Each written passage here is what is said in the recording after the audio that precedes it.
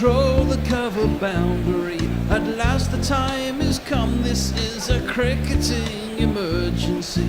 Hear this call to arms for every cricket revolutionary. Take up your bats and stumps for the test match insurgency. At first they tried to silence us, but we would not be silenced. They threatened us with lies, so we threatened them with violence. Che Guevara, Sangakkara, Joseph Stalin, Douglas Jardine, Robespierre, Darrell Hare, Vladimir Lenin, O'Brien Kevin, guerrilla cricket. It's not about the winning, it's about how many rules you break. Even in cricket commentary, this is the best advice to take. Pick guerrilla cricket, it's the finest choice you'll ever make. There's so much more to cricket than rev counters and a slice of cake. At first they tried to sanitize us and clean up our act, but people like it filthy, and we know that for a fact. Fidel Castro, Lenny Pascoe, Carlos the Jackal, Umar Akmal, Mahatma Gandhi, Grant and Andy, Brendan Behan, Austin Ian, guerrilla cricket. Stick with us, cause you know we're not the kind of thing that you see on the TV and the radio. So vive la revolution. First they tried to buy us, but we would not be bought. Okay, we were, but then we ran away, and we will not be caught. We would not give up the ghost when they left us all for dead. They decapitated us, but we just grew another head.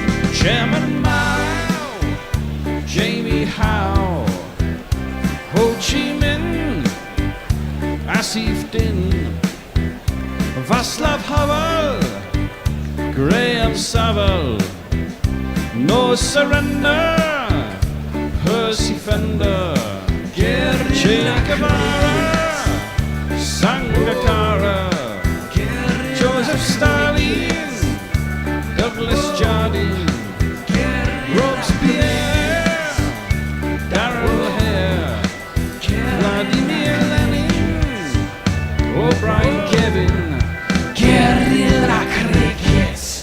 Whisper it quietly, or shout it out loud. Test cricket is back in England. You might have forgotten about it with everything else that's been going on in the game, but let's just hope everyone can come together, and even if it's not your favourite format, by the end of the next 6 weeks you will hopefully agree it is the pinnacle of the sport. Ravi Shastri and Virat Kohli hope to win a first series in England for India for who knows how long, quite a while, while England looked to avenge their discomforts of the winter when they were spun round, baby, right round in the Chennai and Ahmedabad tumble dryers before being spat out on the end of a 3-1 defeat. Good morning, good afternoon, good dawn, good dusk, wherever you are in the world. Welcome to Guerrilla Cricket, the home of revolutionary and we hope fearless cricket commentary. Special welcome if you're joining us for the first time, and if you are, tell your friends quick. I'm Gorilla Hendo, Nigel Henderson, and we already have news of toss and teams.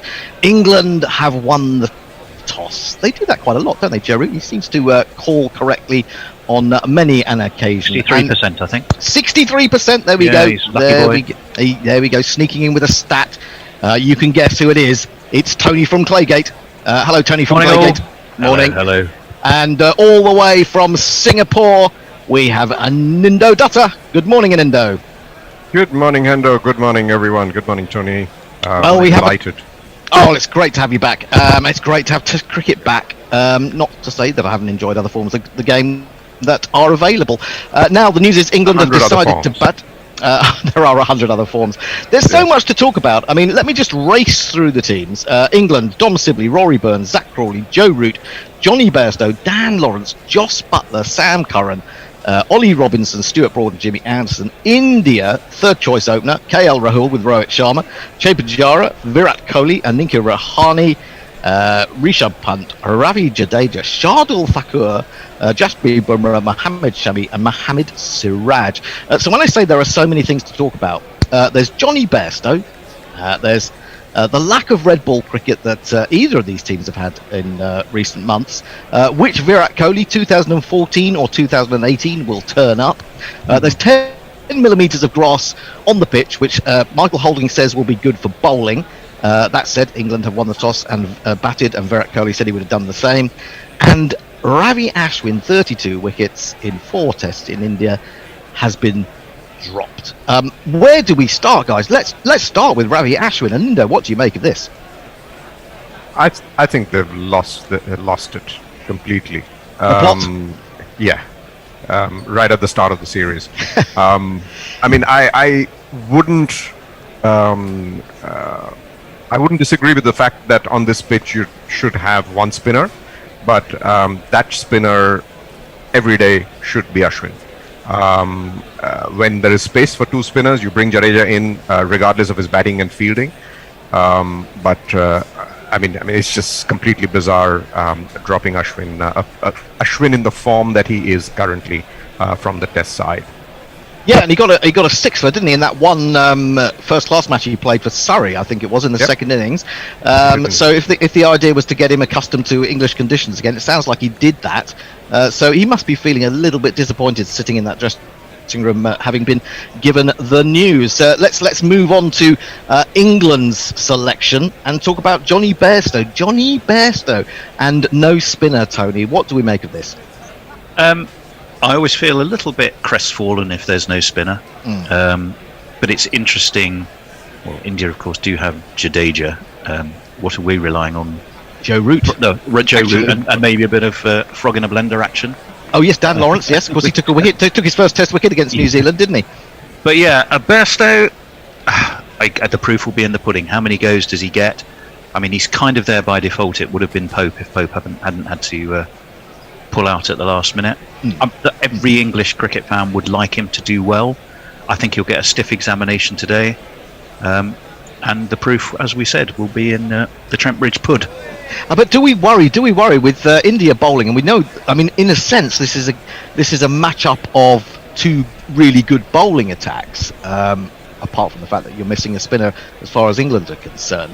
The batting perhaps not so strong, certainly for England. And if there are going to be early wickets, you can see England being 3 down by lunch, can't you? I mean, I'm a negative person, but it's clouding up a little bit as well. Surely not. Well, there are those who might argue that 3 is actually being quite positive, Hendo. But that could be true. Yeah, that could be true. You may have a point there. Absolutely. Which Virat Kohli is going to turn up? 2014 or 2018, and Indo? Don't remind me of 2014, please.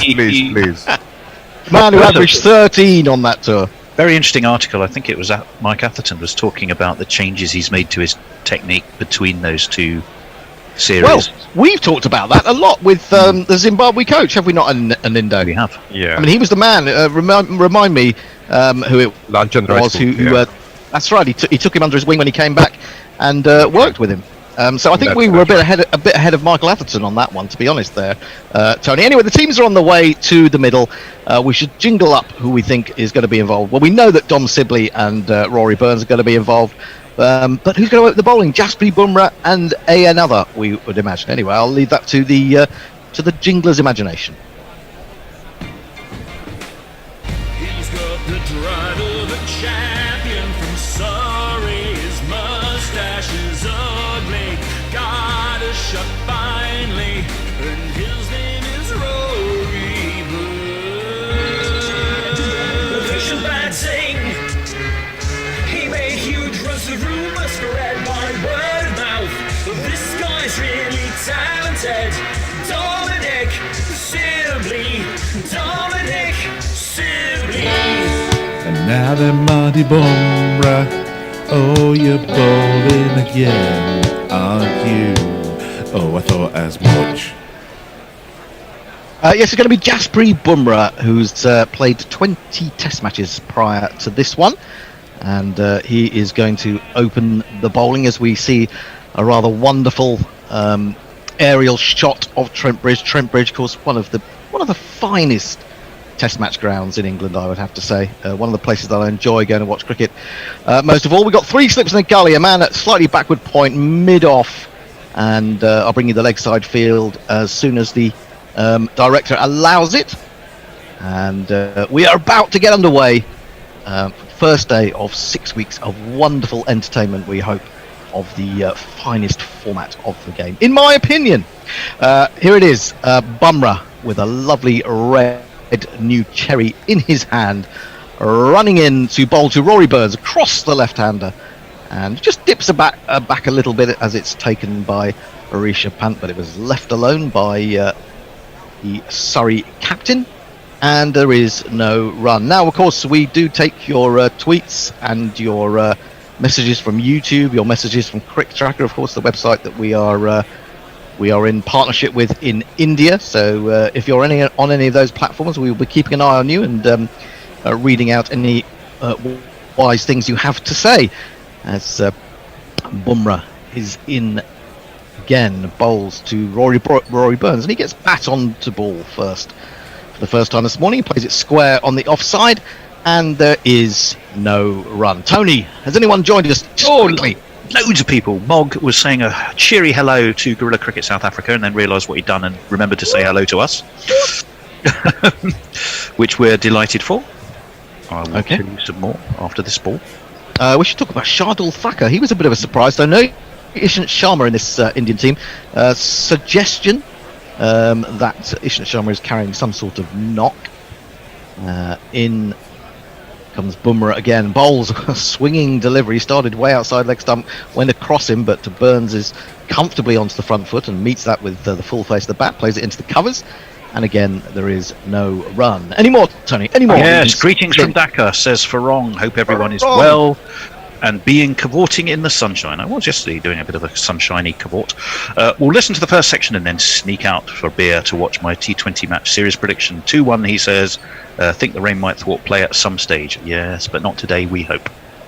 Of course, Bangladesh, Australia, that's another series that's going on. There's so much cricket.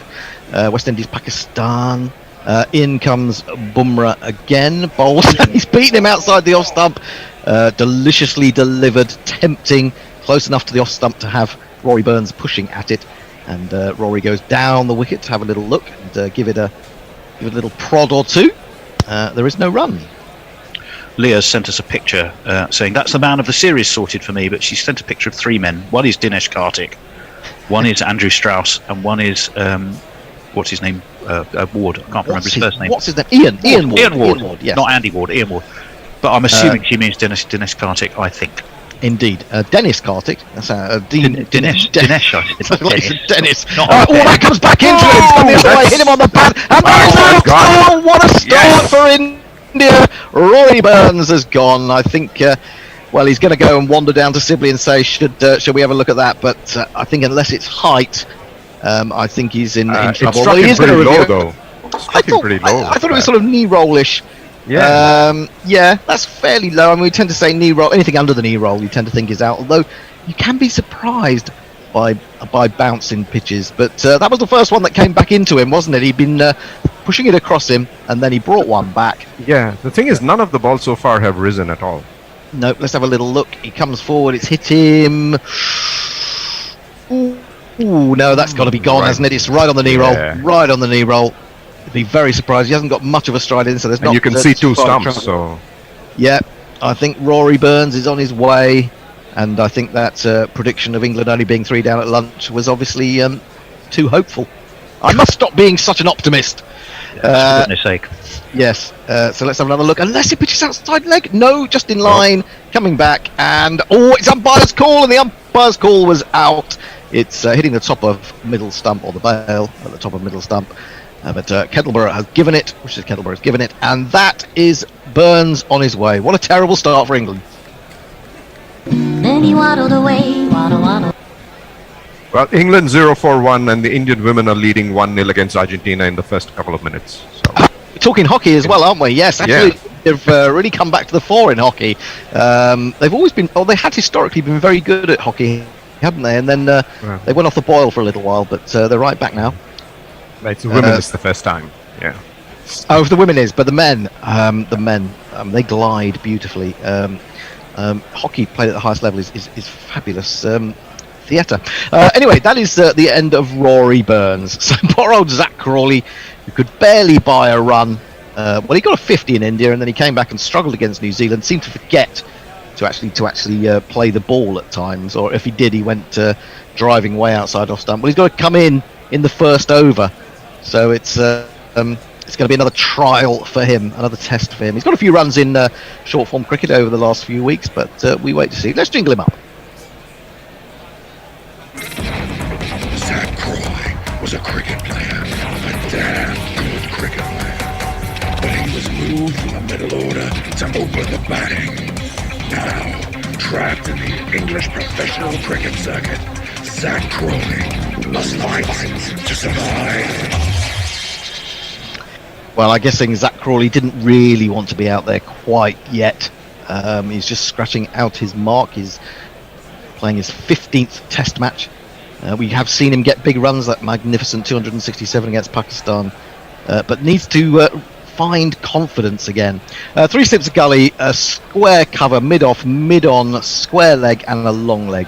And Bumrah is coming into the tall Kent figure. And he tries to tempt him with a wide ball that swings away further on the drive, but Crawley ignores it. That is the end of the first over. England, rather unsurprisingly, are none for one. Tony? Yeah, over on YouTube, Riley Taylor, Chelsea fan, says, morning all. Good morning to you, Riley. Anthony Bush says, the dream team first up. How lucky we are today. I think he's talking about us three, which is rather nice. I know, Riley Taylor, Chelsea fan, also says, gents, I'm watching from my dad's, and it will be a very good first test. Come on, England cricket. Okay, Nathan Underwood just says, oh, Rory. And then, as rather as an afterthought, says, morning, chaps. Rory. Rory. Michael Bedford says, oh, fabulous day, Test cricket. Yeah, we're with you on that. Investing Hike says, so happy to hear you guys again. Cheers from India. Delighted to have you with us, Investing Hike. Echo Stevens, good morning from Norfolk. Sitting here chilling out in my new shiny GC t-shirt. Very comfortable. Well, delighted. Mohammed Shami is about to bowl. He's coming down fast and moving it too. Tell me the answer. He may be a bowler, but he's often injured. And in he comes, bowls to Dominic Sibley, and I sort of had to stifle a laugh as he bowled that, because Sibley's had so little cricket. I mean, he batted for ages, didn't he, in the second innings of that first New Zealand Test for a rather obdurate 60. But I mean, he's done nothing else all year, really. He's hardly played. That ball swung away from him, and it was left alone. We have Shami bowling from the pavilion end. And there is one of my pet hates. Jasperi has gone down to long leg and someone's giving him a drink. I'm not having it. Umpire, sort it out. Shami in, bowls, lovely ball, probing around off stump and just swinging ever so slightly away, played by Sibley into the offside, and there is no He did get some runs on the board in earliest July. He got a 40, didn't he? He got an 80 and a 41 against Worcestershire. Right. In the county championship, in that little window where they snuck in a couple of championship games. That Worcestershire attack, how does it rate with the Indian one? Probably not quite as good. Yeah, I would suggest. England are none for one if you're just joining us this morning. Did you expect anything else? If you've turned on England batting, and we're not in Australia. And we're not in Australia. No. Oh, lovely delivery from Shami that rises as well as swinging and beats Sibley outside the off stump. All ends up. Through it goes to Arisha Pant. There is no run. So is Ravi Shastri listening to radio commentary? Is he listening to guerrilla cricket? He's got this little red thing on his ear. Well, if he knows what's good for him, he's listening to guerrilla cricket, because we do come up with all the wisest comments. So I would hope so. If it's the red thing, though, it'll be Sky or BBC, because it's the in-ground commentary, isn't it? Come on. Don't change the narrative, Tony. What's the matter with you? Well, you did mention the red thing in his ear. No, I didn't mean red thing. Shami bowls a little bit short to this time, but again, there is a certain amount of swing. Sibley reads it well and lets it go through the keeper. Now, I should say GPL, the Guerrilla Prediction League, is underway. And let's start as we mean to go on. Let's have loads of you piling in to take part in the Guerrilla Prediction League, because I can tell you that we have £142 in the pot. And after the next delivery from Mohammed Shami, I will tell you how you might go about winning that. The ball is back in the hands of the Indian bowler. And he is coming in to Sibley, and Sibley plays that down into the ground with a little bit of movement, just adjusted slightly, and got it safely towards gully, and there is no run. Now, the Guerrilla Prediction League is the game in which you estimate how many runs you think will be scored in the day. Each estimate will cost you £1, and if you get it on the nose, you get 142 quid. If you get it on the nose and several people get it on the nose, you share the money with them. But we've never had that situation. I don't think we've ever had two people two people or more get the same number. So it normally ends up going into a single pot. However, if more of you take part, it could be even more interesting. Shami in to complete his first of the over of the morning. England still looking for a run. This is close to off stump. Foolish and well read by Sibley, who lets it go. Two maidens, one of them a wicket maiden. England are none for one. Let me just finish the GPL. Go to gorillacricket.com/competitions. That will tell you how to take part. You have until lunch to make your decisions. But please pile in there, because that's one of the ways that Guerrilla Cricket keeps going and keeps financing itself. So please pile in, and you could be the grand recipient of 142 quid by the end of the day. Tony. Madan Mohan Sharma says, thanks Guerrilla Cricket for providing us the live commentary on the England-India Test Series. This is the best Indian Test team is playing today. This is the best Indian Test team is playing today. In the given circumstances, India must perform better from what they did in the previous tour. Well, they're off to a flyer, Madan Mohan Sharma. They are indeed. Crawley's not quite ready as Jasprit returns at the top of his run, ready to start his second over of the day. And although it's not that sunny, he's got the grease paint on, has Crawley. In comes Bumrah, onto the front foot comes Crawley, defends square on the offside. I think it's Jadeja coming in there to field, and there is no run. A very good point was made. Sorry, Anindo, you want to come in? No. I was just saying that at the toss, Kohli did say that he would have batted as well, but I just think he was trying to make Joe Root feel better. Well, it was curious, wasn't it? Because Michael Holding came on this morning and said there's quite a lot of grass on this pitch. 10 millimetres, he was told by the groundsman. And he thought it was a good day to bowl. But the overhead conditions didn't really reflect that. And I think that may have had an influence on Joe Root. And he said something like, since India's going in with one spinner, which only he knew at that point in time, apparently. Yes, there was a rumour. Outside the off stump again, left alone by Crawley. Yes, we did. That was sort of one of the worst kept secrets this morning, that you were going in with one spinner. At that point, we just didn't know which spinner it was going to be. You were also talking about Shardul Thakur, right? I think I heard this morning, our time, that I was on a Twitter Spaces conversation with Bharat Sundaresan in Australia, and they thought that Shardul would be playing today anyway, even before Ishant was declared injured. So actually Siraj might have replaced Ishant. Yes, could be. Bumrah into Crawley. Oh, that's a wonderful in-swinger. That dipped and jagged in really viciously. Perhaps did a little bit too much. And somehow Crawley managed to get enough on it to safely force it into the leg side. But big swing from Jasprit Bumrah, who of course went 36 overs or more without a wicket in the World Test Championship final, and it only took him 5 balls in this over to get one. Maybe that says something about the respective England top orders and the New Zealand top order. Could be something to do with that. He was in a funny space, wasn't he, Bumrah, around that time? Yeah, maybe he just needed a break. Yep. Here he is again, bowls. This one goes straight on, if anything, and is left alone by Crawley through the keeper. England still desperate for that first run. It's not coming easily. It is a real test for England's test batsmen these days, it seems. It has clouded over. I mean, it seemed to be a lot sunnier when we first arrived at the ground. Certainly when I saw the first pictures this morning. but it just seems to have been a little bit more cloud, hazy cloud, really, not thick, dark stuff coming in over Trent Bridge. Jasper Bumrah sort of starts with that little walk, then into his skip. It's almost as if he's doing the triple jump. They're going to get a run as it's pushed past him by Crawley, and the first England single has been put on the total. England are 1 for 1, and that is a moral victory for the home side. So Crawley's off the mark. Sibley comes down to face Jasper Bumrah. Do not forget the Gorilla Prediction League. Please take part, and you could be the recipient of £142. GorillaCricket.com/competitions. Also, to remind you, there's lots of in-play content going up today, articles and videos and various things like that. If you miss any crucial moments during the game, keep an eye on our Twitter feed, because things will be going out. Or just go along to our website and click on news and features, and you'll find stuff which will delight you.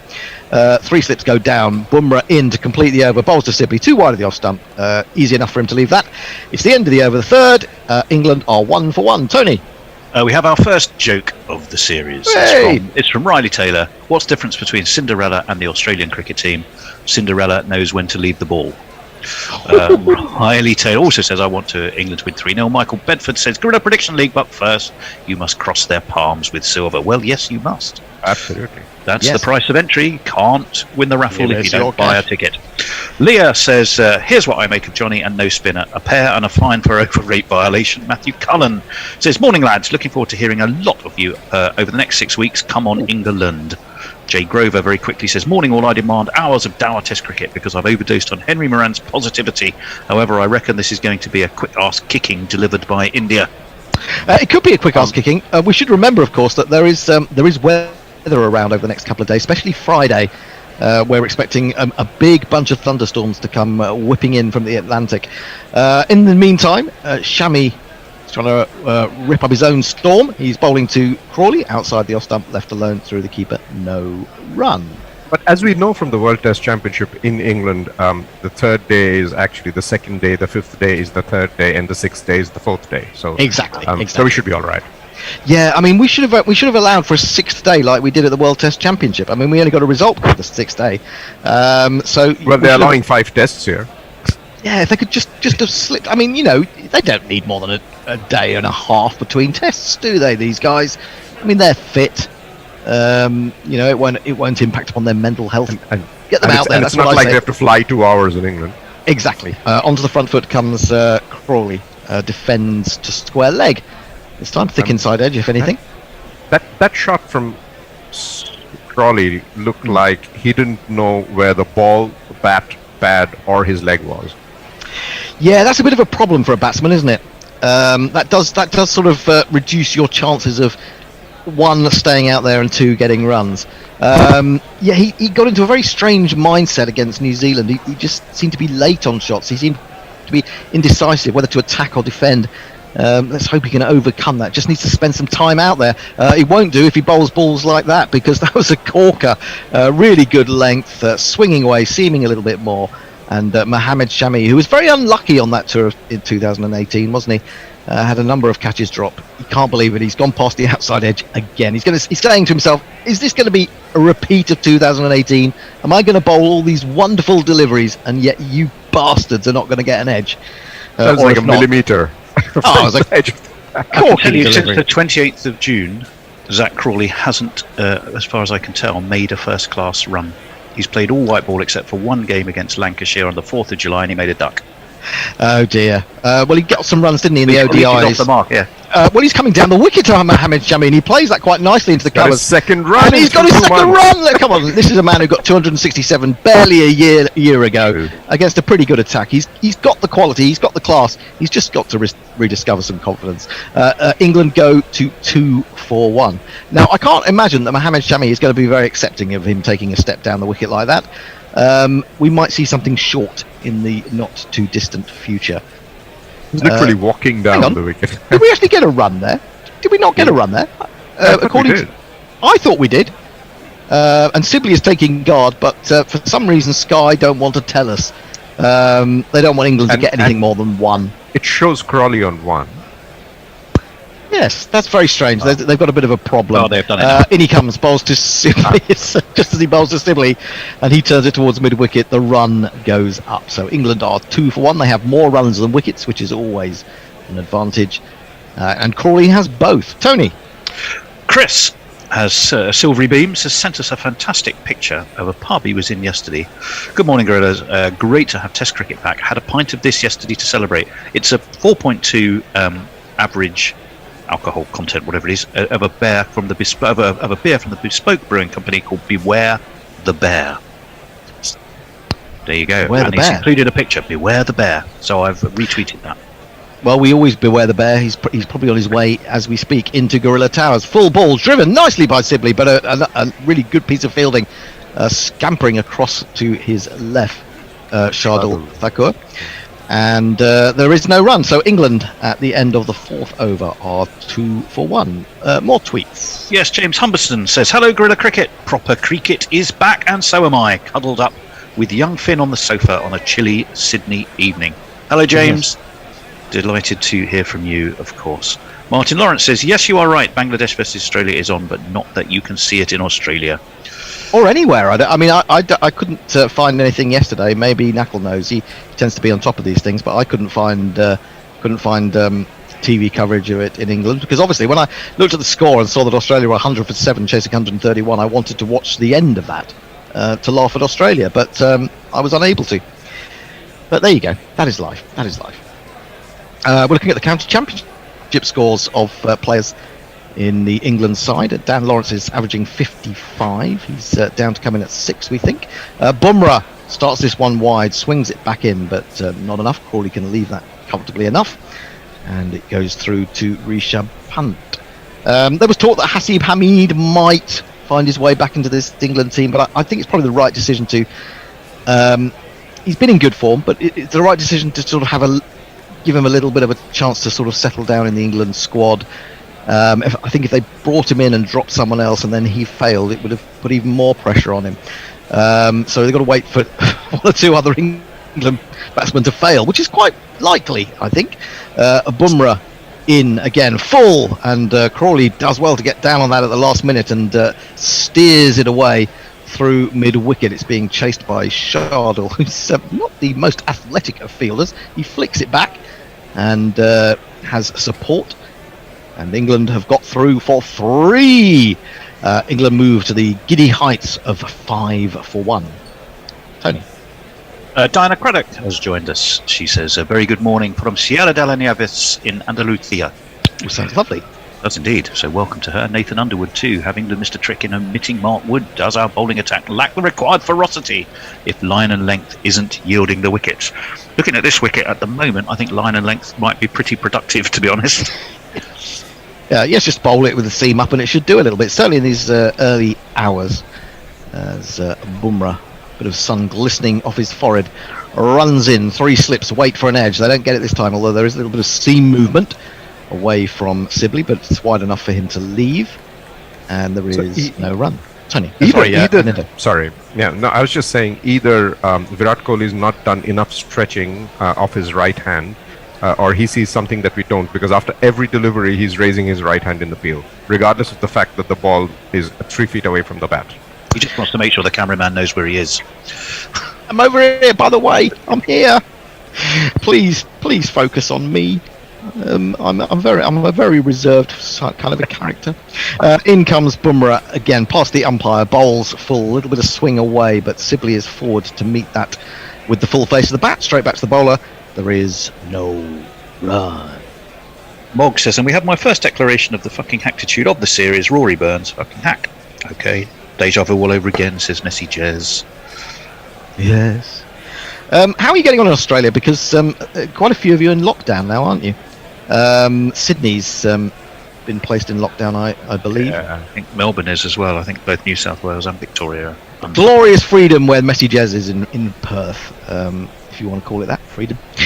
Full, defended, more than defended by Sibley. He's going to get a run as Bumrah is unable to lay hand upon that. Goes straight past him. And Sibley is off the mark from his 12th delivery, and England are 6 for 1. I'm told that the Bangladesh Australia They are. I was told that the Bangladesh-Australia game was streamed on YouTube, but obviously not in Australia. So that's a bit annoying for Australians. Yeah, was it Aaron Finch who was isolating? I think, wasn't he? And he was trying to find out where it was, and he couldn't find it anywhere. Anyway, Crawley settles down for the final ball of Bumrah's third over. Man's gone back at deep backward square. Short ball coming in. No, not on this occasion, but it is going to go to that man as it's defended off a thick inside edge, and they will take a single. Crawley will keep the strike because we don't have 12 balls from one end, and England are 7 for 1. Roy Mainwell says lockdown in Brisbane too. Oh dear. So sorry to hear that, Roy. Jane Grover, after enduring the utter tedium of Mark Church's typical Surrey, I get some perverse joy in Burns getting out. Mrs. Luigi Magpie says, listening on TuneIn, may the day improve. Hello, Mrs. Luigi Magpie. Delighted to have you with us, of course we are. Leah says, so His Holiness is spinning up the chaos generator early by bowling second innings Shami in the second over of the series, eh? Second innings Shami. Second innings Shami. Yeah, that's what he's known silly as. points. Silly points. Thinks Siraj should take the new ball. Yeah, well, I mean that's a decent argument, isn't it? I don't know. Yeah. I mean they're all Ball's good going to bowlers. remain new for a while. That's true. Do you think Mohammad Siraj is better with a slightly worn ball and an Indo? I think he's good with both actually, he's just going to get movement whenever he comes in here. He's he's another of those guys. A bit like we say about Sam Curran. You get the feeling that he's a man that can make things happen. Yes. And he's got such a straight action. I mean, I really love watching him bowl. Yeah. In comes Shamini, bowls him a bouncer, and Crawley ducks underneath it. Well, he shouldn't have walked out to him. There it is. We did say that he was probably going to get a short one. It wasn't immediately because he wasn't bowling to Crawley, but that was the first ball that Crawley had faced from him since he'd done that. And absolutely right, true to form. So England 7 for 1. Don't forget the GPL Guerrilla Prediction League. Get your guesses in, get your estimates in. £142 in the pot. Don't forget there's plenty of wonderful merchandise as modelled by Tony Bishop earlier on our Twitter feed. I didn't actually put it on because, oh goodness, he just held it up. No, it's after I've just been given it as a present. Oh, I see. Okay, outside the off stump, left alone through to the keeper it goes. Well, I bought 5 T-shirts from my own business the other day, and they're wonderful. They're huge. You're meeting your weekly targets, are you? Yeah, only because I'm buying it all. I basically sort of run out of shirts. I have expanded exponentially during the pandemic. As the virus has been growing, so have I, and so those old T-shirts were struggling to accommodate. Half a stone is apparently the average weight gain for most people who've been. I can tell you, if I'd only gained half a stone, I'd be more than happy. Anyway, Shami it is again, coming in to Crawley, and Crawley is onto the front foot. It does most of its work, the ball, after it's gone past the bat, as it left alone. A good leap to his left by Rishab, because that couldn't have been easy. To stop it flying away for 4 byes. Didn't take it cleanly, but it started to seam, and then it swung, and he did pretty well to get across to his left and prevent the 4 byes. England 7 for 1 in the first half hour. We'll have a change at the end of this over. It will be Knackle. It will be welcoming back Jules. And you know that guy from Liverpool? You know, the one who goes... Gary. He'll be on as well. Value of a good number 8. The value of a good number 8. Well, he's going to be a number 2 today. Outside the off stump, left alone by Crawley. And through to the keeper it goes. Talking of T-shirts very quickly, Messages has sent a picture of the And There Is No Run T-shirt. This and many others available, and he's put in a link, so obviously I've retweeted that. We were obviously hoping for a Sibley Grindathon, aren't we? This is a set of conditions are built for it, I reckon. Yeah, full crowds. Well, that's what they've come to see. Well, that's what they paid their money for. They asked for Test cricket. They do. You want Test cricket, you're gonna get Test cricket. Shami, we have Sibley in again. Bowls down the leg side, eased off his ribs really by Crawley. He's going to get a single down to where a man on the 45 would be. And he moves on to 7 of England's 8 for 1. Sibley has a single. Rory Burns is gone for a duck. when India come into bat, I mean, they're not going to get seat defense to their heart's content because they've got Rohit Sharma and KL Rahul opening, neither of whom are going to last if they defend. Yeah, Rahul's a strange one, isn't it? I mean, he can be an extraordinarily classy batsman. And of course, he got that 140 odd, didn't he, at the Oval in 2018, which nearly gave India a surprise win in that game. Outside the stump, swinging away, left alone by Sibley at the end of the first half hour after 6 overs have been bowled. England are 8 for 1. Tony will do a couple more tweets, and then it'll be time for Knuckle Mbandi.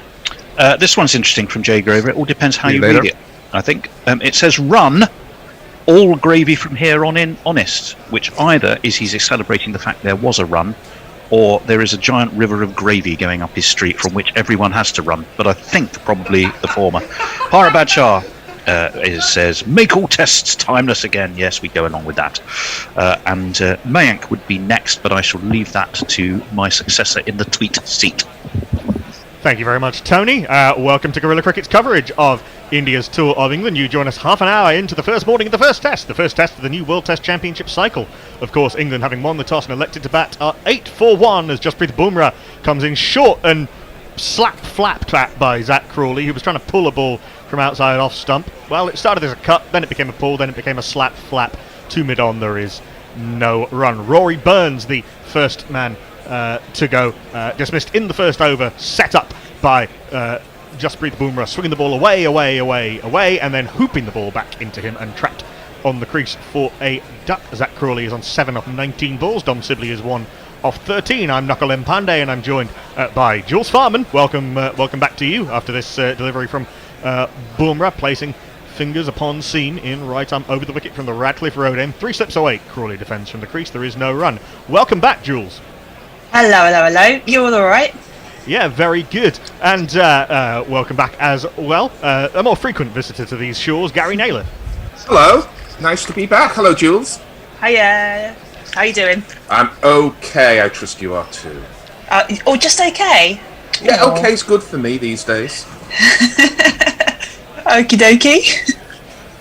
Sounds a bit pessimistic. Well, another birthday since last I was at Gorilla, so, these things tick off. Another circuit round the sun as Bumrah is in, goes a little wider on the crease, trying to get Crawley playing around his front pad, but Crawley meets the ball firmly, fielded by Shardul Thakur, diving at mid-on. I thought it was an excellent decision by Kettleborough to give Rory Burns out, because he'd seen a few outswingers, and then Bumrah bowled that beautiful in-swinger, but it was quite tight on the leg stump in terms of pitching, and it was quite tight for height. But if you're not giving those, you really are abdicating responsibility as an umpire. But I think it would have been very easy early on in the match, easing your way into a series, for an umpire just to say not out there and let the bowling team go to umpires, go to the DRS. As Bumrah is in, firmly driven by Zach Crawley, a little bit over-pitched by Bumrah. That's the Zach Crawley that got those 250-odd runs against Pakistan. He's a very fluent and decisive player at his best. Even Ravindra Jadeja can't chase this down, and Zach Crawley picks up England's first boundary of the match, nay, the series. 1 2 ka 4 4 2 ka 1. My name is Lakhan. My name is Lakhan. Not quite a half volley, but a little bit fuller, and Crawley beautifully into the ball there, Gary. Yes, I think he's at his best, Crawley, when he doesn't try and hit the ball too hard. And he got a ball there that was full of length. It wasn't really a half volley, but he's such a tall man that once he gets that front foot out, he can just bring the hands down onto the ball, and with that timing, it runs away for 4. He's also batting a good foot, maybe even more, outside of his crease to try and combat any swing there is there. That is a gorgeous follow-up from Bumrah. Drops his length back a little bit, not at full pace, only 83 miles an hour, but it zipped past the outside edge of the bat. This is really good Test cricket so far this morning. There is no run.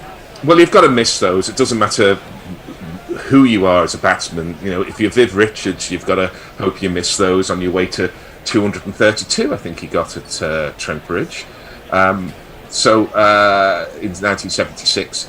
And every batsman needs a bit of luck, especially early on. At Trent Bridge, the ball's always going to zip about a bit. Yeah, gorgeous day, but the ball is moving. This is outside off stump, trying to tempt Crawley into something after that play and miss, but he's not tempted. through to the keeper. There is no run. An interesting over that. England 12 for 1 after 7, and we go over to Jules for socials. Yeah, Maya has said, morning all. It's 6 a.m. here on the East Coast. Eyes bleary and puffy, but I'll be damned if I miss a minute of this series and your commentary. It's good to have you with us. Leah is back in and she says, I think 2 days between tests is putting quite a strain on Anderson's surface technicians. They have to replace all the fluids and check all the electrical systems between matches after all. He has to be the fittest man in that England side to keep on going as he does. The Cricket Podcast has said, bold to assume this is lasting 5 days. There's someone that's not seen the weather forecast for the next couple of days. I'm going to be there. I'm going to be there on Saturday, and thankfully in a box because it might be quite wet. Might need your brolly. Get in there. As Mohammed Shami skids in and thumps Dom Sibley somewhere that might endanger the future Sibley bloodline. It's a very bold LBW call from Shami because that was definitely too high. There is no run. Gorgeous seam positions on display. It's a big inside edge into the inner thigh, in fact. So the Sibley name shall endure. I'm hoping that Jimmy Anderson, the aforementioned Jimmy Anderson, and Stuart Broad are watching the Indian bowlers here, because there's an important lesson for them which they don't always adhere to at Trent Bridge, despite all those years of experience. Sibley batting 1 foot either side of the crease line, not getting as far forward as Crawley does. A little bit of movement away from Mohammed Shami, zips through to the keeper, there is no run. Sibley plays well inside the line of the ball, there is no run. That ball is an illustration, really, is that once you go short of a length, or maybe even length, the batsman will have time to see the line of the ball and leave it if it's anything other than right on the stumps. And I've seen Jimmy Anderson in particular bowl a lot of hooping, swinging deliveries, but just that little bit short, and it looks fantastic as it beats the bat, but it's actually quite easy for the batsman. And what I've been impressed by the Indian seamers is how full their lengths have been. Shami in, that is full and on the pads, and Sibley loves it there, and he flicks it away.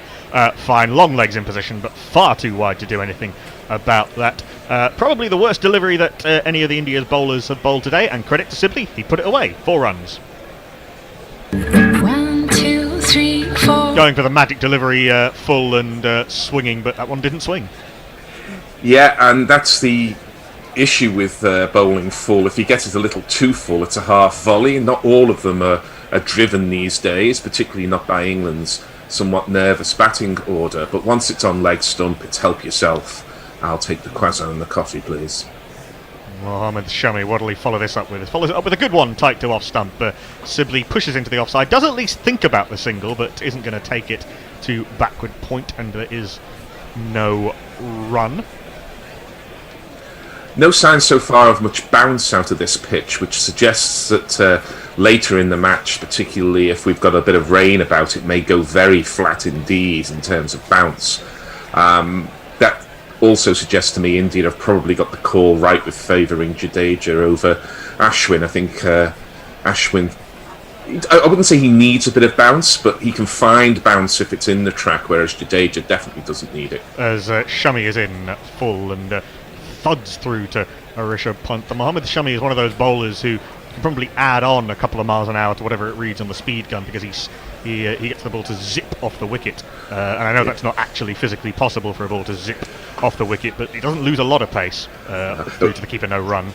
Excellent leave by Sibley there, because that wasn't so wide, and had he followed that and had it swung a little bit, then there are slips, Crawley and co. Set up there to catch the ball, and these are a good set of slippers. India's slippers, I think, are probably better than England's. There's 3 of them in a gully. As Shami is in, very similar delivery really, does it swinging after it passes the bat through to the keeper, and there is no run. England 16 for 1 after 8 overs of what has been pretty good Test cricket. It's not been bad so far. So Peter Lloyd has come in and said, to be fair to Crawley, he would have had a greater chance of first-class runs without the great isolation crisis for the ODI series. Mog has come back in and said, with regards to Australia versus Bangladesh, I think I saw somewhere it's on YouTube via Rabbit Hole Sports or something similar. I'll have to check myself.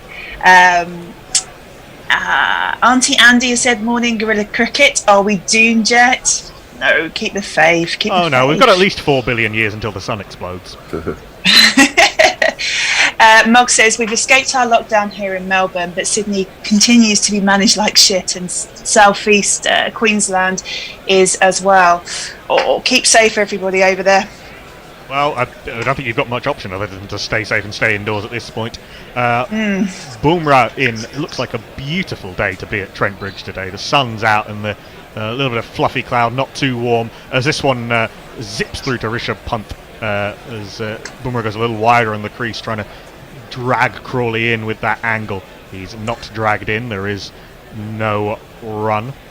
Yes, I've been impressed by England's batsmen not looking for runs here, because first day of a 5-test series, if you go out there and try and slap that backward of point, for example, the risk and reward is very much against you. So take the runs when they're on offer, but this is very much about getting through to lunch. As Crawley, 11 off 25, has taken the runs when they have been offered to him. He just pushes at this one because that was hitting off stump, but on the bounce to gully it goes, and there is no run. It's only 26 balls and he's only on 11, but it strikes me that Crawley's looking a lot more decisive than he was against New Zealand. Well, what I like about him is he's almost the reverse of what he was against New Zealand, when his footwork was tentative but his hands were very assertive. By that I mean the feet didn't really go anywhere, but the hands followed the ball and were trying to punch it quite hard.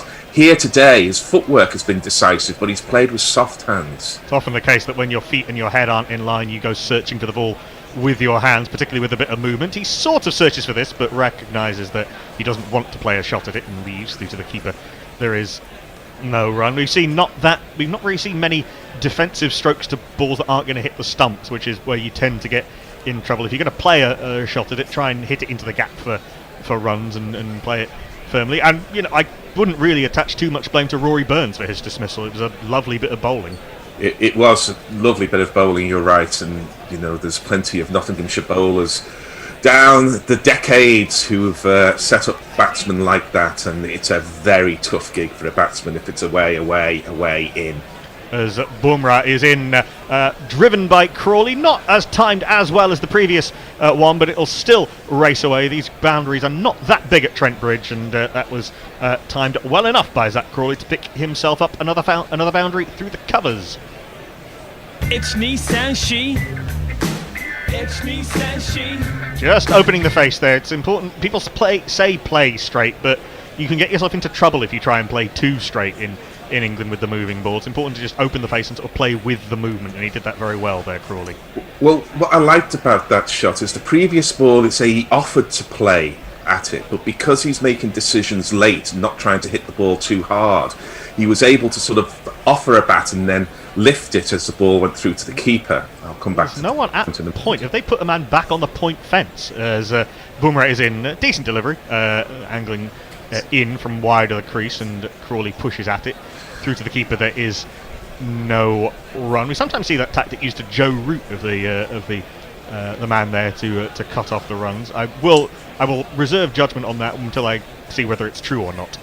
So having offered a bat to the previous delivery and withdrawn it at the very last moment, he saw that the next ball was slightly fuller of length, and not trying to hit it too hard, he just steered it into the gap at sort of extra cover and helped himself to 4, and that's really what's important about batting at the top. Last ball of the over is a searching, heat-seeking missile of an in-swinging Yorker, which Zach Crawley from 6'5" does really well to jam down on and keep out. A delicious delivery to finish. Another really interesting over between Crawley and Bumrah. England 20 for 1. This is lovely stuff. I'll just say again on that point, because Crawley's technique got him out of trouble there, because it was a Yorker that he probably saw as a half volley that he could drive through mid-wicket, but because he wasn't trying to hit it too hard, he was able just to lay the bat on it and got an inside edge onto the boot. And again, that's that playing late, not trying to hit the ball too hard, not trying to get on top of the bowling too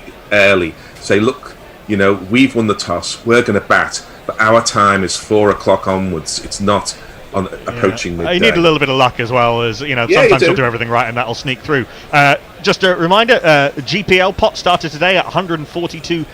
You have until lunch to enter that, and you're guessing the number of runs that will be scored in today's play.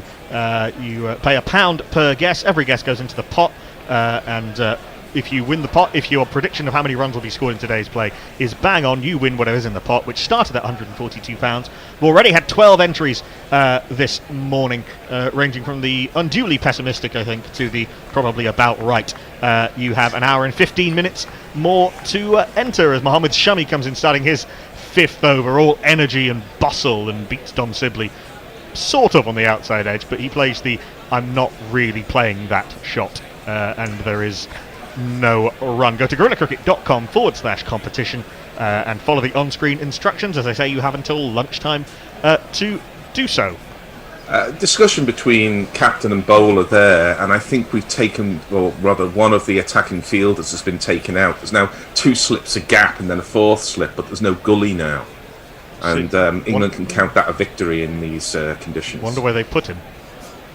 You sometimes see people attacking simply with a leg gully or a leg slip. Shami can get the ball to zip off a length.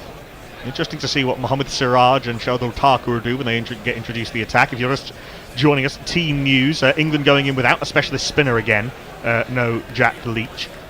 Stacking the batting with Bairstow and Lawrence playing in the absence of Ollie Pope, whose thigh injury has not healed in time, and of course Ben Stokes. They've essentially picked Bairstow, Lawrence and Curran to cover for Stokes. India going in with only 1 spinner, Ravindra Jadeja, and 4 seamers, with Shardul Thakur playing. We think Ishant Sharma is carrying an injury, and so Mohammad Siraj has come into the team. As this is a poor delivery down leg side, and well taken by Rishabh Pant going down the leg side. His wicket keeping has improved out of sight in the in his briefish Test career. There is no run. And the other important bit of team news is that Mayank Agarwal and Shubman Gill being unavailable through a concussion and shin splint, KL Rahul returns to the top of the Indian order. What I like about Rishabh Pant's wicket-keeping, you're absolutely right, Knuckle, it has improved quite literally in leaps and bounds, if you look at that take, is that he takes much shorter steps now. He must have done a lot of work on those kind of tyres that you put on the ground. This one skids through low, and as Mohammad Shami is wont to do, as Sibley leaves through to the keeper, there is no run. Yeah, he did a lot of work in Australia when over the winter with India's wicket-keeping and fielding coaches. Yeah, he's not taking a. He used to take this big stride to the off his right foot to start with, and then it would get him in trouble when he had to move back. Oh, sorry, off his left foot, and he'd be always going one way and then have to move back the other way. But he's very balanced, and his initial movements are very good, and his, as you say, his athleticism is getting him there. Once I think this is true of. Josh Butley gets a lot of criticism as a wicketkeeper, but his base footwork is quite good, and he allows him to get to pretty much everything.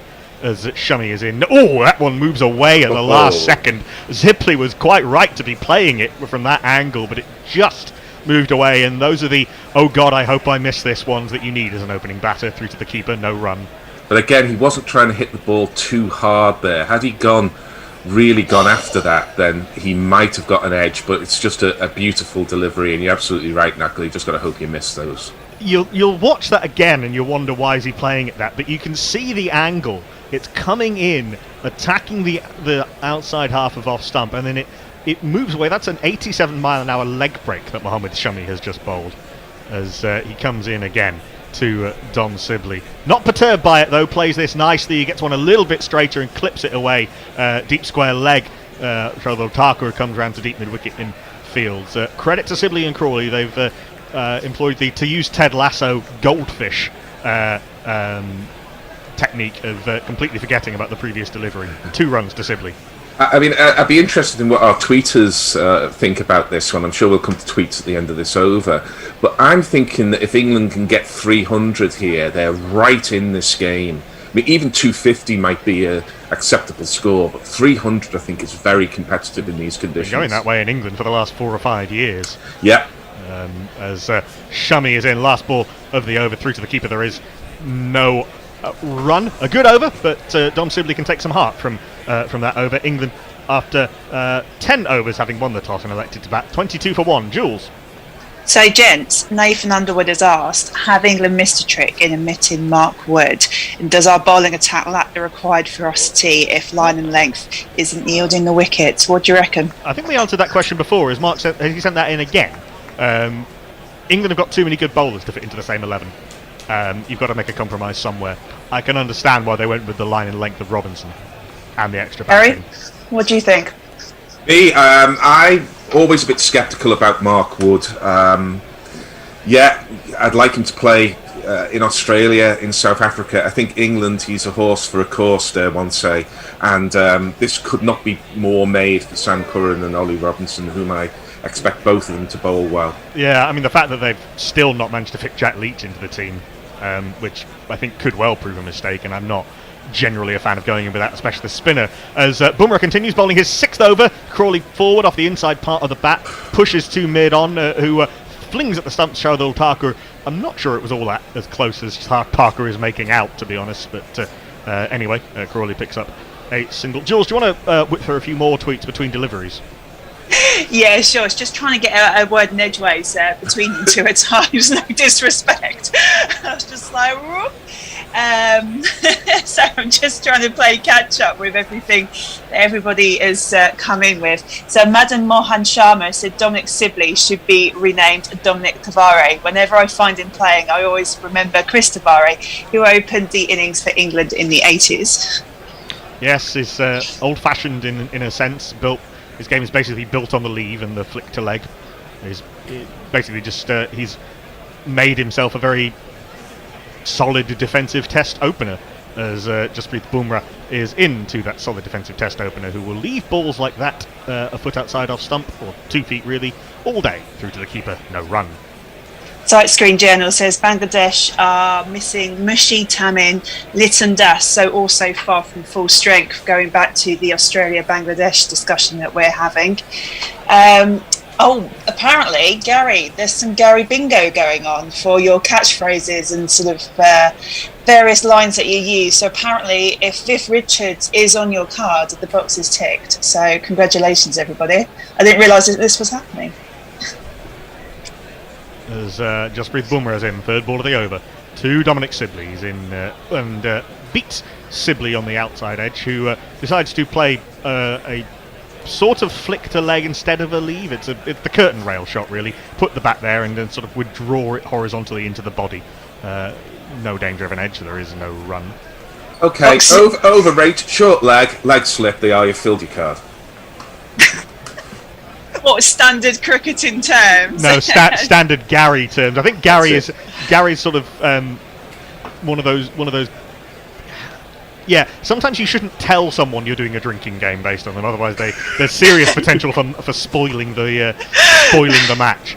Bumrah is in with a little hop and a skip at the start of his run. That's the good Yorker. He's bowled one to Crawley that nearly got him. He's bowled one to Sibley that nearly got him. It thumps him on the pad, but Bumrah doesn't want them to bother reviewing it because it's going down leg. But he's got that in-swinger going to the left-hander. He got it going to get Rory Burns. He's got it going to the right-hander now, moving the ball both ways at will. Jasprit Bumrah these days. Beautiful bowling. There is no run. PJ Mead is with us and said, good morning, Gorillas. Other than a mid-afternoon Zoom, I plan to be with you all day. And people used to criticise Morgan for his crouch and dip, but Burns' shape in that first over looked all over the place. It's messy crouching. We'll come back to that one in a second. As Sibley is in. Another big Yorker from Bumrah. This one's starting outside off stump. Sibley was waiting for it and just pushes it into the offside for a single, which is good. Sibley getting singles off good deliveries will help him immeasurably.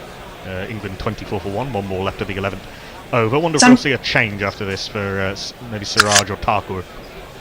I'm pretty sure Burns does that odd crouch and that stare because he wants his dominant eye to face the ball, doesn't he? Yeah. That's what at least he's saying. And it seemed to work for him. I mean, okay, it didn't this morning, but it's a good ball. But it does seem to work for him. It's what he's been doing for his professional career, and it's, he is the best opener in England. In fact, that catching fielder in the slip cordon's gone to a short mid wicket that we were talking about. So it's an attacking field just in a different position. Crawley trying to work this 2-leg from Bumrah as it comes into him from wide of the crease, and it beats him on the outside edge. That's the first really false shot that Zach Crawley has played and it ends the over. A rather odd-looking shot to a decent delivery, but Crawley does survive. Just completely misread the line of that delivery. England 24 for 1 after 11, and we'll go to Jules. Oxymoronica. Blooming great name. I'm determined to remain positive today. At least India didn't pick Ashwin. England won the toss and are batting first. Johnny B is going to do well. I've had 2 jabs. The sun is shining. And I'm listening to Test cricket with you guys. Yeah, it's a good way to keep positive. It's not all bad. It's not all bad. Just by the way, 11:55 p.m. We've just seen someone coming down the stairs with 2 full jugs of Pimm's.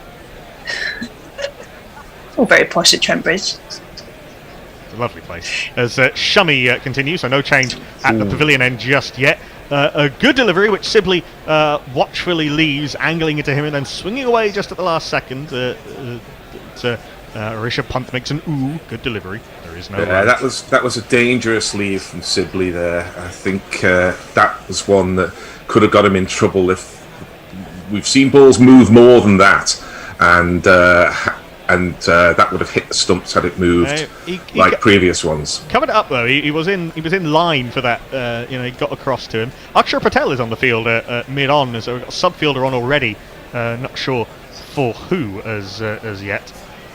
As Shami is in tight to off stump. Sibley defends to KL Rahul at short mid wicket. There is no run. Quite like the short mid wicket to Sibley. Does like to play through the onside. Doesn't tend to play in the air very much there, but it does cut off a run scoring option and might make him look to play and create opportunities in other areas. Well, I'll change your article there because you said it cuts off a run scoring option. I think it cuts off the run scoring option for Sibley.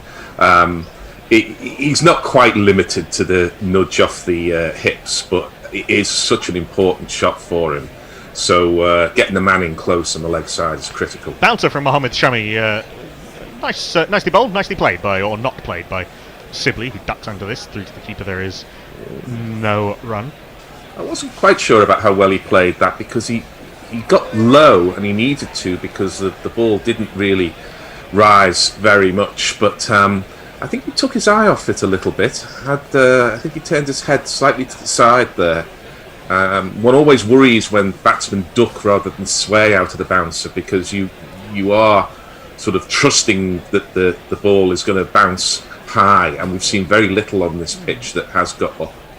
Shami is in. What will he follow the bouncer up with? Follows it up with a Yorker. So it's a very aggressive start from India's new ball pair.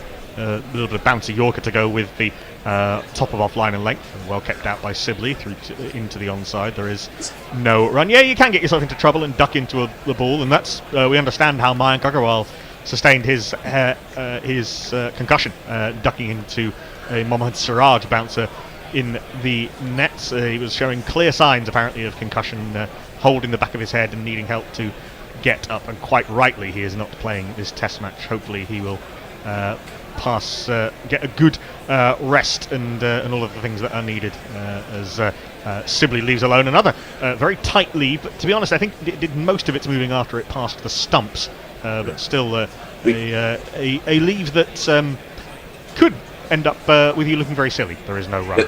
The previous delivery was the value of the short mid-wicket because it was a half volley on middle stump. But and I'm not criticising Sibley early in his innings for doing this, but because Sibley really just puts the bat on the half volley, he doesn't drive them.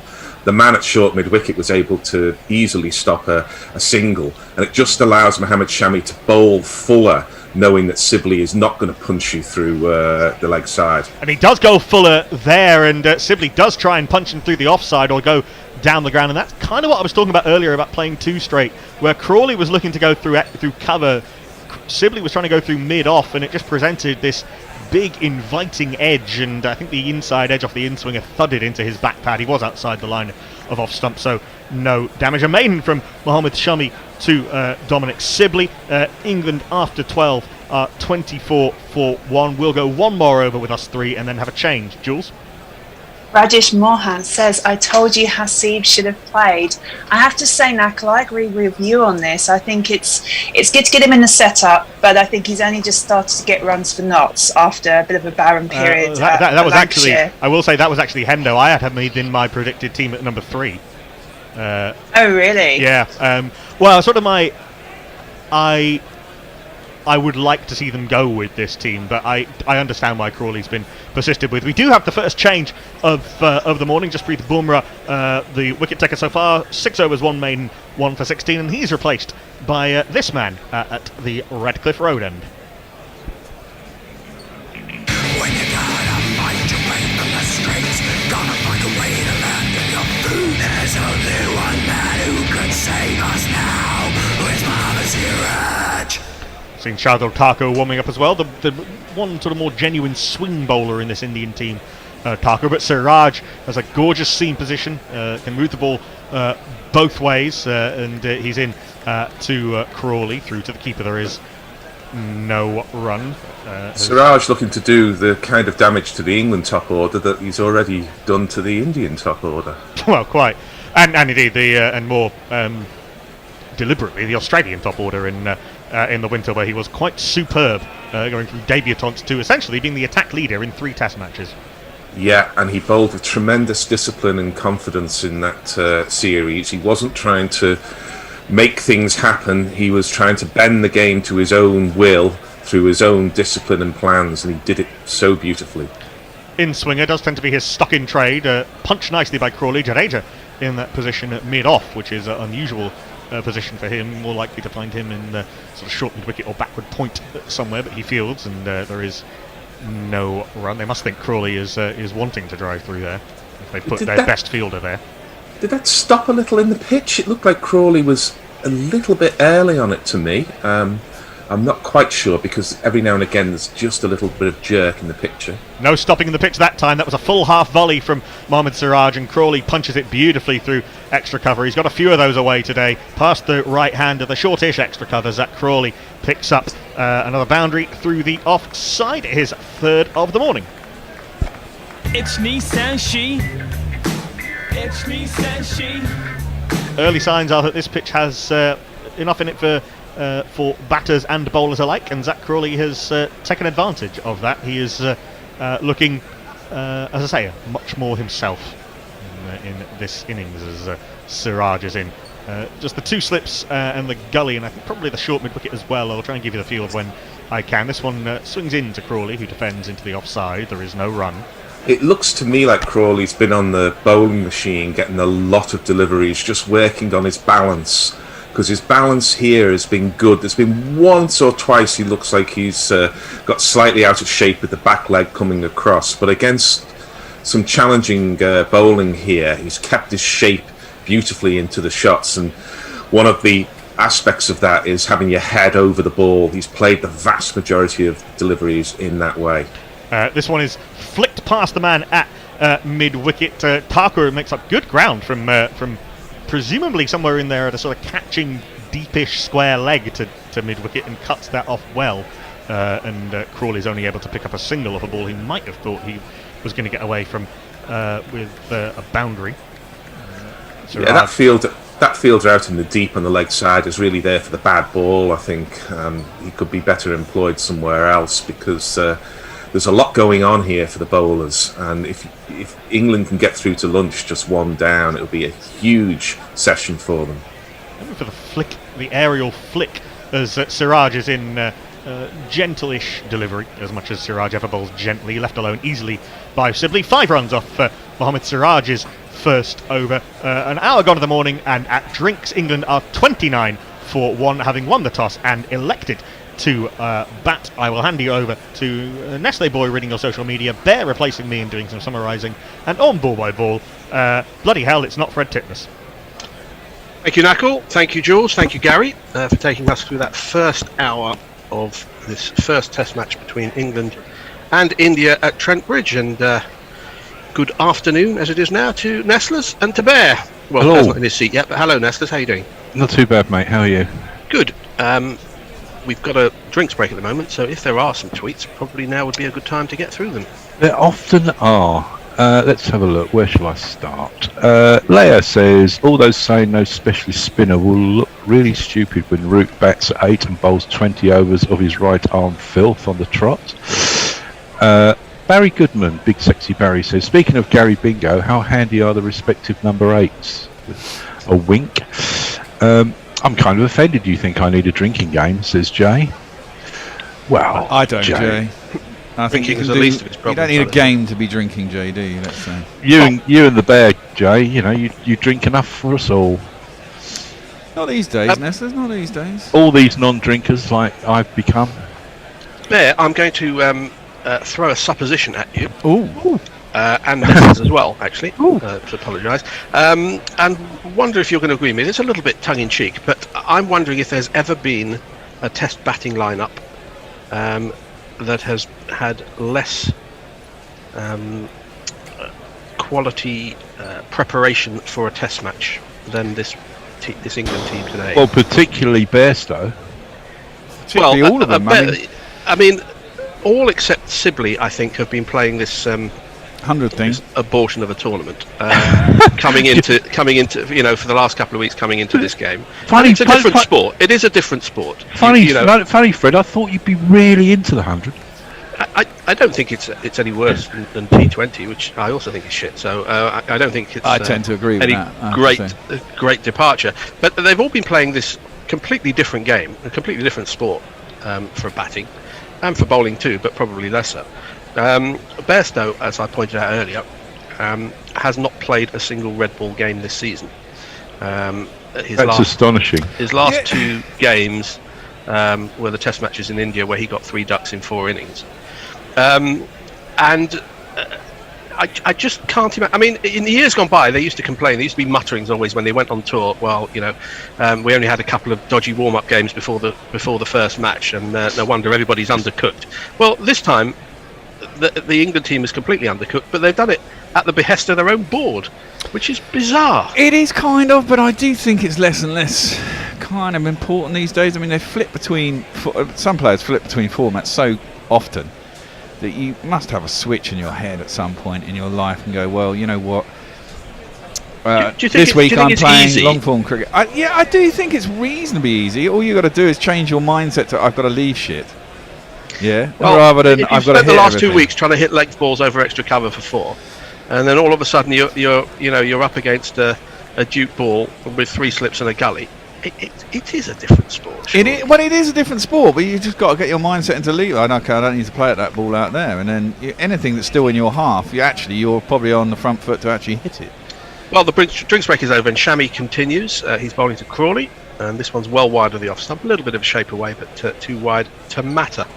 I'm wondering whether any of our tweeters have come in on that supposition. I mean, I'm overplaying it slightly, but I honestly think that I can't think of a time when a Test team has had less quality preparation than this, a Test batting lineup. You could be right. You could be right, and if it had been, it would have probably been in the last 10 years as well anyway, with all these franchise tournaments. I mean, clearly, in days gone by, they had boats and shit and spent months over there. Less so recently. Yeah, but when they did that, as Shami's in again, there's a ball which beats Crawley. I mean, he plays a straight drive at a ball which was angling in towards middle and off stump, and it's gone away from him, and it also rose quite dramatically because Pant took that at shoulder height. So particularly decent delivery there from Shami. It moved away, and it got a bit of lift as well. So not such an issue for the bowlers. Less of an issue, I would say. Although, again, their objectives in the two sports are completely different. Because taking wickets in white ball cricket, is handy, but it's not necessarily what the most important thing is. As Shami is in again, right arm over the wicket to Crawley, a short ball, and he pulls this, and he's not got it. He's not timed it particularly well, but it does go along the ground out to deep backward square leg. There's 2 men back for the hook. We've got a man just in front of square, and we've got a long leg, but a single to Crawley gets off strike. I did think it went up. Yeah, it did go up. It did go upish, yeah. He didn't time it very well at all. Dropped well short.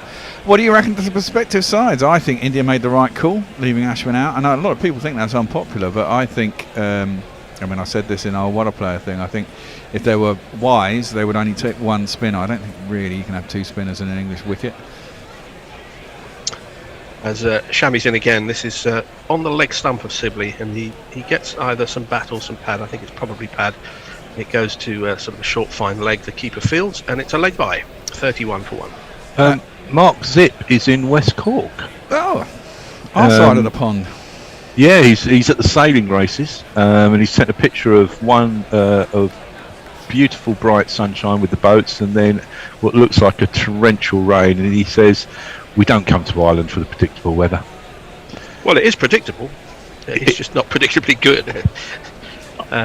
It's. I went on a golf holiday there for a week. I'll break off. Chamois bowls, and this is it's a shorter ball, which then swings away seemingly after bouncing, which is a neat trick if you can do it. Crawley plays a sort of a fend off the back foot, and it's beaten past the outside edge. I really thought that had come off the gloves there. What the hell happened? It was a short ball, and then it. It didn't quite swing away, but he sort of drew. We'll give some credit to Crawley and say that he played inside it. But not so sure about that.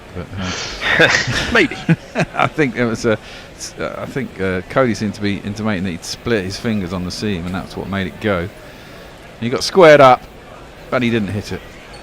This is quality stuff from Chamois. He's in again, and this is a genuine outswinger just outside the off stump. Crawley leans forward and is beaten on the outside edge. So the end of a quality over from Mohamed Chamois. After 14 overs, England are 31 for 1. What are the people saying, Nestlers? Well, just to finish off what I was saying, I went for a week's golf holiday back in the 80s with three friends of mine, and I warned them about the weather in Ireland. It was on the west coast, Kerry. And so I was, painting this picture of utter devastation, and we had 7 days of absolute bright sunshine with not a cloud in the sky. But, that's Ireland for you. The light roller has joined us, says, "Hey up, folks, just joining you. What have I missed?" Well, you've missed a wicket.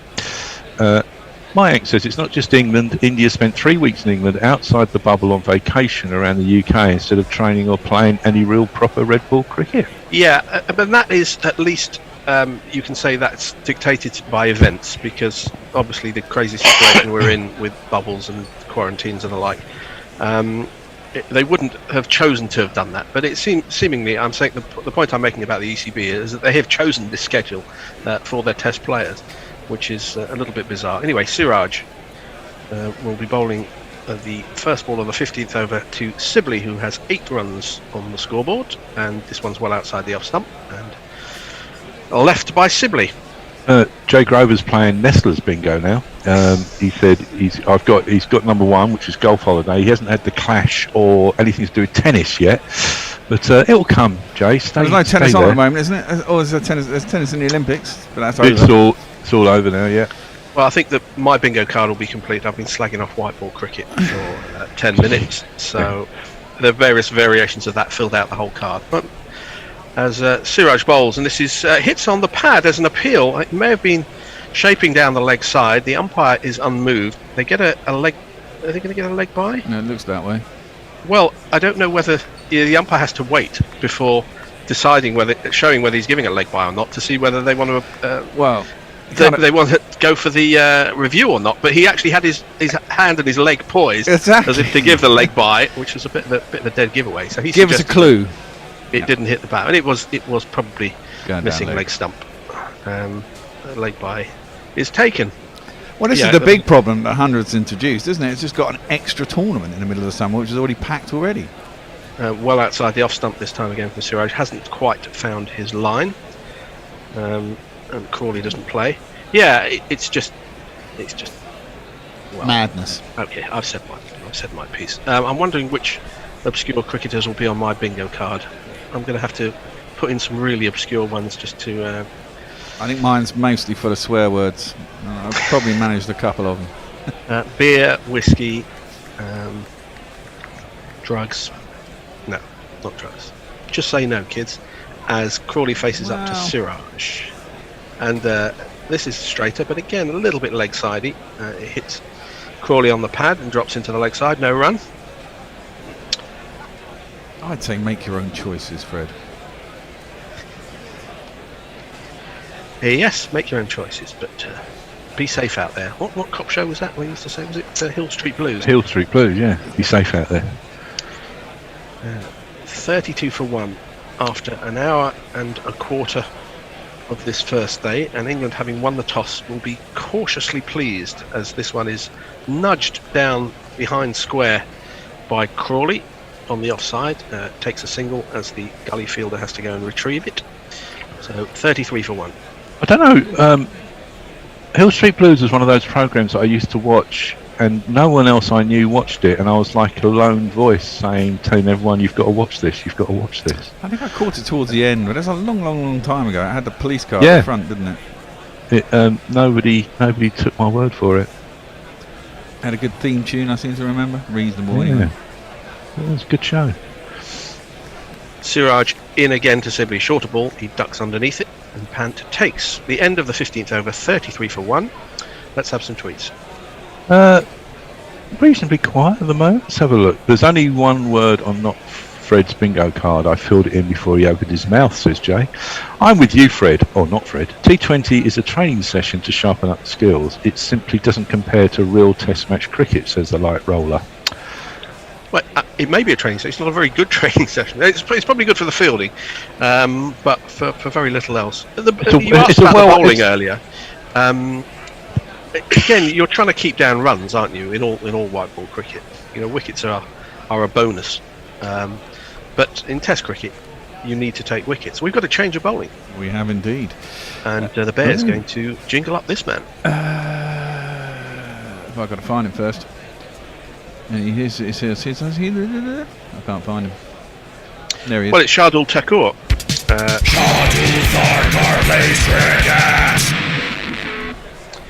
Who was presumably a pretty late replacement for Ishant Sharma, who was expected to be playing this game, but seems to have picked up an injury. There are going to be two slips, and then a fourth slip, and then a gully. Gully? What do you go? Gully back, close backward point. I would call him. Yeah, you're right. It's probably more of a short point as Thakur bowls, and it's a beautiful outswinger first up, which looks like it's angling in towards off stump. Crawley drives rather than tries to defend, and misses the ball completely as it goes past his outside edge. Big grins from the cordon behind the batsman. Joe Root's eyebrows just raised a bit there. Yeah, it was quite from the hand though, wasn't it? It was quite slow.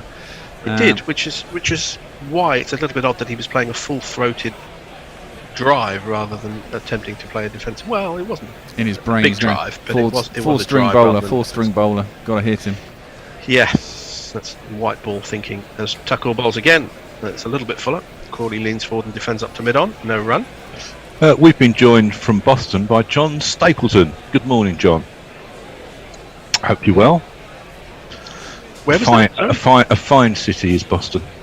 Oh, Boston. Well, do you know which Boston? It's Boston, Lincolnshire. Yeah. No, probably not quite such a fine city.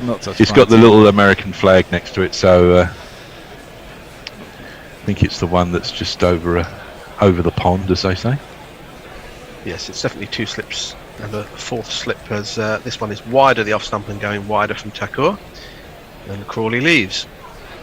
I've only been to Boston once, and I had a very, very good time there. I went once I was on American Exchange. I went up there and I got greedy, and we went to a restaurant and I picked out a lobster and then didn't eat it, and I think the family who bought it for me weren't very happy. They wouldn't be. It was a waste of a lobster. Yeah. Well, they could have eaten it for you. Well, boiled alive, the poor thing, and then you didn't eat it. You can't do that anymore, can you? It's cruelty to lobsters now, isn't it? I think so. Thakur in again, well outside the off stump and going further, and Pant has a long way to go in front of first slip to try and take that. He doesn't manage to do it cleanly, but parries it into the ground. 33 for 1, and again cautiously England will be thinking that this is a good start, because if they had at the back of their minds what I sort of put out earlier, that hang on a sec, we're undercooked going into this, there's every possibility of them losing a bunch of wickets early, which they haven't done, but that doesn't mean they won't do going forward, as Thakur is into Crawley again wide of the off stump and leaves. See, when England are, I don't know, 163 and Bairstow comes in, he can do his 100 hitting, can't he? And he'll be fine. He can, but you still will have more slips and gullies, or if the spinner's bowling, 3 men round the back, which you're not going to have in a T20. Or I mean, to be honest, I really wouldn't expect Jadeja to get much in the first innings in terms of bowling, apart from when the ball gets to about 60 overs old, just to get through to the new ball. And that's the reason why they really should not be having 2 spinners in England. Again, a little bit wider the off stump, and again Crawley leaves, and that's the end of the 16th over, 33 for 1. Jay Grover says, Bear, I spoke to my mum this morning. She went for a walk on the Longshore estate. She was very disappointed there were no 14-year-olds picking mushrooms. That's terrible. It's not the right time of year, though, Jay. There's plenty of them in Epping Forest at the moment, and there are signs up saying you're not allowed to pick them. Really? It shouldn't be magic mushies out. Well, August, I suppose they I don't know about out. magic. I mean, They might just be mushrooms. toadstools. Well, yeah, I mean, I wouldn't be picking anything else. Why would you pick anything else? Well, because in Epping Forest you get those really expensive Italian ones. That right, okay. and Like people go and nick porcini? them. That's it.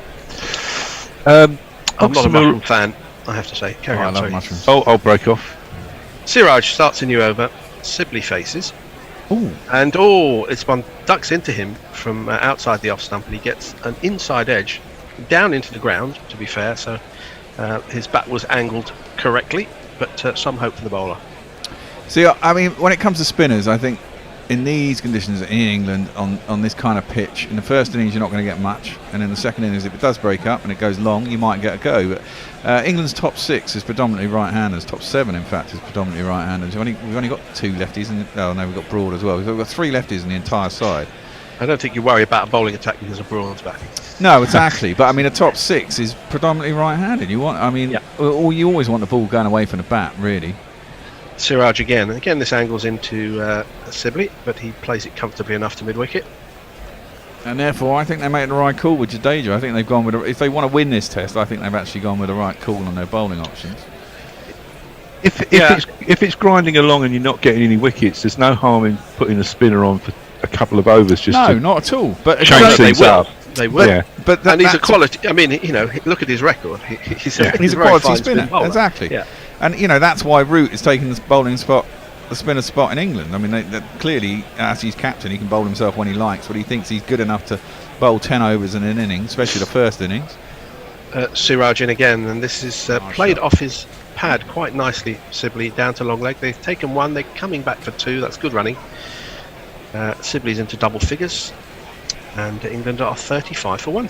Oxymoronica agrees with Gary that 300 plus would be a decent first innings score, especially with the iffy weather forecast. Well, it's a long way off. It's a long way off. Well, he says England just have to bat sensibly today. Right. Yeah, I agree with that. Well, let's have a look. The GPL will tell us how sensibly our listeners are inclined to go. We've had 14 entries so far, ranging from 203 all the way up to 272. So, yeah, that's round about right. We've seen some pretty low scoring days in England recently. I think the weather forecast was pretty good as Siraj bowls again, and this is just blocked down towards square leg by Sibley for a single, and that, ladies and gentlemen, is 16.4 overs complete. 100 balls have gone. England got 36 for 1. India will need 37 to win. That's how it works, doesn't it? Yeah, we're not going to win that one. The towers of doom are going to be closed pretty quickly. Yeah, come on. How many balls are left? 0. I'm getting bored. How many balls are this left? innings, 0 exactly. Well, put a concert on. Yeah, where's the DJ? Yeah, that's all going to disappear by next year, isn't it? It'll just be back to being a game of cricket, and in 2 years' time, it'll be a T20 franchise competition. Siraj bowls, and that got on to Crawley a little bit Good quicker running. than he expected. It's good running though from Sibley, who's called him through for a sharp leg by as it dropped in front of the batsman on the offside.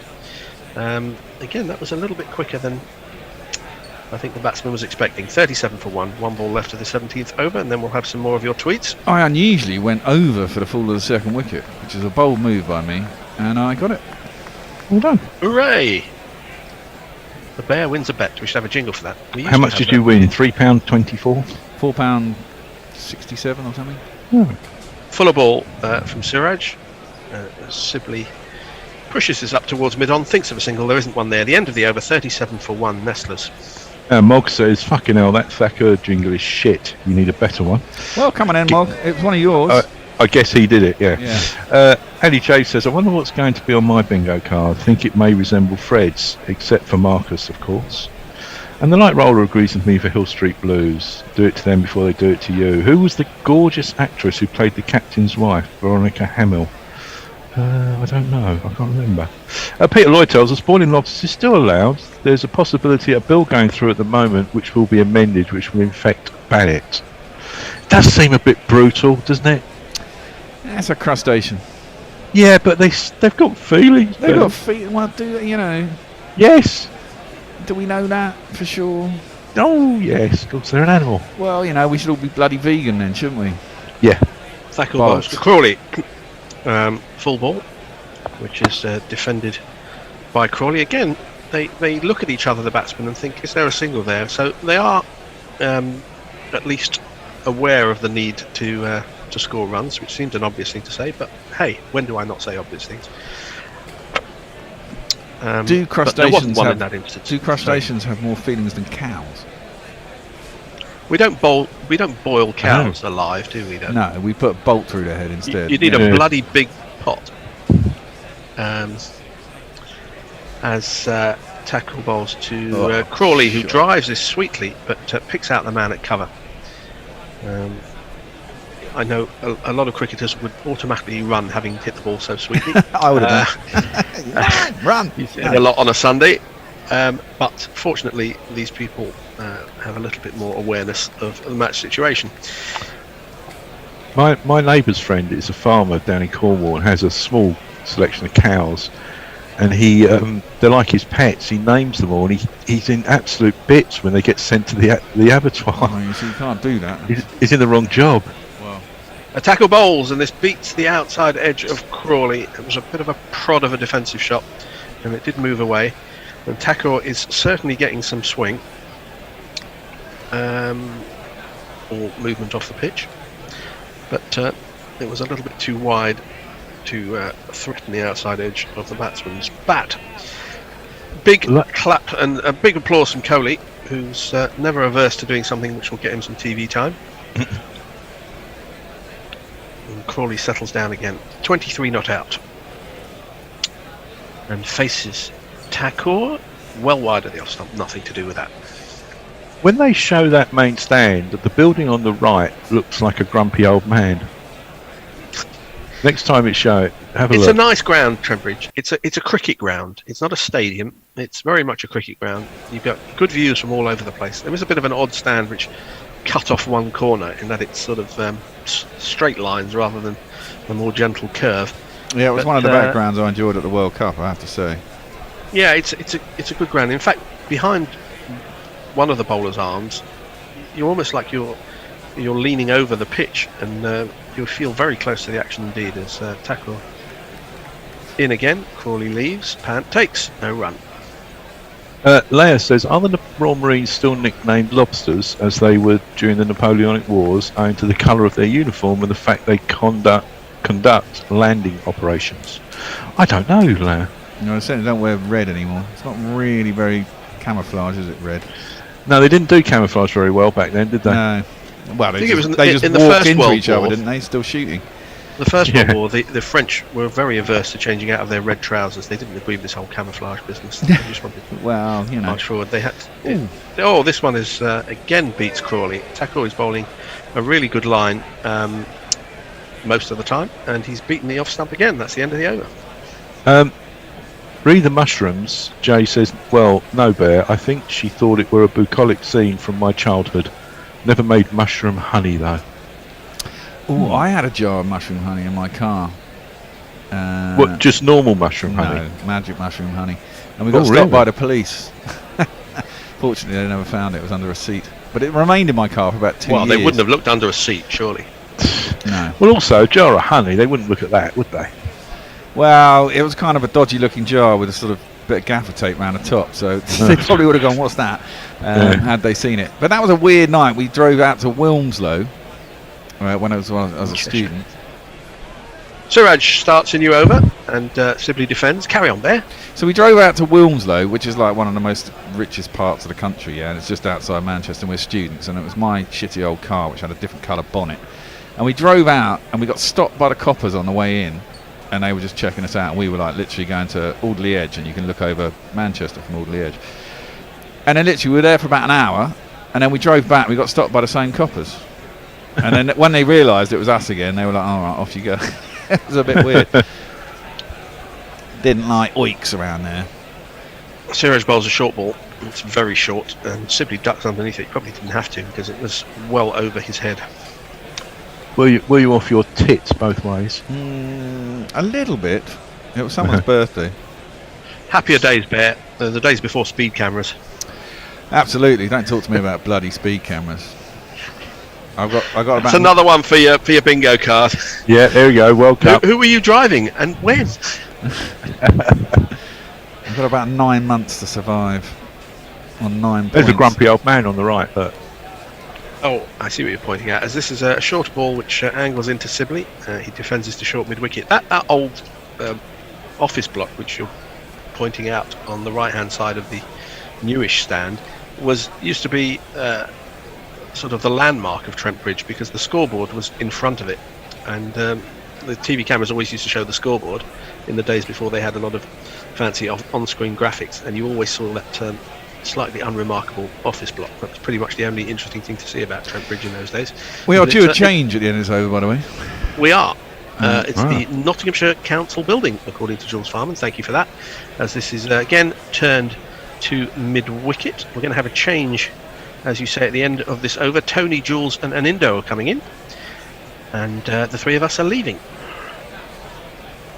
We'll be back after lunch, Fred. Me either and you. Good news for some of you, or bad news, depending on who your favourite gorillas are. Well, absolutely.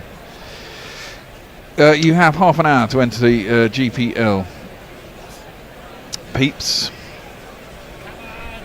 Yes, you do. If you think you know how many runs are going to be scored in the day, as Siraj bowls. So bowls from wide of the crease, and the ball is wide outside the off stump. It is shaping slightly towards the stump, but it started far too wide. One ball left of our spell. England 37 for 1, and will be reasonably pleased with that. But because of the low scoring rate, it still means that if you do lose a couple of wickets quickly, you haven't got many runs for a few wickets. Well, in one sense, that doesn't mean they should be looking to try and hit the cover of the ball yet. Well, no, in one sense, Gary was absolutely right. If you get through to T with not many, I know. Don't look like that. No one had that on their bingo card. No. Siraj bowls, and it's defended to mid-wicket. Bear will finish that thought, and after that, the next voice you will hear is Tony. Well, you've got to keep it quite slowly going through to the end. You've got to keep wickets in hand at the end of the day. The bowlers will get tired, and hopefully you can make hay towards the end of the day. Anyway, it's Anindo, Jules and Tony. Welcome back to you all. It is indeed. Thank you. Thank you very much indeed. Hello, Anindo. Hello, Tony. Good to see you. Hi, Jules. As ever. Where is she? Oh, there she is. She just popped up on the bottom of the screen. It's a historical moment. It's a historic moment. It's the first time Jules and I are commentating together. Yeah. What a dream team. What an absolute dream team. Well, so what do you make of it so far then? Anindo first. Let's start with you. Slow but steady. More wickets, aren't we? To meet Hendo's minimum expectations for this morning. Well, indeed, we were all anticipating that Sibley grind-a-thon, aren't we? But it's Crawley on strike, who's got double Sibley's score. They're going along quite well, Thakur. Bit of swing, driven straight to cover, and there is no run, which I'm sure has been said many times. 37 for 1, England. Some recovery. They were 0 for 1, of course. Burns, LBW, wasted a review, I think, because it looked pretty plumb, although ultimately it proved to be umpire's call, didn't it, Jules? Yes. Yeah, whose voice has changed to sound remarkably like an Indo. My, how things have changed since I last you had that pregnant pause before you said Jules. So, well, goodness me. And this is carved away, pulled down to the mid-wicket boundary, and it will be 4 runs. Bumrah does the fielding. It's 4 more to the score. 27 for Crawley, and there's no one to play the jingle. 1, 2, 3, 4. The Bear's gone to the woods, or he's waiting for Knuckle to return. Played that really nicely, Anindo, didn't he? It very nice shot. Got nicely on top of it. But the ball's really not been bouncing too much. So I mean, the shot's always on the moment the ball a bit short. Another man is Crawley. Hasn't really played any red ball cricket for a while. That one swings away and nearly takes the outside edge. Really squared him up and then swung away. It's taken by Rishabh Pant. I've noticed both Pant and Crawley either look like they're on a skiing holiday, or I'm not quite sure what. They both got those kind of yellow, those rather cool yellow wraparound shades. Hands look a little bit more kind of modern, I suppose. But just before the game, during the national anthems, I guess. I'll continue after this ball. Yep, let's just hold that thought. Crawley stands with his bat aloft and his sun cream on, and he just jabs that down into the deck. It's a way to point. There's still a threatening ring of offside fielders carefully watching for any slip. But he gets away with that. There's no run. And Indo, you were saying? Yeah, I was saying that just before the game, during the national anthems, the English side was wearing these black jumpers which said "United Against Homophobia" at the back. But what that actually reminded me before I saw the writing on there was that they were copying the Black Caps. It's this one, yes. This one is pushed away into the onside. I thought I saw one that said was United Against Ageism. I thought, I'll rock on with that. You know, I'm all for that. Yeah. Not surprising. But the jersey looked exactly like they were trying to get inspiration from the Kiwis. Yeah, could be. I think they had them in the second. Was it the second test at Lords? I think it was. That's when they first came out, and I'm not sure if then the Kiwis have had it since, or the Kiwis had it before. Well, the Kiwis have always been wearing that black, right? Very much so. With the white fern on the black, the black cap. In comes the jersey. Forward comes Crawley again, getting this off into the just slightly backward point. Again, there is no run. It's the end of the over, 41 for 1. England, 20 overs complete, and it's a chance for Jules to spread her wings in the tweeting sky. Armchair Cricket Podcast has asked, how about having a short leg for Siraj? He's getting the ball to come in appreciably off the pitch and with the arm. This would encourage him to bowl the occasional bumper and discourage Crawley from walking down at him. What do you think, lads? Sounds like a good strategy to me. Siraj, what did he do in that counties game? 2 for 32, mind you. One of them was Washington Sundar. I don't know if that was before or after they'd managed to break each other's thumbs and fingers. Carson, his other wicket. But at least he got a couple, as that one is left alone. The high bat by Sibley, who has really taken on the role of looking to take on the role of the England rock, and just at all costs be there at lunchtime, even if people nod off watching him do it. Leah is coming about those sunglasses and saying those yellow sunglasses are very 80s retro futurism. Well, okay. They certainly make a statement. I'm just not quite sure what the statement is, but you're not going to miss them. Siraj in again, flicked off his hip down to long leg by Sibley. And as has been his wont in this innings, he'll jog a single. And several minutes later, I'm sure the graduate trainee operating the Sky captioning will catch him up.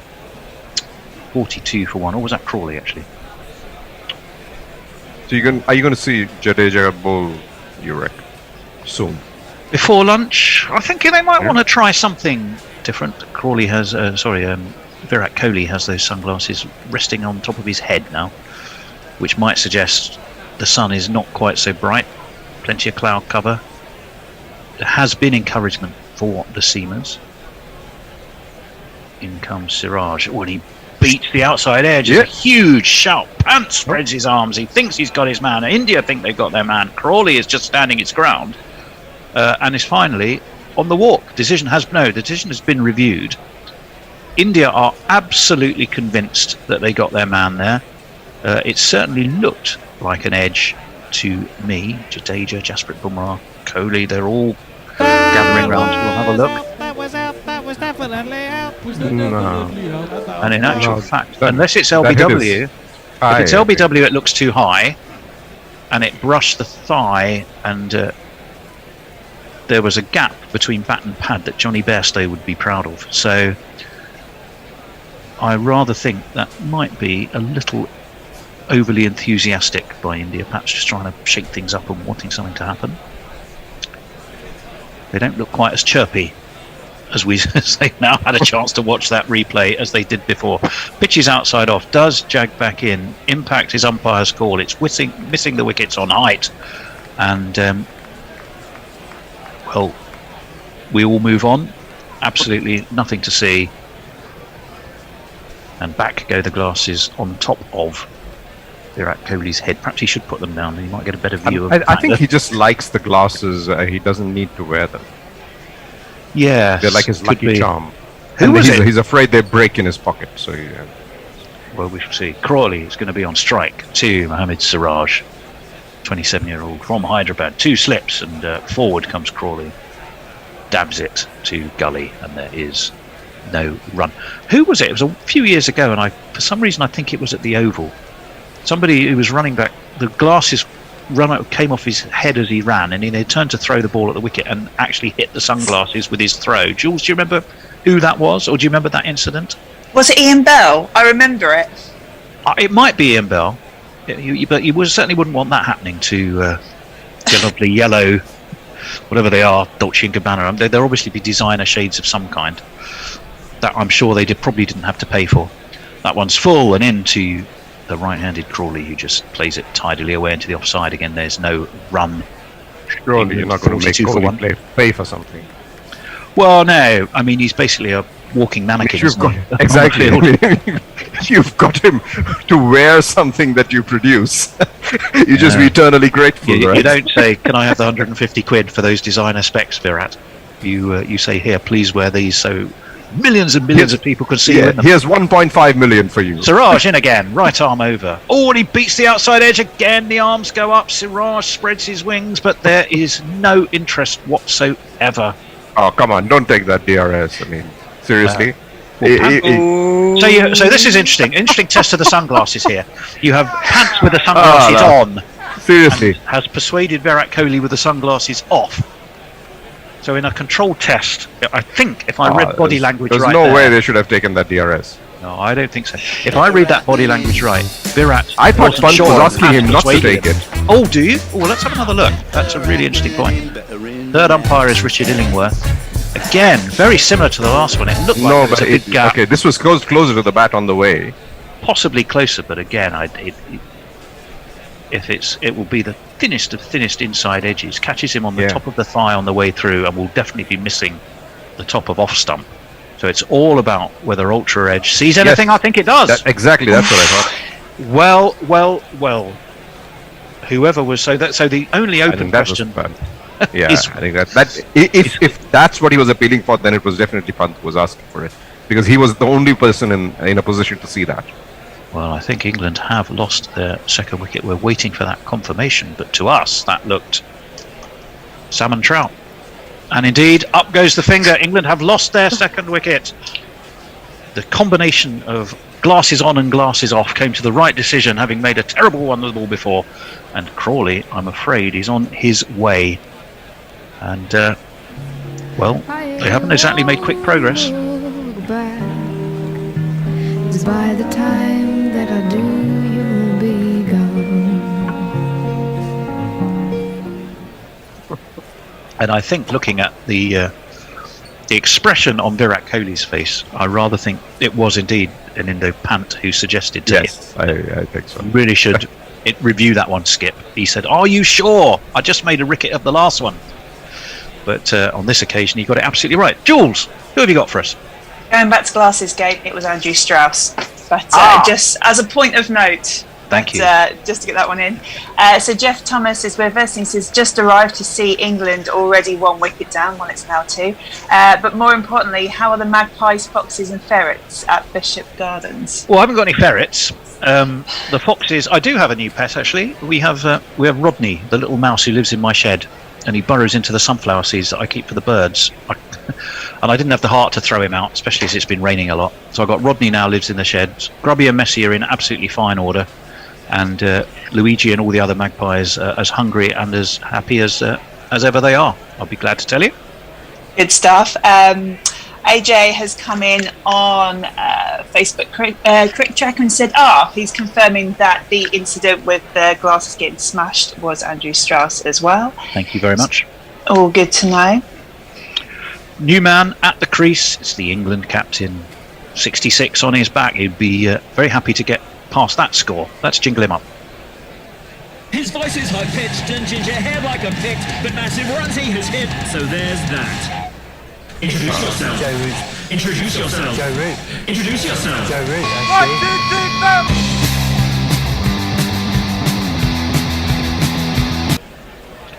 That ball. Was that the first ball of the next over? It was. It was Shadul Thakur, and it was clipped nicely off his legs by Sibley. Well, anything on the leg side like that, Sibbers is, I won't say tuck into, because he hardly attacks it like a man who hasn't eaten for months, does he? But he nudges it. He nudges it carefully away, but he gets 2, moves on to 16 of 54. Thakur is in, left alone, swinging, but swinging quite late, and taken by Rishabh Pant, a man who I'm sure is feeling magnificently validated for that thinnest of inside edges that he definitely detected. And then there was the conferences of the Dolce & Gabbana conference of designer sunglasses looking at one another. And well, again, Crawley just seemed unsure, didn't he, for a while? Then he went, all right, Rishabh, I'll go for it. Thakur's going to be in again. 3 slips are down. Good high leave by Sibley, and once more it is through to Pant. 46 for 2. England, you'll remember if you were with us at the top of the day, Hendo, he had England down as losing 3 wickets. Well, we have 15 minutes till lunch. They've lost 2. Progress has been sedate rather than spectacular, and Dominic Sibley was delighted. Well, he would have been, absolutely. He will be, no doubt about that. He wasn't probably expecting. I mean, for sure, he wasn't expecting to be in the 11. Again. No, indeed. Forward comes Sibley, just nudges this to a short mid-on, and there is no run. 46 for 2. First test. Sorry, go on. Go, George. No, carry on. I was just going to say the first test between India and England at Trent Bridge was 1959, the year I was born, do you believe? Peter May made 106 that day. Or that in that test. Godfrey Evans 73. That one swings away and it's steered to point, and there is no run. Brian Statham, bloodied boots or not, he took 5 for 31. Panjab Roy got 50 and 49. Pankaj Roy, that's my writing. He got a 50 in the first innings, 49. Yeah, I think that was the series where Datta Gaikwad was the captain, and India lost 4-0, 3-0, something like that. Yes, I think they did. Subhash Gupta got some wickets in that game as well. So I was looking at that old scorecard. Thakur in left, Pant skips across in front of those 3 slips, but there was no run. It's the end of the 22nd over with England on 46 for 2, and Jules will update us on your messages. So Warren has asked, morning everybody, well, good afternoon to you, just getting set up, are we doomed yet? Not doomed, disappointed, but not doomed. Not yet, depends on who you're supporting. It depends on who you ask. True. Yeah, exactly. If it was Hendo, you're doomed. Oh, we were doomed before the start of play. Hombre Nuevo has said, afternoon wonderful gorillas, I missed the start, so forgive me if I'm walking on ground previously trodden, but would not Wokes have been the best replacement for Stokes in this test? Well, yes, but he's carrying an injury, isn't he? Didn't he do something to his heel? Wasn't it a dressing room? Wasn't it another ridiculous dressing room incident? I'm sure Nat will send us a note, but it was another weird injury. Yeah, so I think he's not in contention. Yes, that one is left alone by Joe Root. Sense of responsibility for him. He's home ground, of course, now that he's a Trent Rocket till he dies, or at least until next season. So when was the dressing room injury? I'm not sure. Someone will have to look it up for us. I'm pretty sure I read that the reason Wokes is not playing is that it wasn't like a calf strain or a muscle pull or a bruised by a bouncer or anything like that. It was like, I don't know, he tripped over his shopping basket or did something daft that had caused the injury. Siraj is in, up onto his toes goes Joe Root, dabs it to point. There's no run, good attacking field. India on the prowl here. So what India needed here was Ravi Ashwin. Well, yes, you may say they had a bruised heel slipping down the stairs. Haven't we all been there? I once had to spend a month in plaster because I was completely pissed and I fell off the doorstep trying to put my key in the lock. So, it can happen to everybody. That's a comparatively modest injury for. There was ice on the mat. No, there was alcohol in the bloodstream, and that was left alone and quite low, and taken at ankle height away to his right by the splendid Rishabh Pant, who I am looking forward to seeing in this series. There's something about Rishabh Pant. Wasn't he called Rashid Pant by someone in the last couple of days? One of the English commentators, ex-players. Not one of us, I sincerely hope. But yes, very possibly. There are 1 or 2 hundred commentators who shall be nameless that have no clue of the names of some of the players that are out there. 46-4-2. Siraj in again. Root forward. Steers it down between gully and third slip. It's not going to go the distance, or is it? Yes, it is. It gets him off the mark with a 4. Played late. The Williamson-esque late dab past third slip. And it's got Joe Root off the mark with one of these. There's not one boy for me, I must have 2 or 3, I need 4. Yes, you had to watch it quite carefully, didn't you, just to make sure it was well and truly on its way. Oh, there's someone else wearing the yellow sunglasses. So it's clearly a job lot. Either they've been to Camden Market. Either they've been to Camden Market and bought up a job lot just on a fun day out, or someone is serious about yellow sunglasses and getting some publicity. That one is again outside edgely between gully and point. Siraj has his hands on his head, but Root has 4 more. 1, 2, 3,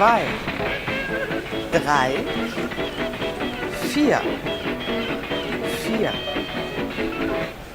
I thought that I think was what's interesting is I think what's interesting is Siraj was bringing the ball into the rest, but to Joe Root, he's trying to get him to get the outside edge, and Root's going for it, but so far he's been okay. Well, I'm not sure Siraj will be too disheartened by that particular boundary. It's kind of what he wanted, wasn't it? A rather outside edgy in the air 4, but that one is beautifully played, flicked off his legs by Joe Root, past the square leg umpire into the boundary sponge, and he's on fire. He's the opposite of Sibbers.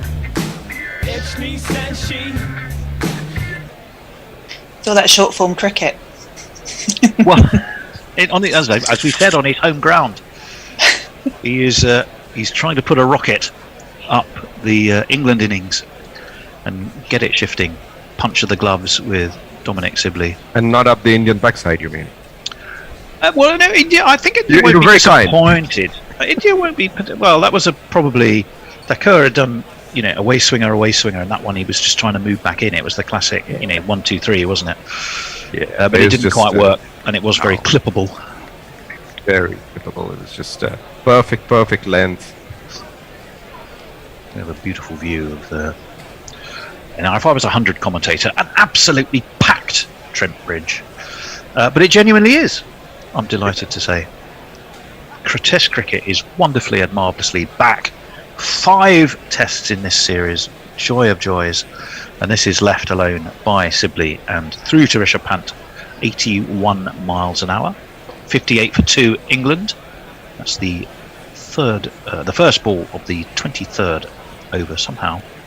So I've been I haven't watched any of the 100 matches, but I've been seeing you guys go back and forth on the number of people at the matches, and I have this theory that the commentators have this funnel through which they need to look at the crowd, and all the crowd sitting exactly there.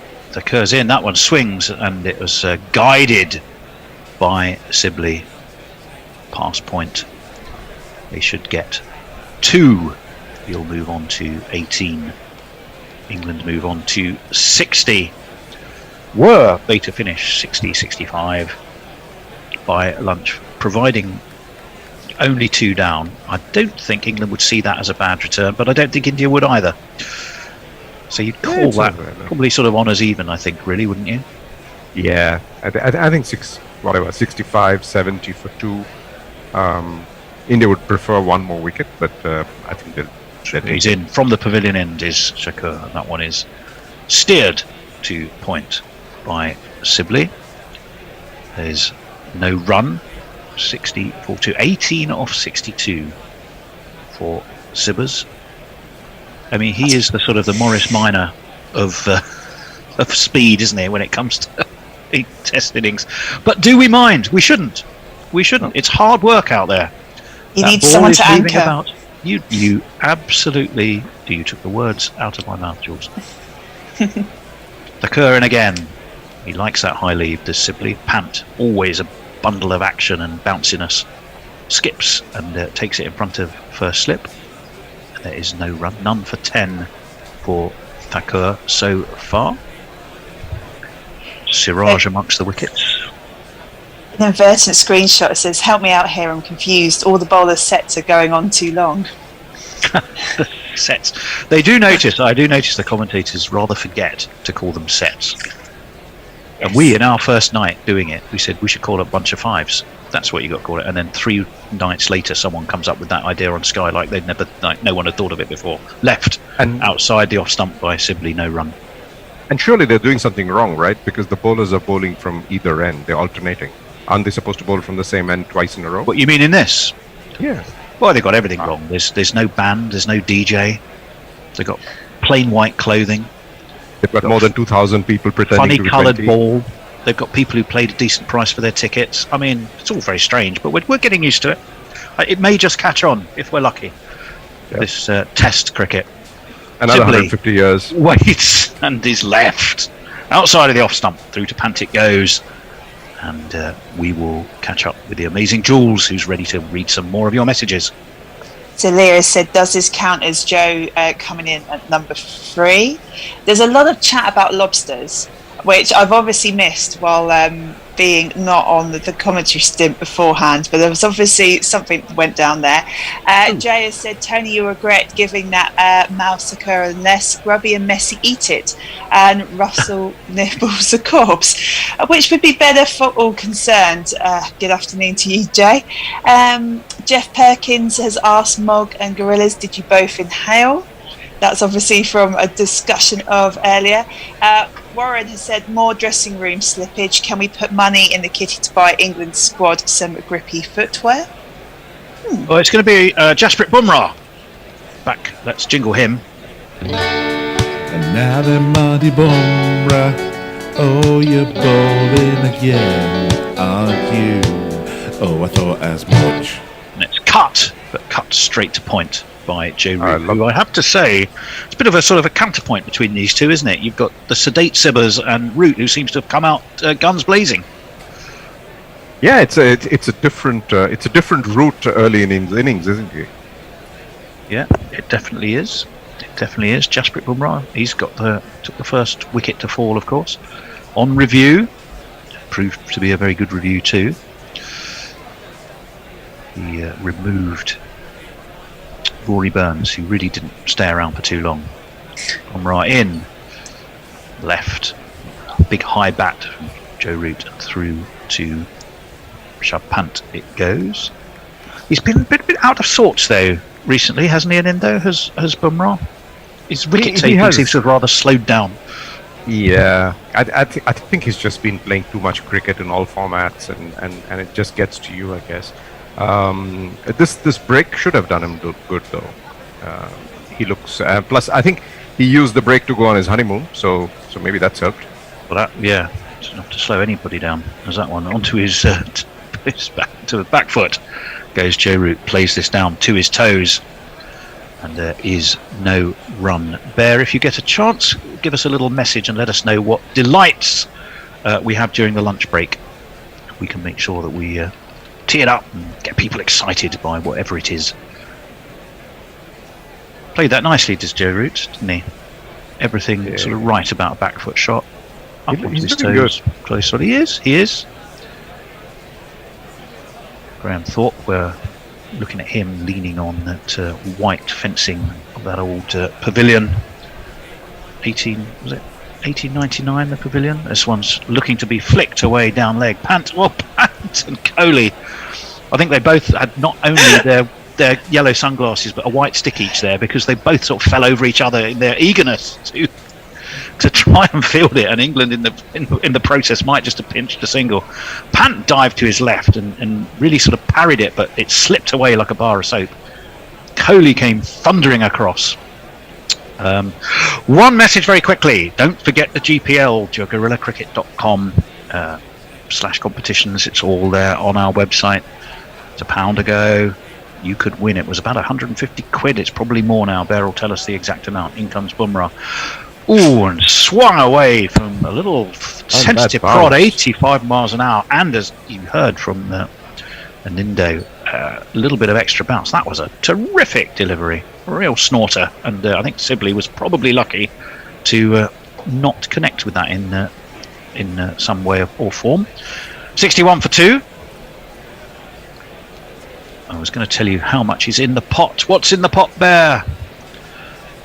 Let us know. 152, 151 pounds, something like that. 150 up as far as the GPL is concerned. England have got a long way to go before they get to that. And there is a 1 ball left.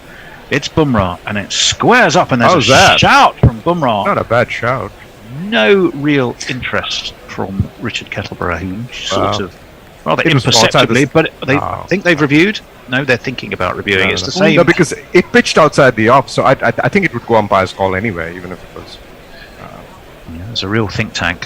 1, 2, 3. Oh, who's that? Is that Rohit Sharma, who's broken rank, and he's wearing some blue frameless sunglasses? He obviously didn't get the memo about what I wear to be wearing today. Well, look, it does swing in, and it just cuts away his back foot, but it's actually not as bad a shout as we thought. What do you make on it with a bit of reflection and a second view in slow motion, Nindo? It's not a bad shout. I just think it might have been umpire's call. Well, original decision not out. It does pitch outside. It's angling in. The impact is in line. It's umpire's call. The seer of Singapore. The all-seeing, all-knowing eyes of. I think the further you are from the action, the better you are. Well, it is 61 for 2. It is lunchtime. Hendo's worst-case scenario, which was 3 wickets down for England, hasn't been realised. Dom Sibley has ground his way to 18 off 67. Joe Root's come in swinging a bit more aggressively, 12 off 10. The wickets to fall were, of course, Rory Burns faced just 5 balls before being LBW to Jasprit Bumrah. And Zach Crawley was looking tidy enough, actually, but he was caught behind off a thin inside edge, again on review, by Rishabh Pant for 27 off 68. 61 for 2 at lunch. We looked very quickly at the bowling figures. Well, 1 for Bumrah for 16, 1 for Siraj, for 22 for Siraj, none for 10 for Shakur Thakur, and none for 9 for Mohammed Shami. So, with lunchtime coming up, I still don't think we know what the lunchtime entertainment is. But before we get to that, Jules, catch us up on all platforms. You've got to wish James Humberson good night, lads, because he's going to head off. His wife Anna has come in, and she likes cricket about as much as the Bear likes it when England top order batsmen throw their wickets away. Good night. Okay. Well, good night, James. Hope all is well at the Conservatoire. Jay has come back in and says, I've no problem with low-level hypocrisy. It's necessary for basic interaction, but Tony giving people shit about, why with the swearing, messing up names is just taking it a wee bit too far.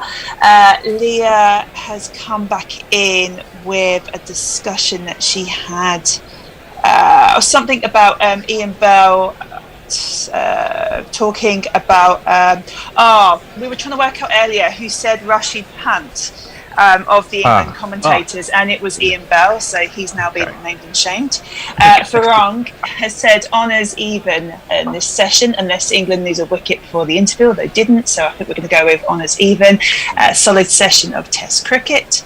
Peter Lloyd has said, having been to a couple of games and going to another shortly, at least at Edgbaston, a single seat is being left between each party, meaning the crowds seem bigger than they are. Take it talking about the hundreds. Matthew Cullen, biggest tragedy of the day is the lack of the white card. Just can't track what's happening without it, barely holding on. Warren has said, can we claim concussion protocol for A and other and bring Hamid for the second innings, as well as 12 batsmen? Ray, PMB9, has said, hi guys, great commentary. There'll be now on Jules' bingo because she doesn't read out. Well, that's egg on your face now because I just have.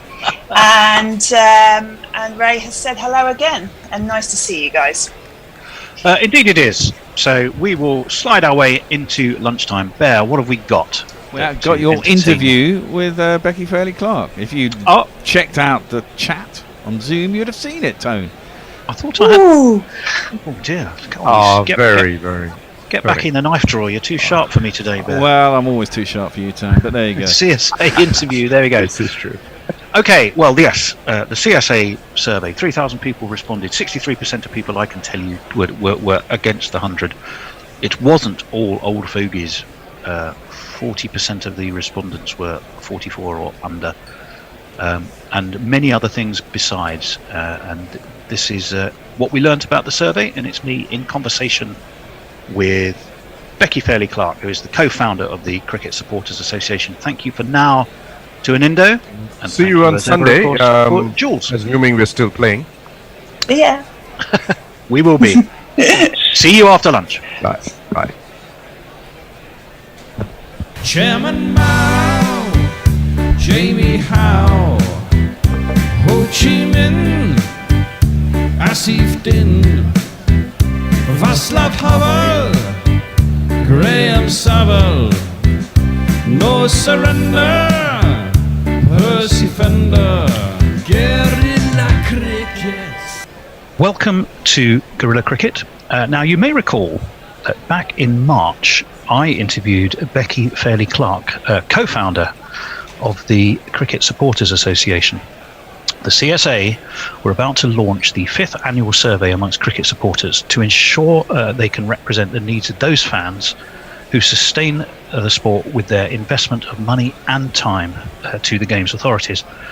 Never, perhaps, has it been more important to ensure that the views of cricket fans are heard as we see a county system under financial pressure, the impact of the pandemic, and the launch of a new and not universally accepted format of the game with the 100. So the key questions are, what has the new survey told us? And equally importantly, what will be done with that information? To find out the answers, I am absolutely delighted to welcome back Becky once again. Becky, hello. Hello, great to be here. Thank you so much for having me. It is wonderful to have you with us, of course. Let's start, if we may, just by reminding everybody what about the CSA, what it is and what it does. Just tell us a little bit about that again. Perfect, thank you. Yeah, so the Cricket Supporters Association is a not-for-profit set up 100% to represent cricket fans within the game. So it kind of came from the idea, it was originally set up by George DeBell from Cricinfo, and then I've kind of started heading it up. But it's all about giving fans a voice within the game. So when cricket kind of has done these kind of, we'll ask the stakeholders what's happening and what we should be doing, fans are never part of that process. And so to make it easy for fans to be part of that, we're completely independent, as I say, completely free to join, and set up for absolutely every cricket fan. So whether you are an ardent county cricket fan or if you just love watching international T20s, we're here for you. With the idea being that through these surveys and through other research things that we do, that we are able to kind of bring together all the different individual voices of cricket fans and give them a platform, give them, a say in what's going on in the game that we all love. We do also have another element as well, which is our diversity and inclusion work, which is making sure that cricket is as welcoming and accessible as it should be for each and every cricket fan or potential fan. And so that there's obviously a huge amount of work going on within that area, within participation and that, but this is very much focused on just on the fan and what it's like to kind of attend a game or engage online and that. So certainly an interesting, certainly an interesting time. Now, this was the 5th annual survey. How many people responded? We had just over 3,000 respondents, which is slightly up from last time. But obviously, people ask me about it, and I'm always like, I want more. So, you know, we're really keen for people, whatever your kind of love of cricket, to get involved, to sign up, and just, you know, or follow us on social media or whatever, so you know when these surveys are coming out, so that you can have your say, because we know what it's like when you love cricket, but maybe you're wondering about what's going on there, or you want to have your say on what's happening here, and this is a real opportunity for you to do that, because, you know, individually it's one voice, together we're much stronger. So, you know, pleased with the amount of people that responded. Thank you to everyone that did respond, but always keen for more. Well, tell us a little bit about those 3,000, Becky. You said it's gone up in terms of volume, but what about the mix of people who responded? Yeah, it was a good mix. Age group wise, it was really good. So 43% were under the age of 44, which is good, because we're very conscious of kind of representing, as I say, all cricket fans, and so getting the kind of wide opinion of what's going on within the game. I think we've still got work to do in terms of kind of our diversity of respondents. So we did have a good respondents from kind of the Asian background, but, you know, still looking for more from the black community, and, you know, just as wide as possible. Really do, you know, want to know what everybody who likes the game of cricket, loves the game of cricket, what they think, and how, you know, what they'd like to see happening within the game. Did I hear you say that 43% under 44? So that's nearly half the respondents under 44. I think from reading your press release, you'd said as well 25% under 34. So how does that compare as a mix, again, to previous years? Have you found more younger people getting involved?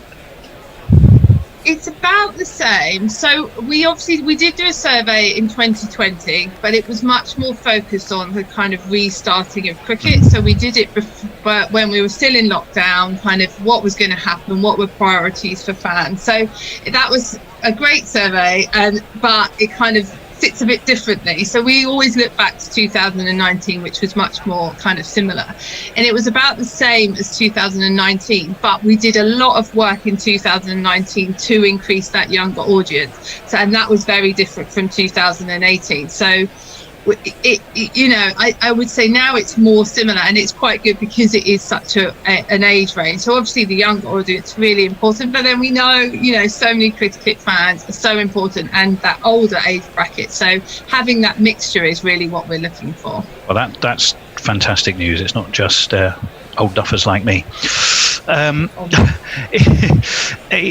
One of the other things, I guess the real areas of interest, particularly at the moment, are what were the big topics that were covered in the this latest survey? Can you sort of walk us through the big areas that people were asked to give you opinions on, and you asked for their help on, really? Yeah, absolutely. So we kind of start off and we look at basic kind of, are you a county member? Do you intend to carry on being a county member? And that was quite interesting. It was slightly up. County membership is slightly up to 37% in 2021, compared to 2019 when it was 35%. So, but that was good. You know, the kind of that there was the consistency within the county membership. But then we asked about engagement, whether if you're a player and if you are going to continue playing, and if you're going to play more, and engagement wise, it's kind of like, is it the same or is it more? And then we obviously ask about the different formats within the game, and we ask about scheduling, ticket prices. The 100 is obviously a part, you know, of the survey. We also this time looked at some sustainability questions as well. But you know, trying to just get an understanding of where cricket is sitting with fans and what they're enjoying, and what, you know, what the decisions that have been made, what they think about them. We do also ask specifically about, you know, the ECB and how involved fans would like to be within the game. We ask about kind of broadcast, and so you know, how people are consuming cricket, but then also, you know, realistic questions about the finances of the game, and, you know, and what broadcast money and what that means and stuff like that. As I say, tries to try and really get the insight as to what fans are feeling about the game, and what's going on, and get their feedback really. So, I mean, clearly the 100 is big in there. It's the role and importance of the county championship, and it's about accessibility of cricket and free-to-air and those kind of big subject areas. Well, let's dive in to possibly the hottest of hot topics. Has to be the 100. What did we learn about the way fans are feeling? Yeah, I mean, as has been the case in all of our surveys. So I looked back at, the original surveys, and when we were talking about a city-based competition, and there's always been concern about a new competition, and that negativity is continuing towards the 100, with 63% of our survey respondents feeling negative towards the new format.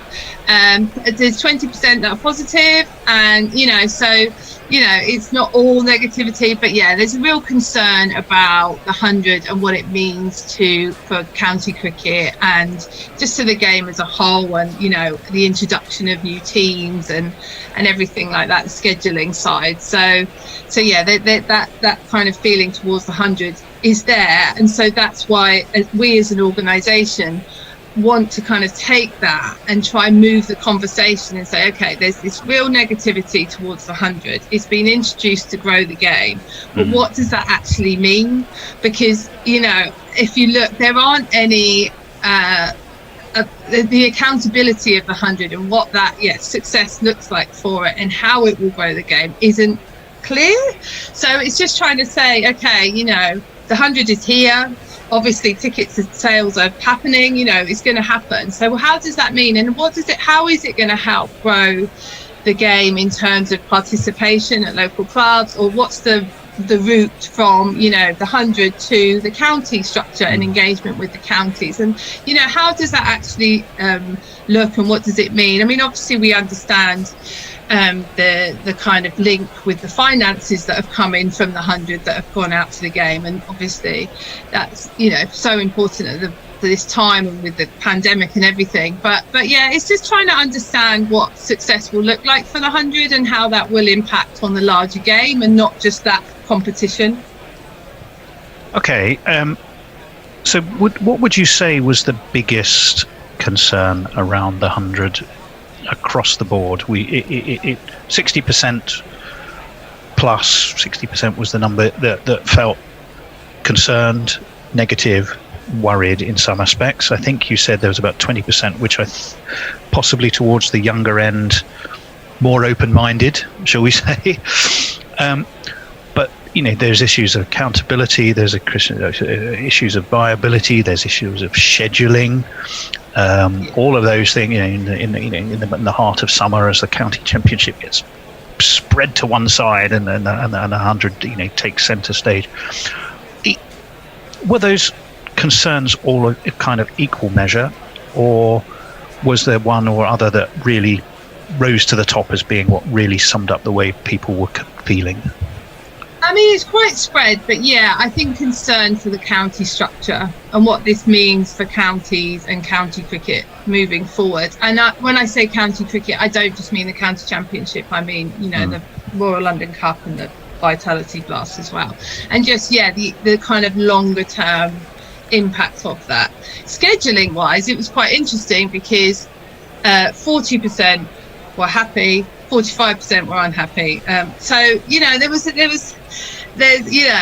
scheduling wise, it kind of wasn't as clear cut as that, but I think it is that kind of real fear as to what this long term means to the county game, and then as you kind of identified before, the relationship between the county game and the county championship and test cricket, and there's that concern that is it all becoming about the shorter formats and white ball cricket, and what does that mean for the longer forms of the game? But the concern for the 18 counties, I think, is high amongst fans. Okay, well, it's clearly an emotive topic. It has been from day one, and many concerns expressed. So I guess the really important question is, what will the CSA do with this information? How is it going to make sure that those concerns are not just presented, but I suppose acted upon by the powers that be, and powers that be being primarily, I would guess, the ECB. Yeah, so we presented the results to the ECB, and we're waiting for their response on it.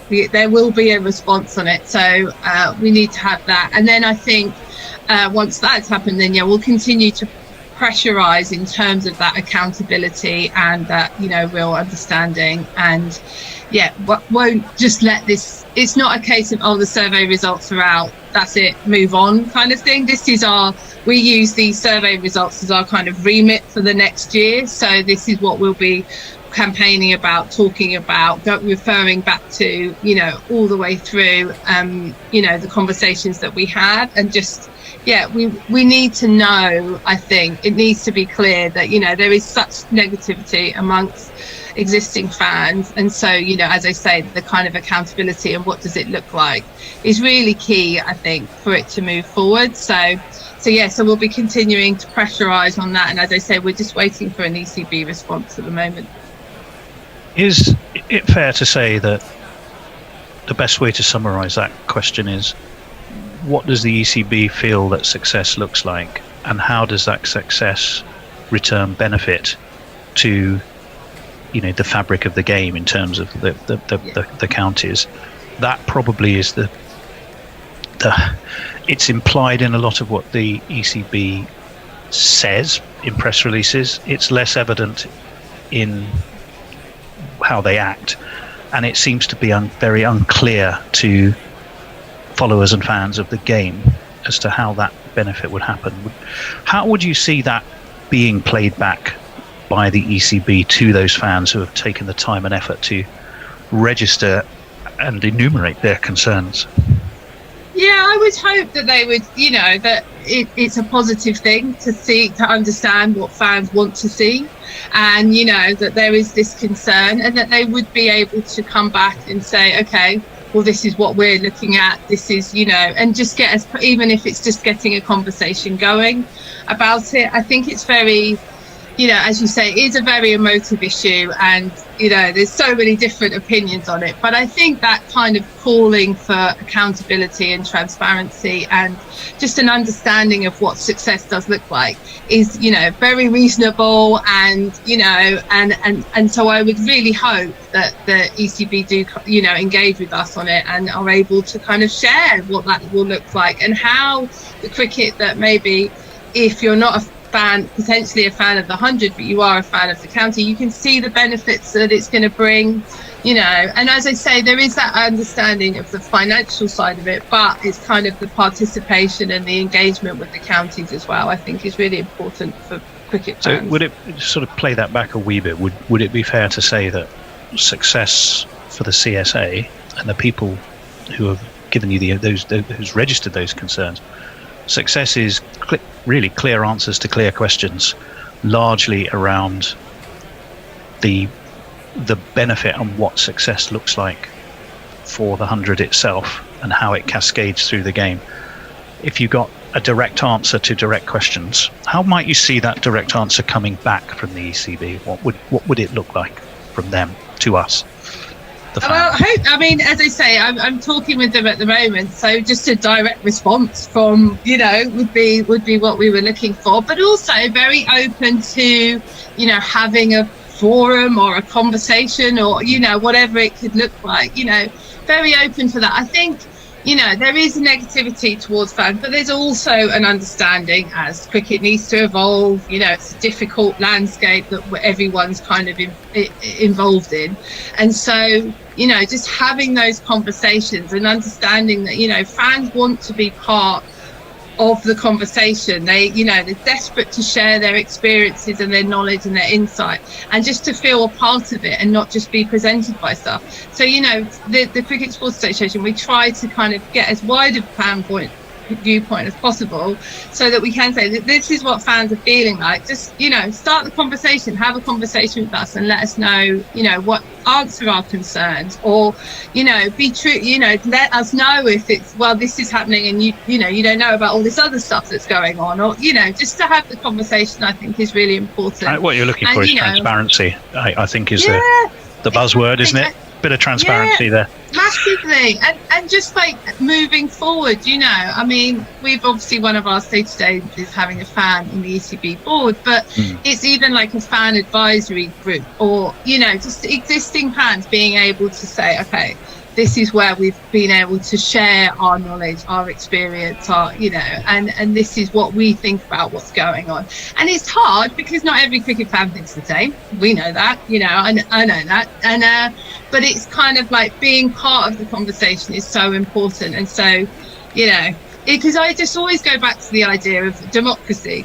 At least when you've had a chance to have a vote, even if it doesn't go your way, you feel you've been a part of something. Yeah. Whereas when you're just presented with things, you feel frustrated at it. You don't feel like, well, there's nothing. I could, I've got my opinion. Yeah, I mean, that kind of brings us on to one of the other key things, which was inclusion. I mean, inclusion just of fans.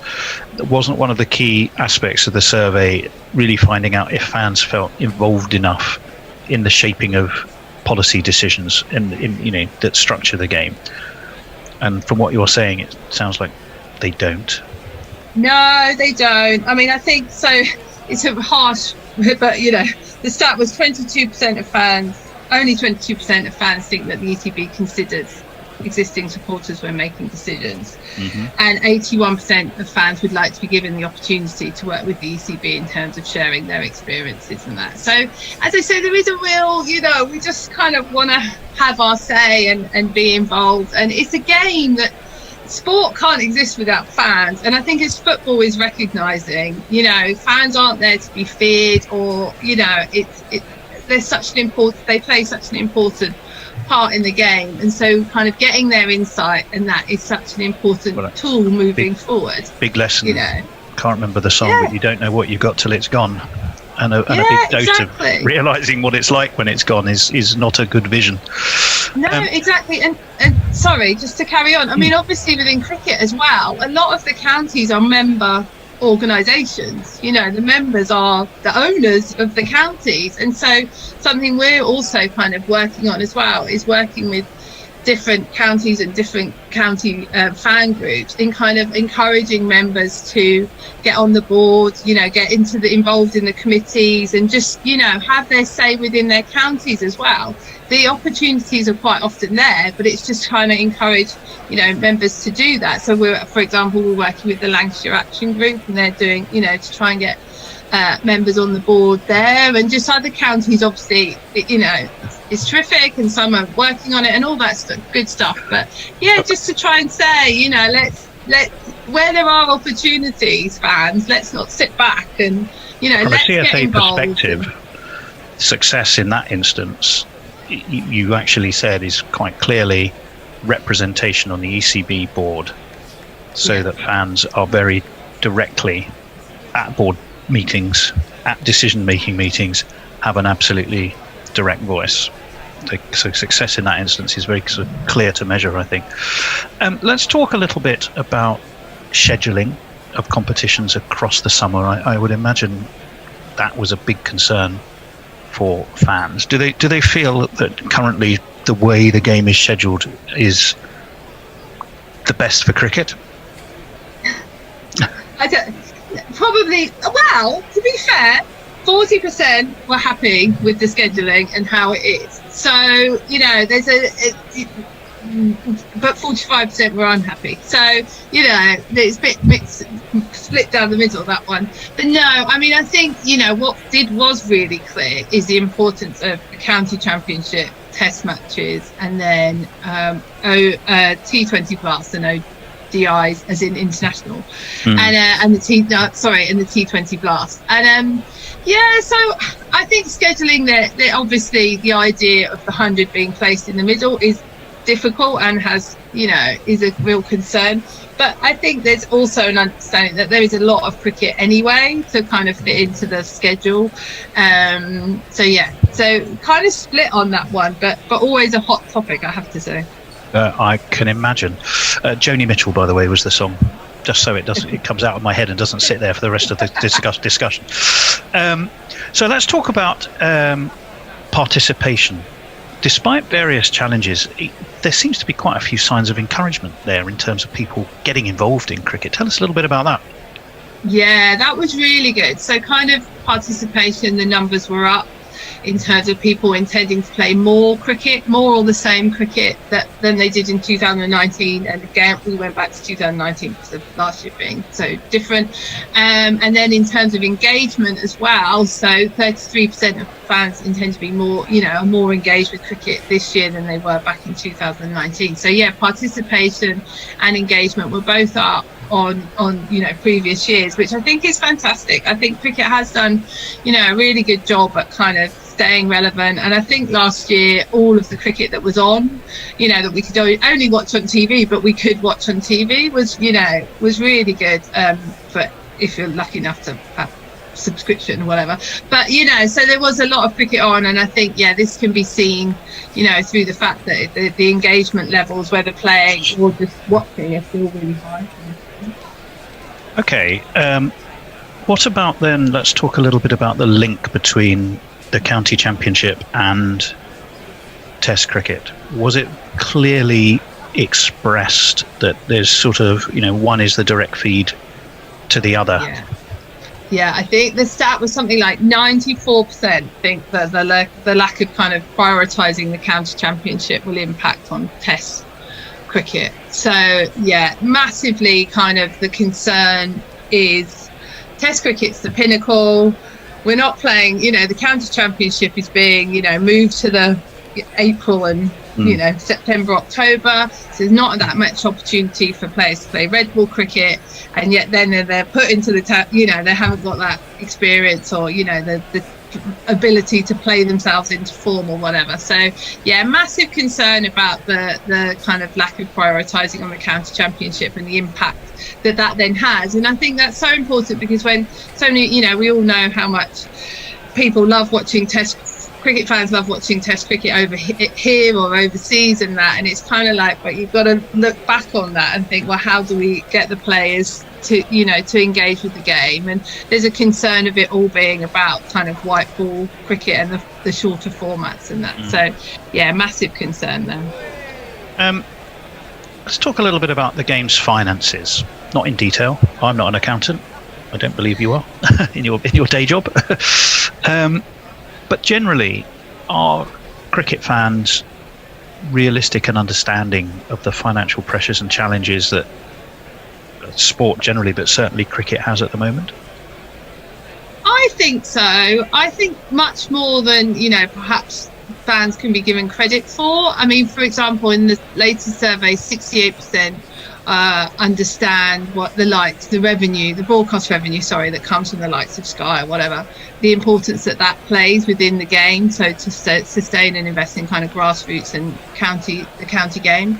So yeah, there is a real understanding that it can't just be everything's free to air. It's all just it's realistic. I think, as with anything, being that, we go back to that kind of word transparency again, and I guess if it is really difficult and fans don't know, I think that's because fans haven't been told how difficult it is.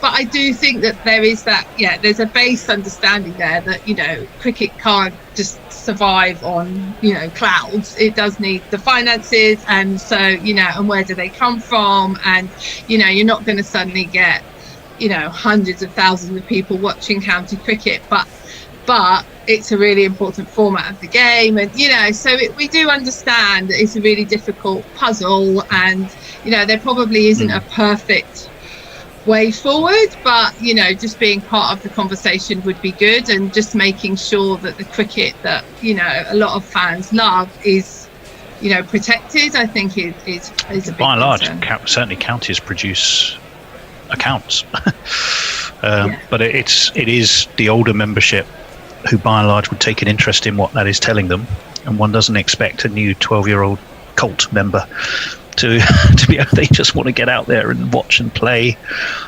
cricket. It's the older generation's responsibility to nurture the game and bring on, even as it develops, but to keep it fresh and healthy by bringing in young people to it. I think the concern that is being expressed and the way you're describing it, what you're being told, is that there's a lack of confidence in it's being done in the right way, even if the intent is the right intent.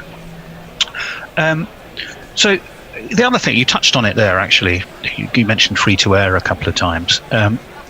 Where and how, by and large, do respondents to the survey, the 3,000 respondents, where and how do they tend to watch their broadcast cricket?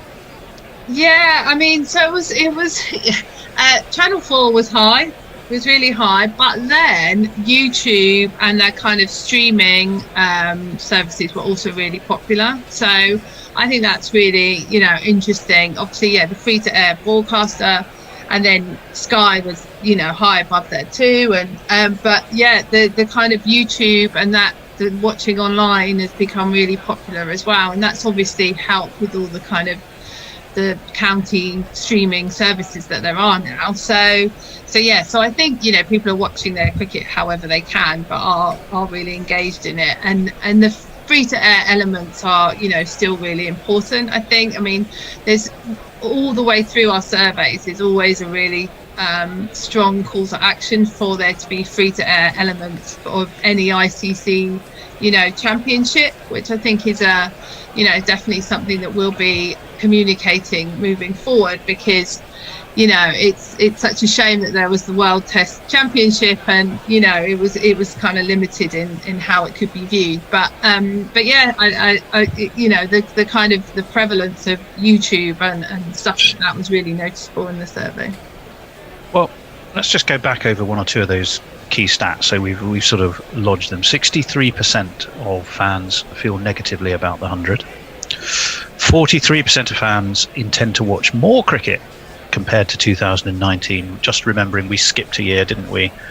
Simply by the circumstances. 33% of fans more engaged with cricket now than in 2019. 94% think that not prioritising the county championship will impact Test cricket. Now that to me is a huge stat. That's an overwhelming majority, and before anyone throws that back and says, oh yeah, but it's old county members, it isn't. Remember, 40% of those respondents, 45% of those respondents were at the younger end of that scale. 93% believing ICC tournaments should have an element of free to air, and 22% believe the ECB, only 22% of fans believe the ECB considers fans when making a decision. So that was some pretty rich feedback. It's pretty clear on the concerns around the 100. It's pretty clear on scheduling, and it's pretty clear on how it wants to consume cricket, whilst offering some good news around the fact, despite all of that, more people want to do more. Which is massively great. Massively. And this is the point with it all. What we're trying to do at the Cricket Sports Association is be positive within the game. It isn't just to sit here and criticise every decision that's made, because we understand that there's, decisions have to be made, and people are going to like whatever the decision is. Some people are going to like it and some people aren't. But we just passionately feel that fans and their insight and their knowledge, and it is a sport that they love, and they're so important within the game, should just have that kind of a chance to have a voice and to have be consulted as decisions are made, and aware of all of the picture, so that I just think it's important for fans to be able to voice their opinions of what's going on. Well, Becky, thank you. That is a fantastic insight into what cricket fans think and want. What are the next steps to publicise those results, but more importantly, have them heard by the ECB? So has it been a formal presentation? Have you been to Lords with a projector and a PowerPoint and gone, guys, this is what... So talk us through the process just a little bit of how we make absolutely sure that it's seen, heard, and most importantly acted upon. Yeah, so obviously I've presented them to them as in online, but we'll continue pressure, waiting to hear back on that and continue the conversations afterwards. And I don't know what the response is going to be, so it's hard to say exactly what that will look like, but absolutely I think continuing the conversation, continuing to publicise the results. As I say, this isn't okay, well, we've done the survey now. This is what we will be talking about for the next year, and just keep, when things are happening, either reactively or proactively, kind of talking about this is what fans think. Very much pushing for that kind of more formal recognition. So whether that is a fan advisory board or whatever it could be, you know, really trying to get that kind of happening. As I say, also working with the county fan groups and county members in terms of kind of. And we're back. I was going to try and let that run right through to the end. There's only about 2 minutes left. But they're wandering out. I'm joined by Fred and Gary, who looks like a statue. You actually alive? Oh, there you are, Gary. I thought you were yes, frozen. I do move. I'm not in Leicester Square asking for money, no. You're wearing a bandana today? No, I'm wearing the hat, which has its own Twitter handle. I shaved the head. Really? Oh, my word, Gary. Why? It was too hot. I was pinged a couple of weeks ago. And so I had to stay in my upstairs flat, no garden, nothing like that. So it was incredibly hot with a ridiculous mullet. So I decided to go for a ridiculous shaven head. And now I look like a kind of fat version of Russell Crowe in Romper Stomper, that rather disagreeable Antipodean movie. Yeah, quite disagreeable. Quite good, though. That was his debut, wasn't it? Well, we're going to start after lunch. And we're going to take you through. Fred's on your socials, I believe. And yes, Gary is offering his views from the boundary. And we are going to start after lunch with this man bowling. He's coming down fast and moving it too. And he's bowling his first ball to Joe Root after lunch. Shapes away, maybe from the hand, and Root drives at it, gets the inside half of the bat, that goes out to cover, and there's no run.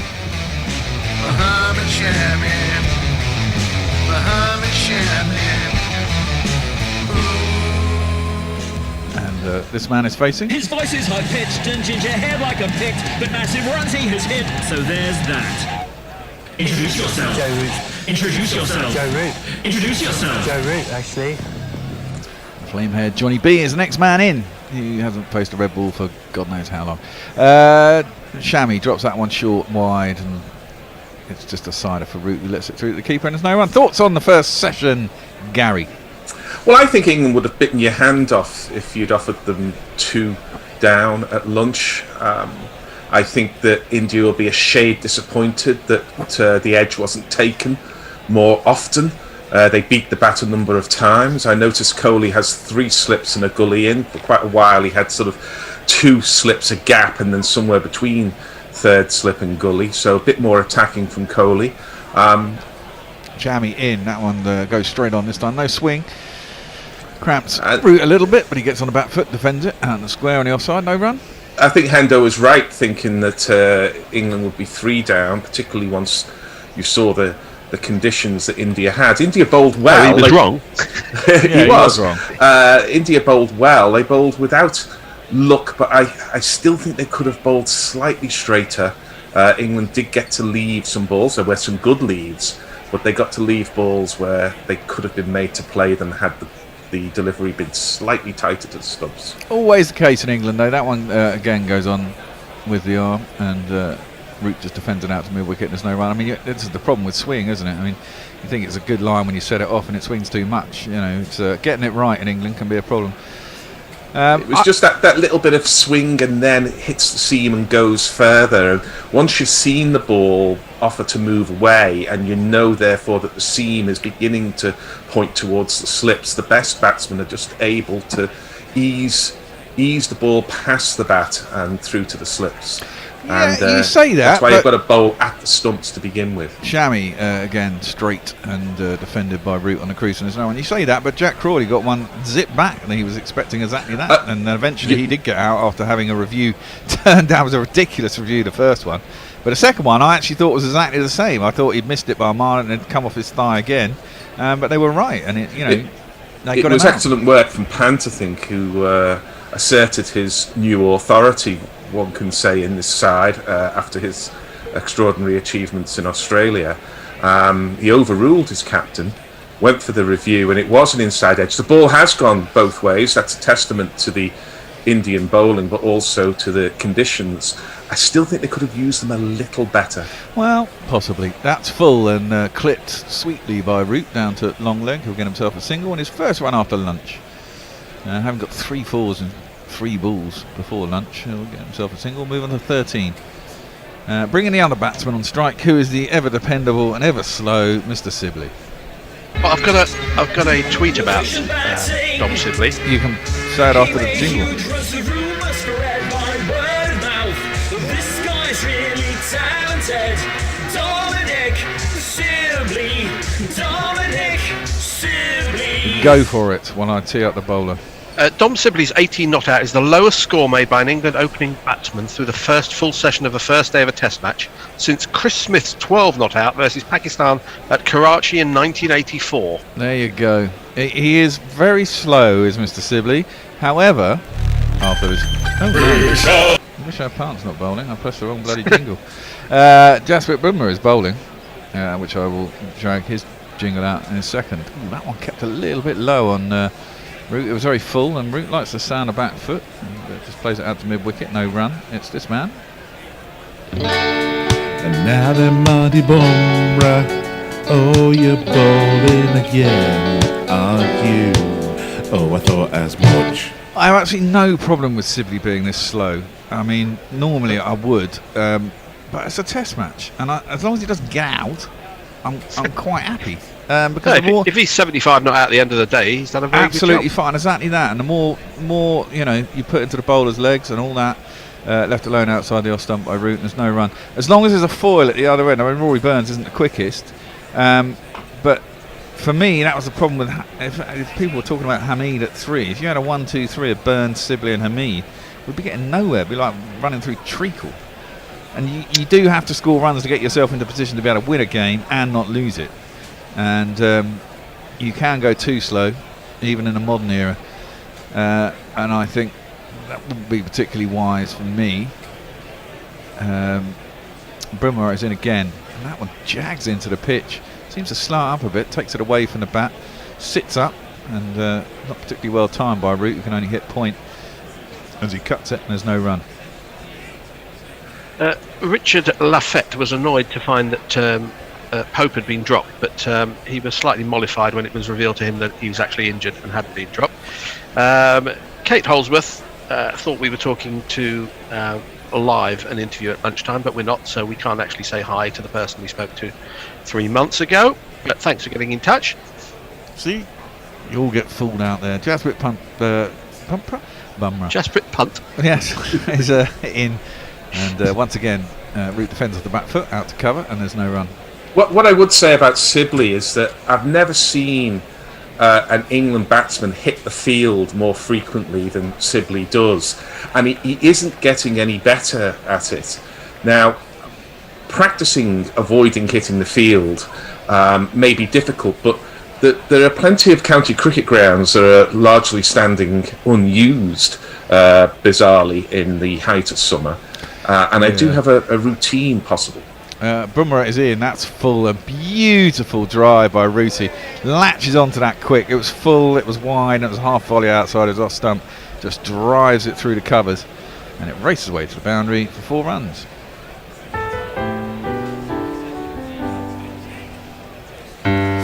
Well, of course, the thing about Sibley is he's just bloody obstinate. He can hardly play a shot on the offside, so therefore his scoring options are very limited to balls that are straight, almost.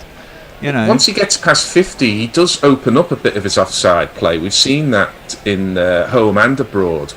But I do think there's a kind of exercise, although it does sound a little bit it's a knockout. I'll come back to it after this ball.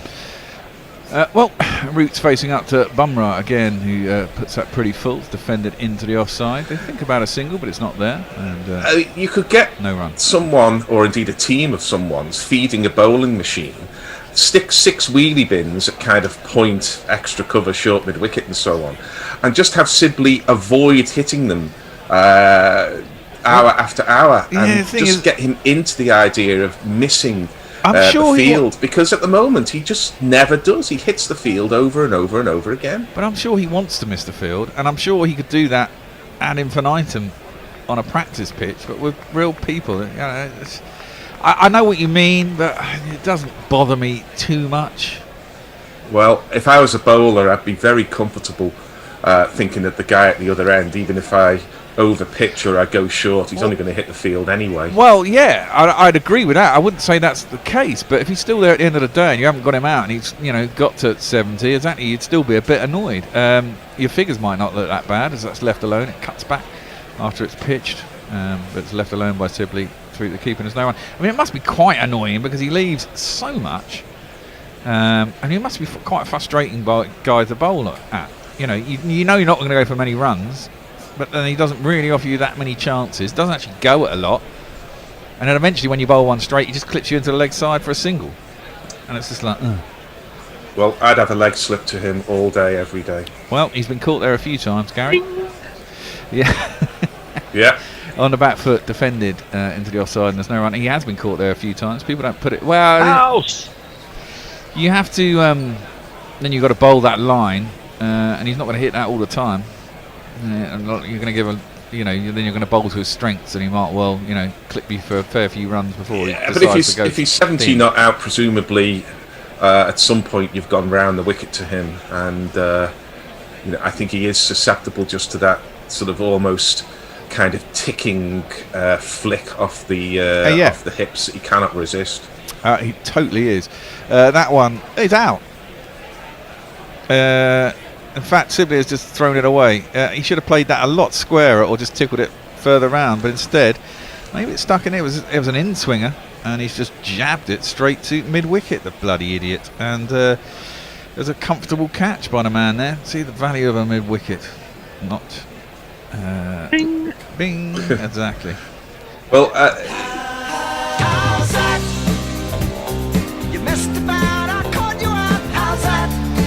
and that'll be a bit annoying for him, no doubt. Well, I mean, he could literally have hit that anywhere on the leg side, but rather illustrating the point I was banging on about a little too much, perhaps, is that he hit it straight at the fielder. I think he's got to work on this, and I think if you practice, you get better. Yeah, he did seem to play with solid hands there, doesn't he? He should just let that ride off the face of the bat and go behind square, shouldn't you? I mean, the angle was way down leg side, and he's playing right around his pads and then still managing to hit it pretty straight. Yeah, he's an odd fellow, is Sibley. I'm not saying he should be dropped, but these English cricketers are not playing much cricket, and they haven't done for months now. And I really do think we should be seeing, as we saw with Zach Crawley, the benefit of some practicing.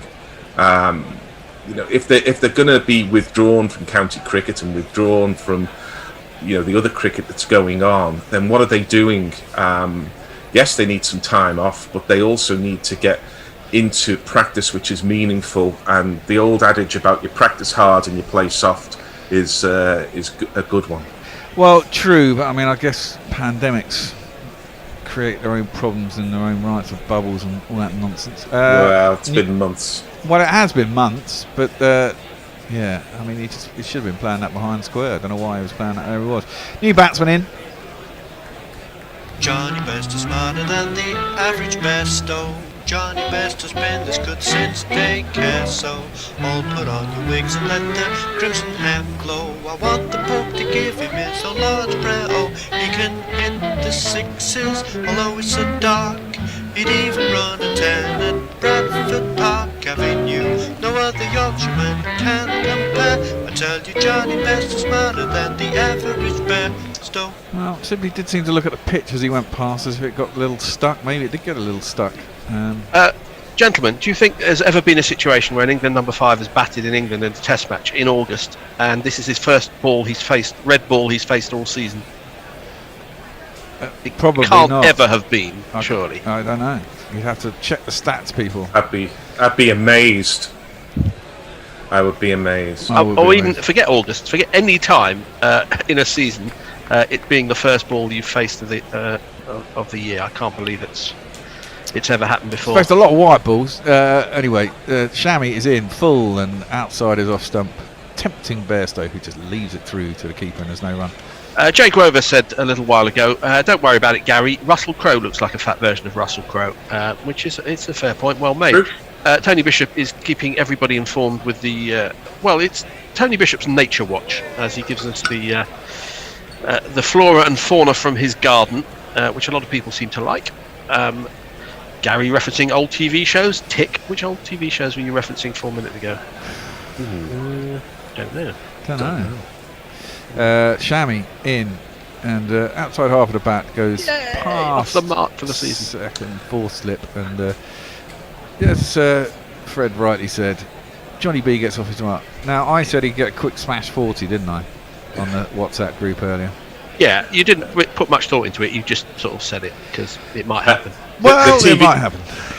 The TV show is It's a Knockout with practicing with wheelie bins.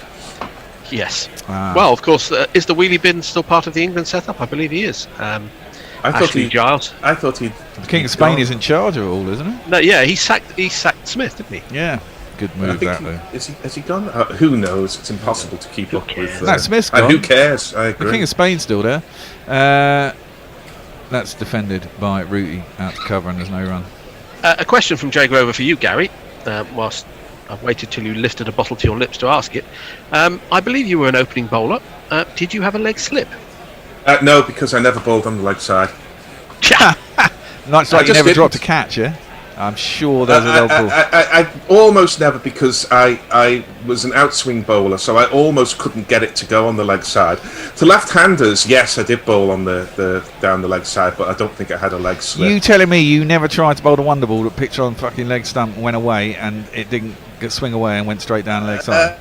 You telling me that in your honest truth, because I think you're a liar, Gary. I was a very unambitious bowler. My job was to bowl in the corridor of uncertainty, and I pretty much couldn't.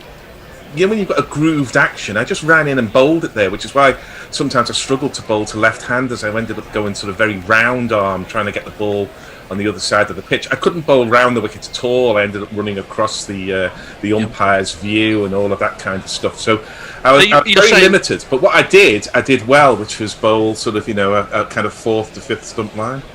So are you saying as a bowler you just repeated yourself constantly? I just repeated myself constantly. Indeed, I just repeated myself constantly. Dominic Sibley needs to practice. Bumrah is in. Now they're going to appeal for that? No, it's come off the pad surely, because there's no pace going through the pad. It was in-swinger, full in-swinging to Bairstow. He tried to clip it down the leg side. I think it brushed the pad and went through the pad. Have a leg slip. Just to underline that point, and I know there'll be a lot of scepticism out there, my Putney bowling career, some of that is online, and the first season I was playing for the thirds, I think I was playing for at Putney. I'll just break off. Putney are a good club, aren't they? Certainly were in the old days. That again is down leg side and helped further by Johnny B. Is it going to be leg buys? Leg buys, is leg buys. Yeah, it came off the thigh pad, but past pant and raced away very fine for 4 buys, but we'll give it a jingle anyway. 2 + 2 is on man. 2 + 2 is on man. So we were playing 45 overs a side, Saturday League cricket, and I think my figures, I bowled 141 overs in the season, 41 of which were maidens.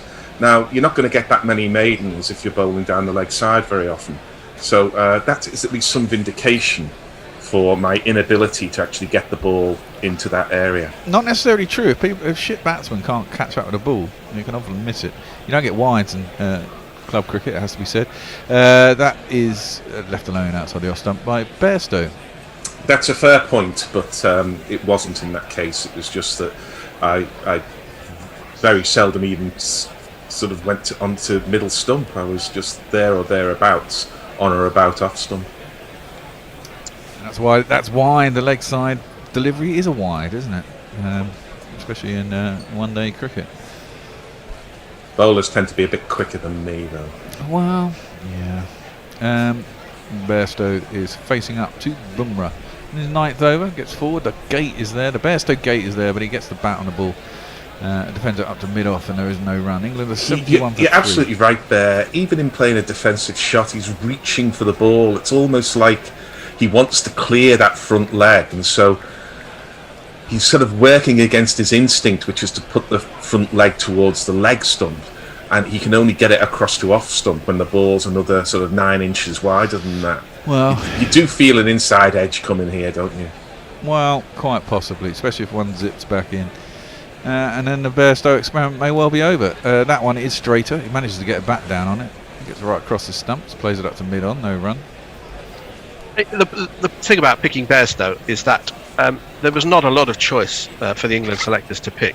And when you look at a second or possibly a third even choice England team comfortably beat Pakistan in the one-day internationals, England can put out 2 or 3 high-quality teams in the 50-over game and probably in the 20-over game, but they can barely put out a high-quality team in a test match.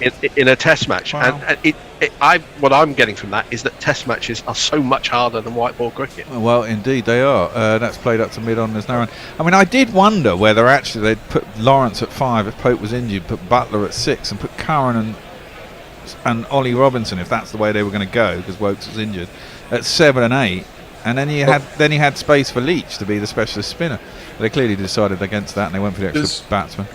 There's no alternatives if you don't look at them. And 2 batsmen who've scored a lot of runs in both red ball cricket and in white ball cricket. One is Jake Libby, who's having a fantastic season at, I think, Worcestershire. And he's 29 or something, so that would be a somewhat unusual pick. But he's scored a lot of runs. But the other one is a batsman I've championed for a long time, and I'm sure he'll play for England, and sooner the better, is Kieran Carlson at Glamorgan. This guy is a huge talent, and he has to give him this chance soon. Shami is in to Root, who defends that. Well, weirdly, into the offside, there's no wrong, I get stuck on the crease. I guess I can tell you that Kieran Carlson would not be clipping it to short mid-wicket or spending 80 balls getting 20 getting is he an opener? What's that? Is he an opener? No, he's sort of number 3 or 4. He's a middle order batsman, but he was a schoolboy protege. Took a little bit of time coming through into the first class game, but he's absolutely exploded this season. How old is he? And 23, I think. Oh, that's good. Well, he's one for the future then, hopefully, and maybe he'll get his chance. Clipped into the leg side by Root. That one snakes into him from Shami. He's only gone for 11 runs in his 12 runs in his 9.2 overs, and that's a single to Root. He has the fastest hands I've ever seen, I think, in real life in a innings I saw in a T20 at the Oval 3 or 4 years ago. But he also has the most wonderful ability to clip the ball on the leg side and hit the ball on the offside past the fielders, because he can break his wrists at will. He really is quite a talent, this lad. Shami is in, and Bairstow rides his hands to meet the ball and just drops it out on the offside, out towards point. There's no run. It was a game we used to play, and I was discussing it with somebody recently, at the start of a 5-match series. It works better on tour, but you can do it at home as well. Try and work out who is the complete left field pick who ends up in the England team by the 5th test or the 4th test. Somebody through injuries or lack of form who nobody had ever considered is all of a sudden, playing for England in a test match. The Neil Mallender game, is it? Yes, or the Paul Allott, and it's the more left field the pick, the better. Ooh. Well, there we go. The big gate is there. Bairstow playing it out on the offside, thick inside half of the bat, goes out to mid wicket, no run. Elixir of Azazel asks a question which probably works better in print than spoken, but I'll say it anyway. What's the similarity between Rory Burns and Cristiano Ronaldo? They can both make the score 0-1 inside 2 minutes. It doesn't work very well spoken. Jay Grover says, I had a rare glow of affection after that exchange, tar or, and I'm not sure what exchange it was 4 minutes ago, but we're glad that your affecting glow is working. Shami in, left this time outside Bairstow's off stump, and there's no run. Derek Willis joins us from a cloudy North Carolina beach. He says it's a rare August day when England has more sun than I do. It's partly cloudy where I am. And darn it, Gary, says Jay Grover, you were so close to saying, I'll tell you that. I think he just needs that for the bingo card. I think so. He might do. Well, Bairstow is facing 11 balls so far. I'm sure he'll have a better time against this lot, India here than he did in India with the weirdly well, he likes it there, right full on his pads, and he clips that sweetly out to deep mid wicket, and it'll be a single. I presume that's A lot of batsmen like half volleys on leg stump. Well, yeah, true. I do wonder, James Vince, the inevitable James Vince is still out there. I mean, he is a classy batsman. He just gets 27. Yeah. With 27 in this side, might be quite useful. He might be captain of England by the 5th Test. You never know. He might be playing for Surrey next season. He's the type of player that Surrey seem to hoover up, going around picking up the class from other counties. I know he's very fond of Hampshire and they of him, but you never know with these people. I tell you what, Jamie Smith hit the cleanest set of big hits that I've seen for a long time in that crazy match at Guildford last week, the 50 over game that was reduced to 30 aside. I've never seen a batsman middle the ball so often. He scored 54, I think, off 18, and it seemed like every ball was just howitzering out of the ground. There's some batting talent around the country, that's for sure. Yeah, there is. That's clipped into leg side. Nice little leg side fielder, got close in mid wicket, and there's a slightly deeper forward square leg and a mid on, no run. Most of the people making that kind of impression tends to be in white ball cricket. But it tends to be because they play white ball cricket, but we did have a decent period of red ball cricket at the start of the year in April and May. In not great conditions for batting. Not always. Which is a good test for batting. But there was a couple of decent weeks in April. May was difficult, but there were runs made. Yeah, Jasprit Bumrah is in full again and jabbed out by Bairstow square to point, and there is no run. Yorkshire have got some young lads coming through who look like they may have something about them. It is a big step up in class to the. That's what I was just about to say. I mean, we looked at James Bracey. I mean, everyone was talking about James Bracey. And yeah, fair enough. He only had 2 tests against New Zealand, and maybe he was a bit flummoxed by the fact he was put in as a keeper because of the injury to whoever it was. I can't remember behind the stumps, but he looked completely out of his depth. But he didn't make a case in county cricket, Bracey. I thought he was averaging 40 odd or something at number 3. That's defended back up the track by Bairstow, and there's no run. That's what everyone was telling me, because I knew bugger all about him before he got put in the team anyway. He was picked as a reserve wicketkeeper, and he is a converted batsman into a keeper, but I don't think anybody would have had him in the 5 most likely players to come from county cricket and make runs immediately in Test cricket. I mean, I may be wrong, but I do a county cricket column every week at the Guardian. I don't think I've mentioned him once. There you go. So his reputation may have been on Lions tours and as a good tourist. Well, Bairstow played that kind of airily square out through square leg. There is no one out in the deep anymore. They've got forward square leg and a mid wicket. And it was a little bit uppish, clipped quite nicely with good timing, and it does make it out to the boundary. It wasn't massively convincing. Well, it's timed. Nicely timed. I do think it's stopping a little bit in the pitch on that square shot down the leg side. I should say that other picks such as Sibley, Lawrence, Pope, they have all made a case in county cricket. I'm not saying here that England don't pick players who have a weight of runs in the championship, because certainly all 3 of those did. Burns too. I just think it's a retrograde step to pick Johnny Bairstow. He's got technical flaws. Those technical flaws are only exacerbated by playing white ball cricket, so he's on for a double 100, I suppose.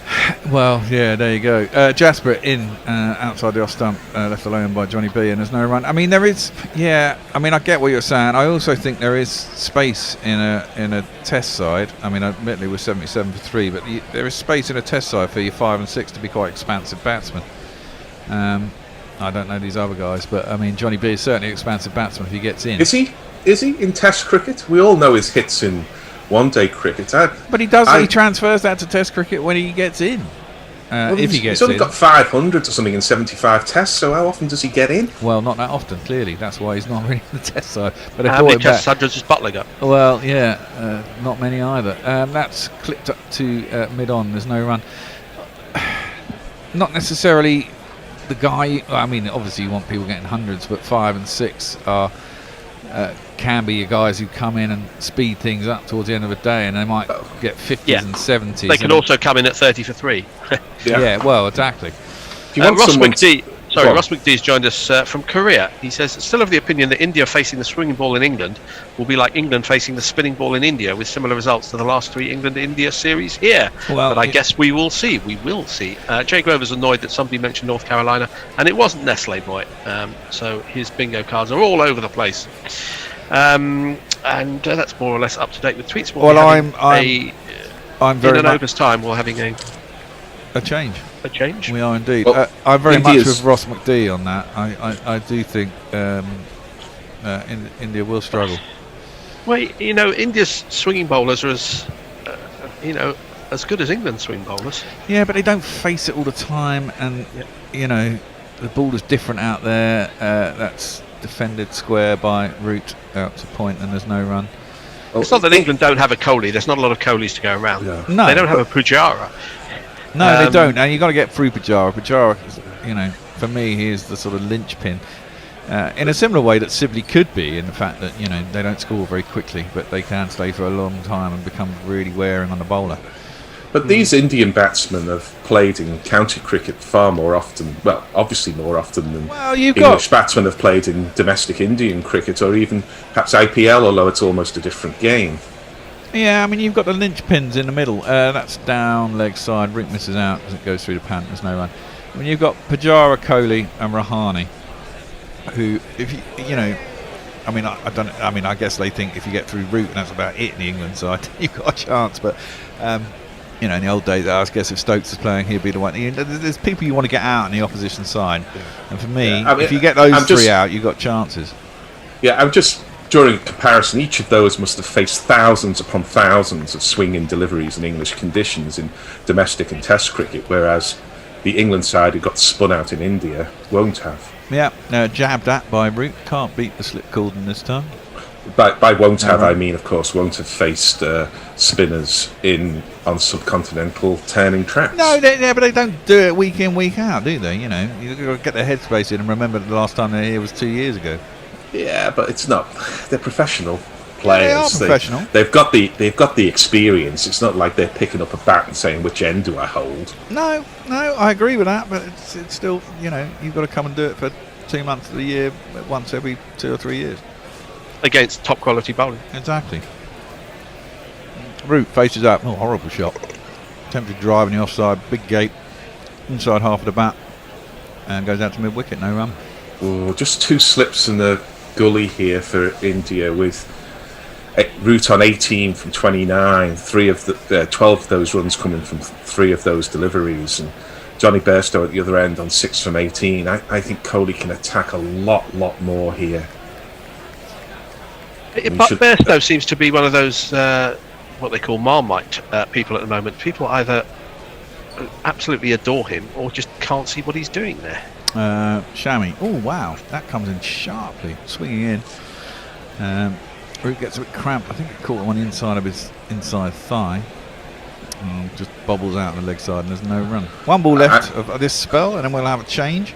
I will be replaced by Knackle. Tony and Jules will be joining him. I suspect those Marmite division might be between those who see him whacking the ball out of the ground in white ball cricket and those who see him being bowled through the gate in red ball cricket. Perhaps. He does seem to. A lot of people seem to hold him in affection, perhaps for reasons other than his cricket. Shami in short, drops it short, pulled nicely by Root. Can't beat Bumrah, who's down at long leg, and it'll only be a single. And that ends the over. 78 for 3 ends my spell. Knackle will be taking over for me, joined by Jules and Tony, as I said. See you shortly. Fantastic. This Bairstow thing's kicked off, hasn't it? Yeah, I think Gary might have a point there. There are people who watch him plundering runs aplenty in white ball cricket, but occasionally having his technique tested in red ball cricket. In case you're wondering why you haven't heard Knackle, he's in the studio together with Bear, and they're managing their appropriately distanced handovers. But I think, Knackle, you're all ready to pick up and talk us through the next half hour, aren't you? Yes, Fantastic. indeed. Thank you, Tony. I mean, even in normal times, we can't physically both occupy the same chair. We do have a change of bowling at the Radcliffe Road end. Mohamed Siraj is coming back into the attack. Dismissed Zach Crawley with one that zipped into him and took the inside edge. Was only revealed by review, which Rishabh Pant talked Virat Kohli into. Well, technically speaking, you could sit on Bear's lap, but I don't think we want to encourage that. Oh, this leather armchair is extremely comfortable. I say nothing of the lap. This is outside off stump. Root leaves alone through to the keeper. There is no run off this bowler. When you gotta fight your way from the streets, gonna find a way to land in your food. There's only one man who could save us now. It's Mohamed Siraj. Most expensive of India's 4 bowlers used so far today. A little bit all over the place to Joe Root, who took him for 3 fours at the end of his last over. He's in.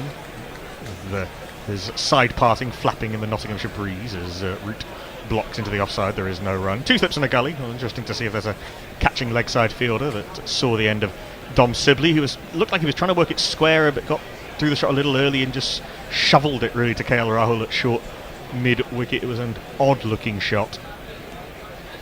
India would be very happy with their start to proceeding to the second session. England are 78 for 3, having won the toss and elected to bat under blue skies as Siraj is in fullish outside off stump. Root leaves alone through to the keeper, and there is no run. I wonder with Bairstow, when the squad was announced, it looked as though he'd been essentially picked as the backup wicketkeeper because they didn't have any other options with Folks injured, Bracey having got himself badly out of form, and not too many other options they wanted to look at. And now Pope hasn't recovered quite fully. They wanted the extra batter, and he finds himself batting at number 5 as Siraj is in. Root goes on the back foot and pushes to backward point, and there is no run. So the injury to Stokes has forced. Well, and that also wasn't foreseen. The injury, yes, the not recovery from the finger injury, but also the mental health break that he's felt that he had to take. They've essentially You've got to remember with Bairstow that he was keeping wicket for a time, which I never blooming understood for England, because he wasn't the best wicket keeper in that side. And then, to be fair, his batting average isn't that horrendous in Test cricket. Siraj in outside off stump. Root defends to backward point. There is no run. It's been trending in the wrong direction for a long time. He had an extraordinary 2016. He had 1 good 100 in Sri Lanka, but he has been trending in the wrong direction, and he's been. Someone worked out that his average of balls that are going to hit the stump is 7 since 2016. He's got this very clear weakness on the inside edge, which makes him a lot easier to bowl at than a lot of other players, and he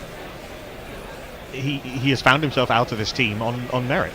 As Siraj is in, last ball of the over, full delivery, driven sweetly by Joe Root, about whom no such worries exist. He uses the full face of the bat, just opens the face to get it into the gap. 4 runs to cover point. Root moves to 23. Did we read the message from Boris Fagin?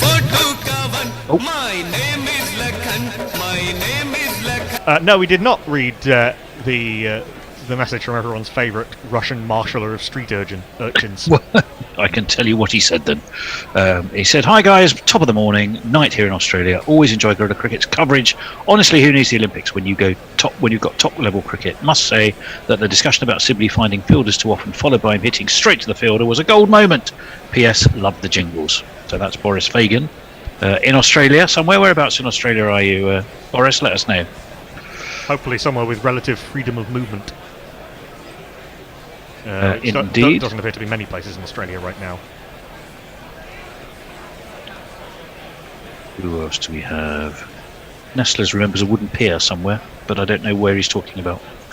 Shami's going to continue from the pavilion end. Full delivery to Bairstow, leaves alone through to the keeper. There is no run. Siraj in particular, Shami too, would be more happy bowling at Bairstow. Siraj does get the ball to come back into the right-hander as he displayed to Crawley, and we've talked a lot about the Bairstow gate, the big weakness on the inside edge of the bat. It's very good driving through the offside, and very good clipper of balls that go too far down leg, and you certainly don't want to bowl short at him, but if you can keep the ball on those on or around middle and off stump. He does have that weakness. There's a short mid-wicket in place. He tries to work this to leg, and it comes off the thigh pad. Back to the bowler. There is no run. Attacking both sides of the wicket, Tony, with 2 slips in the gully and the short mid-wicket attacking both edges. Yep, very much so. But going back to Bairstow, my point is he's kept wicket. He's not concentrated on his batting.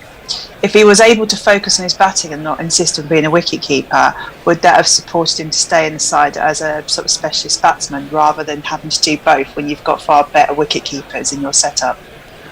Maybe. They sort of tried that and nothing quite worked, did it? As Bairstow again tries to stand on off stump and work this to leg, but gets rather tangled up and hits him on the thigh pad, and there is no run. There was that curious period where he was batting 5 and keeping, and Butler was batting 7 and not keeping, because Bairstow had been keeping for a while when he was the only batter keeper in the 11 and had been doing very well.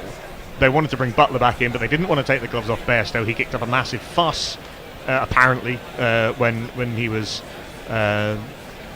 when the plan had been to move the gloves to Butler. They didn't want to disrupt that, so it all got a bit messy as Shummy is in, defended watchfully from Bairstow. Back to the bowler. There is no run. I want to take this almost a bit more basic. Tony, I'm not entirely sure, based on the strength of these first 22 balls, where Johnny Bairstow's trying to score.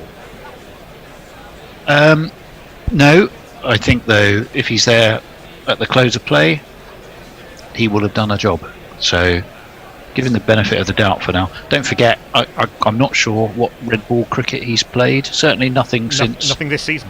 July. Nothing this season, apparently. So nothing this season. So from a standing start, he's into pace, one of the best test attacks in the world. I mean, give him time. As Shummy is in full delivery and driven by Bairstow, misfielded by Shummy off his own bowling in slightly bizarre fashion, and it dribbles into the offside and they take a single. Akshar Patel's back on the field as a sub-fielder. I wonder if Bumrah's just gone off after his spell for a little, retire the boots and a reshoeing. Made it sound like a Shire horse. No, I was about to get him properly shod. More of a racehorse, I think, Jasprit Bumrah, than a Shire horse or a beast of burden. I think you've got to be very careful about citing people that are performing well at the county level this season and then chucking them straight into a test side. This one jags from Shummy into Joe Root. He's troubling both these Yorkshire fellows on the inside edge. Good over from Mohammed Shami. He's bowled really well today. 1 for 15 off his 12. England, after 34 overs, 83 for 3. Oxymoronica says we need some Yorkshire grit and a Century partnership to grind down the attack and steady the ship. That message brought to you. Just try and keep that gate closed, Johnny. That message We've got some Yorkshire grit or Welsh fire with a bit of Trent rocketry as well at the middle there. That message from Oxymoronica brought to you from 1968. Yes, indeed, Yorkshire grit. Aye. Jules, you know why Bairstow was keeping. I'm not saying it is right, but you can see the holistic reasoning, says Jay Grover. And Ravi Nair just simply says, Jules, exclamation mark, exclamation mark, exclamation mark. So I don't know if that means you've done something wrong or he's just pleased to see you. Maybe didn't agree with the Bairstow comments. I'm sure he'll let us know. I was like... I mean, the thing I always worry about with Bairstow, he does seem a bit fragile. Like, he will blow. I'm pretty sure he blew in one of the games of the World Cup, and then he has this amazing innings. And I think he just needs some more support around him. Whoever got it in his head he needs to be a wicket keeper, I'd love to have a meet with him and just say why. Well, because I think it's affected his overall game. It worked for a while. He was at his best when he was coincidentally keeping. I don't think the two had much connection, as Bairstow largely pushes down to his dad, I would have thought. Bairstow pushes up to mid off and there is no run. Into that period in 2016 he was keeping wicket. I don't think the two are linked, but I don't necessarily think the keeping was the issue that stopped his game flourishing, and certainly since coming back into the team not keeping, he hasn't flourished, apart from that one superb 100 in Sri Lanka at the end of 2018. Siraj in, very much trying to bowl straight and challenge the inside edge. Bairstow defends up to mid-on. There is no run. Bairstow, he will be aware of it. He'll be very aware of it. He'll be working really hard to try and stop it. But what is happening so far in this innings that I'm seeing is that he isn't playing off the front foot with any sort of certainty. He's very happy to just sort of wait for the ball to hit the bat, and he's not obviously looking to score runs. I'm not saying hit boundaries, but score runs, as Siraj is in. This is defended sort of the inside half of the bat. Again, it's all a little bit tentative and proddy from Bairstow, which is not the Johnny Bairstow at his best. Into the onside, there is no run. As you say, Tony, there is still a lot of time. You've got the one thing you do have on your side in Test cricket is you've got time, and he's playing his first red ball game of the English home season, but it's not been a terribly... judge him at the when he's out, not while he's trying to scratch away and get himself into some kind of full nick. and wide outside off stump to see if Bairstow wants to have a thrash at it. He doesn't. Through to the keeper, there is no run. My judgment is very much ongoing. I'm trying to work him out I'm trying to work him out just as much as he's trying to work it out, I think. I mean, Collingwood made a career out of being quite scratchy at the crease, but he still managed to get quite a few runs. He seemed to enjoy being scratchy. Hey, if it's effective and someone stays in. Well, indeed. Need to score some runs at some point, as said earlier. Better shot from Bairstow, defended more or less off the middle of the bat to mid-off. There is no run. Just flipping the perspective a little bit, I think India will be, 83 for 3 is not, it's not devastating by any means. It's a fairly even start, but I think India will be pretty happy with how the bowlers have bowled so far today. Yeah, at the moment, I'd shade India just ahead in terms of who'd be the happier. Everyone's been hitting a line and length. The old bouncer and Yorker from Bumrah. A bouncer that's a poor delivery from Siraj. Bairstow doesn't have to do anything with it. Trent takes down the leg side. Decent over from Mohammad Siraj, a maiden. England 83 for 3. No sign of the lone spinner of Indra Jadeja, preferred to R. Ashwin. As India and England basically both trying to extend their batting at the expense of perhaps their best attack. Let's see. Tony tweets. Yeah, Becky Fairley-Clark, whose interview we played at lunchtime, said, "Thanks so much for the chat and all at Gorilla Cricket for the chance to chat about the survey. If you haven't had a chance to read the survey, she's told us where exactly we can go and do it and take a look." So that has been retweeted. Jay Grover must have thought you were doing tweets, Jules. I'll hold on for a moment. We do have a change of bowling at the pavilion end now. A good spell from Mohammad Shami picking up the wicket of Dominic Sibley. And this man, India's fourth seamer, who was also picked to shore up the batting, is back into the attack. This man from Mumbai.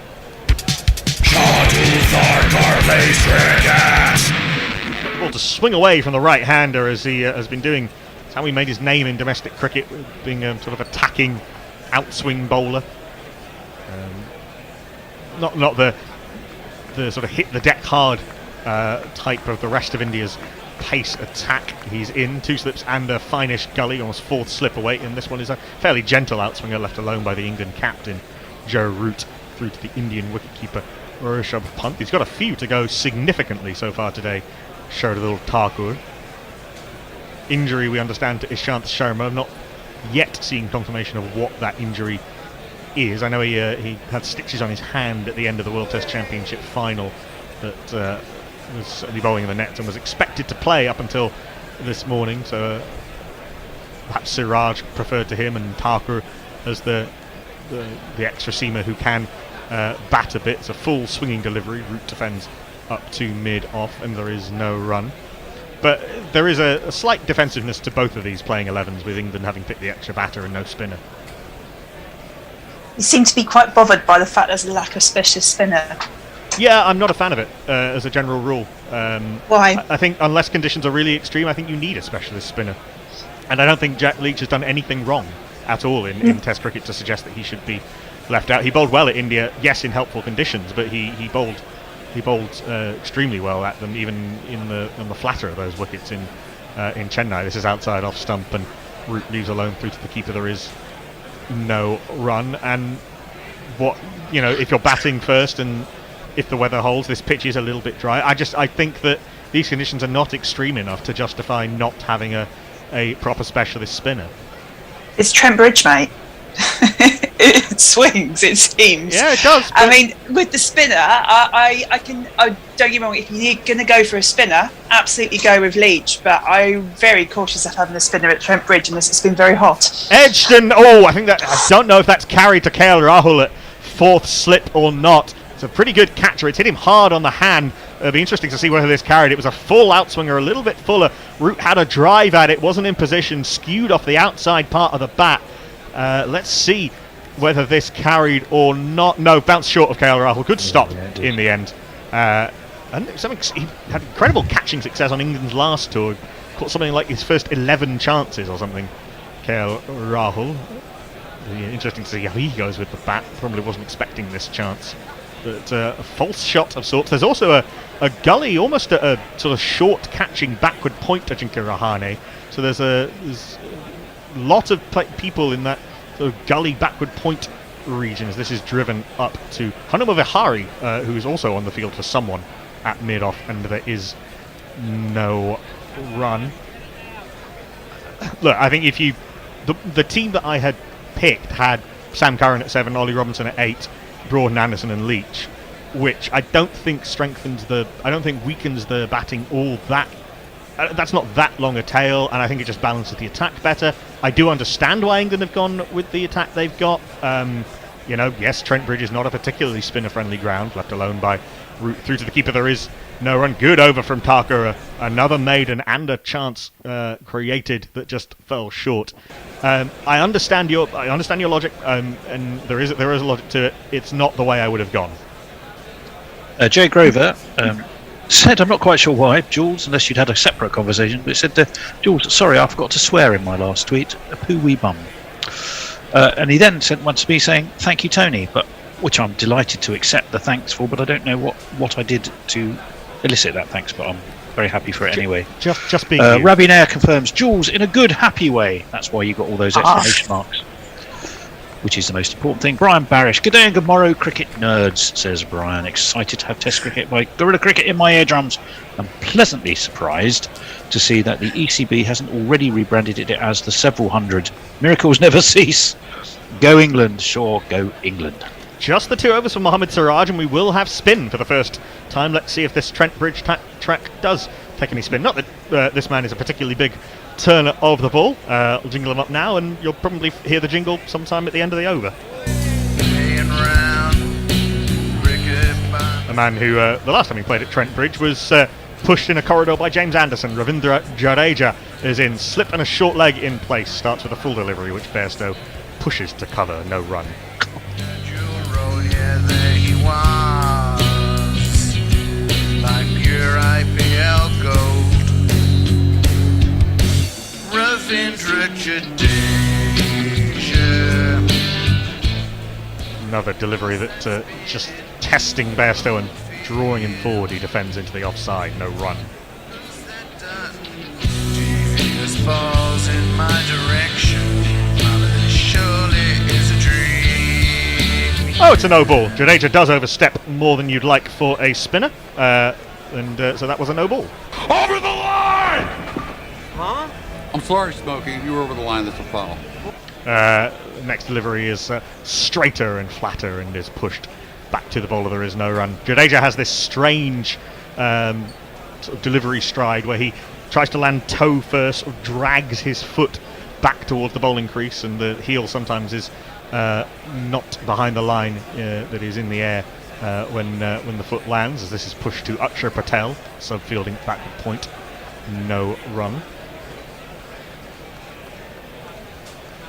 What's that we're looking at? Boycott. That's Jeffrey, is it? Yes. Is that exactly the same pose that he adopted when he ran out Derek Randall? Well, as at Trent Bridge. This is pushed into the offside. There is no run. I think we've actually got that run out, that jingle in here somewhere, which will play when there is a is that how tragic? Yes, I think that was the occasion. Rahane awaits at slip. I think it's Pujara under the short leg. It was pretty good in there. This is outside off stump. Bairstow pushes to backward point. There is no run. It is indeed Sandy Eagle, Jateshwar Pujara at short leg. Man, his big Muppet-like beak as Jadeja is in, and this one's a little flatter and quicker and beats Bairstow on the top edge, trying to cut. Taken by Punt, who whips the bails off, does well to whip the bails off, but no chance of a stumping. Just the no ball spoiling the maiden from Jadeja. This has been good from India in these last few overs. That's the only run in the last 3 overs. In fact, just 2 runs in the last 4 overs. England being made to work hard, 84 for 3. Leah says, I think the voices inside his head convinced Bairstow he should keep. Those same voices will convince him to become cricket's David Icke in a few years' time. No, his dad didn't play as many playing as you might have expected him to. There's 4, I think, between 79 and 81. But in that time he took 12 catches in 4 tests, 1 stumping, served England and of course Yorkshire with great distinction. So like father, like son from a Bairstow perspective, right down to the plain hair as well. Shardul Thakur, none for 10 off his 6, bowled a maiden just recently to Joe Root and nearly had him caught at 4th slip, just bounced short of him. He defends this to Rahane in that sort of catching backward point, really. It's a little bit too square for a gully and too close to the back fields, and there is no run. Very good in the gully, Rahane, and it slip off the spinners. This is an interesting passage of play, as England have been made to work very, very hard for these runs, as they could have expected. Ooh. I'm kind of cautious with saying this, because I can guarantee a wicket will fall. But actually, the people that look out of touch are the people that probably have played.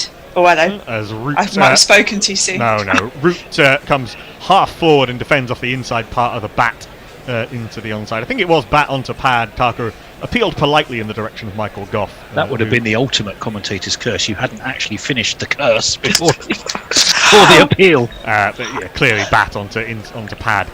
Dribbling into the onside, there is no run. Good change up there from Thakur, bowling a little bit straighter after bowling predominantly outswingers. You keep calling him Thakur, which I'm sure is correct, Knuckle, but it makes me think of an otter every time you say it. Shardul Thakur is in. That's pushed pleasantly by Root, with Rahane in there at sort of catching backward point come gully. There's a bit of a gap. Jadeja has to chase this back from cover, and Root picks up 2. Moves to 25 off 47. Has looked relatively untroubled by that edge that fell just short of KL Rahul at 4th slip in the last over.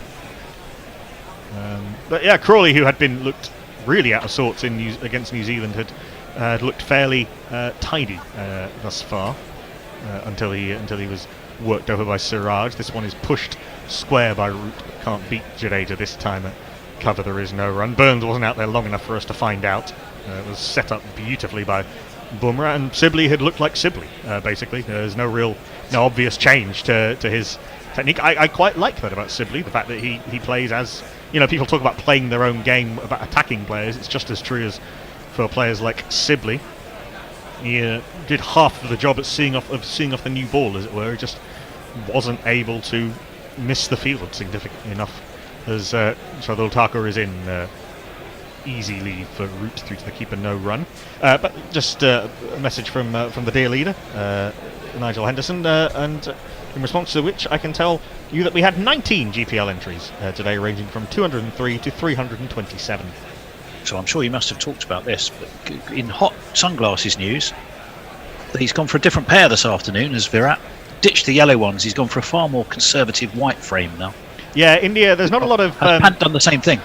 There's a lot of individuality with India's sunglasses. They look like an entire branch of the sunglass hut that you find in airport terminals. Airports. This is back of a length and pushed by Root. Plays that shot very well.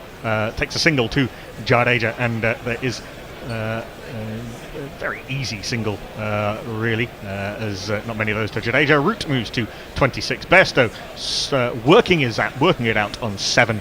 India have dismissed Burns, Sibley and Crawley, and England are 87 for 3.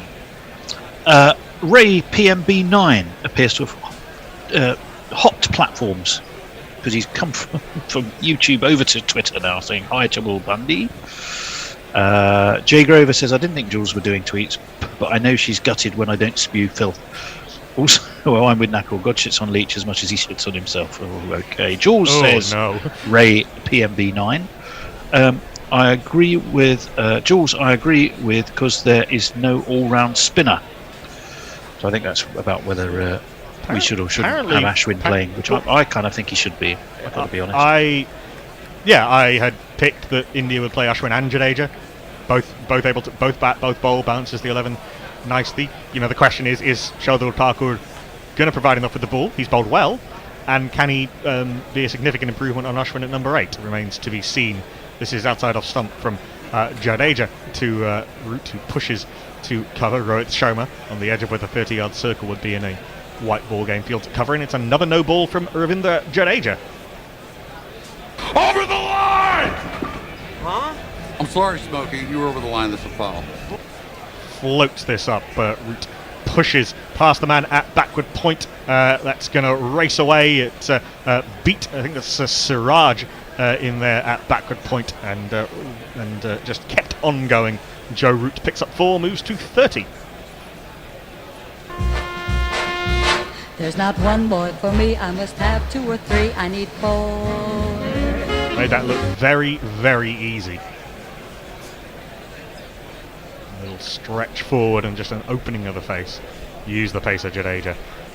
We've got a slip and a short leg, a backward point cover, sort of catching extra cover mid on short fine leg, and a deep backward square leg. This one skids on from Jadeja. That'll be the dangerous ball you'd think from Jadeja on this pitch. Root defends horridly off the inside edge to short leg. There is no run. I hear a little a stifled snort of amusement from the bishop. Yeah, no, it's a Jay Grover tweet. As Jadeja in, I guess, again gets this one to skid on. Root pushes into the offside. Siraj fields at backward point. There is no run. We'll have a change at the end of the over. So in 3 balls time, as Jadeja is in. Too much on leg this time, and Root can push an easy single. They'll come back for 2, in fact. Oh no, they won't. They're both batters are at the same end. Oh my word, how have India messed that up? The throw, both batters were at the same end, and that's the end that the throw went to, and then it had to be relayed to Rishabh Pant back at the striker's end. And Johnny Bairstow, so quick is he that he was a sprinter in his younger days, and he needed to be there because he's run 2 by himself there. He set off, Root sent him back, and then Bairstow, in fact, he only got halfway down the track and then had to dive back. Probably the throw did come to the right end, but Bairstow's pace was able to get him out of trouble. But my word, we could have got some use out of that run out, Jingle. In the end, 1 run.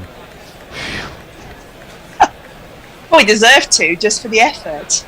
Well, it's funny how we'd had that close-up on Jeff Boycott stood there discussing tragic run-outs, and then England did their absolute best to try and effect one, but it didn't quite work. Courtesy more of India's ineptitude in the field on that particular instance. Well, maybe actually their own running. I want to see that again, because what happened was, just to talk you through it, Root pushed into the onside. For some reason we're taking an ad break in the middle of the over. Not really sure what that's about. Root pushed into the onside. It was a very obvious one. I thought they were going to try and come back for 2. Bairstow turned very quickly and set off. Root took a couple of steps down, then sent Bairstow back, by which point, being as quick as he is, Bairstow was halfway down the wicket. Then he turned and had to run and sprint full length to get back into his crease. And I think that he had recognised the danger just in time. I thought they had actually ended up at the same end, but the throw into Rishabh Pant wasn't in time to catch Bairstow. I think actually the throw did go directly to Pant. So in the end, they just about they turn a very easy one into a very difficult one. Were we changing? Well, did I hear we were changing? But there's still 2 balls left of the over.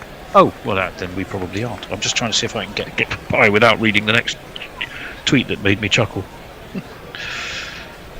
Why are we waiting? Okay, let me see. Ombre Nuevo, thanks for clearing up my Wokes question just before lunch. I have a follow-up one. What is more dangerous for English players, pre-match warm-up football or our dressing rooms? I don't know if I think Wokes did his injury at home. He did. I have had confirmation from the one journalist who would know, and Wokes slipped down a couple of stairs. Basically just sort of missed the last couple of stairs at home and bruised his heel. We've all done it. Normally when drunk though, which probably he wasn't, but there we go. Jay Grover says, I'm not being funny, but there's only so many Romanian lesbian elf orgies one man can take. I don't even speak Romanian. I'm taking a break, please cheer me up. So presumably you're editing some of your fine literature. By the way, the reason we're having a break with 2 balls after the over is because I think Bairstow might have done himself a little bit of... There was a need for some equipment check and some physio check after Bairstow basically dived head first on the...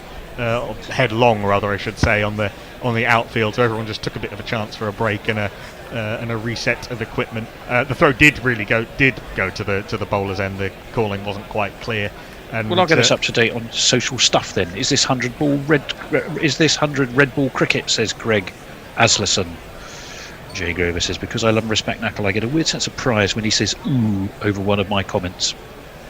Yeah, that was it. Yeah. No, I'm not going to go into why I said ooh. Actually, I'm editing myself. I would.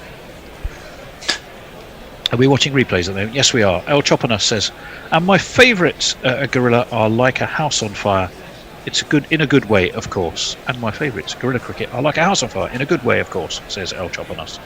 Welcome to you. Delighted to hear from you as ever. I'm not sure if we said hello to Patel Hassan Ali from Gujarat, but if not, we're saying it now. In fact, quite a few of you over on Cricket Tracker. I will name a few: BK Singh, Kulshwar Sahu, Rohit Gupta, and let me see, Pawan Kumar, Zenab Petiwala, Tarun Sharma, Jivan Sawant, Dhananjay Kumar, Poppy Ram, Haranda Prasad Kushwaha, Sandy R. Kumar, and loads more. We are.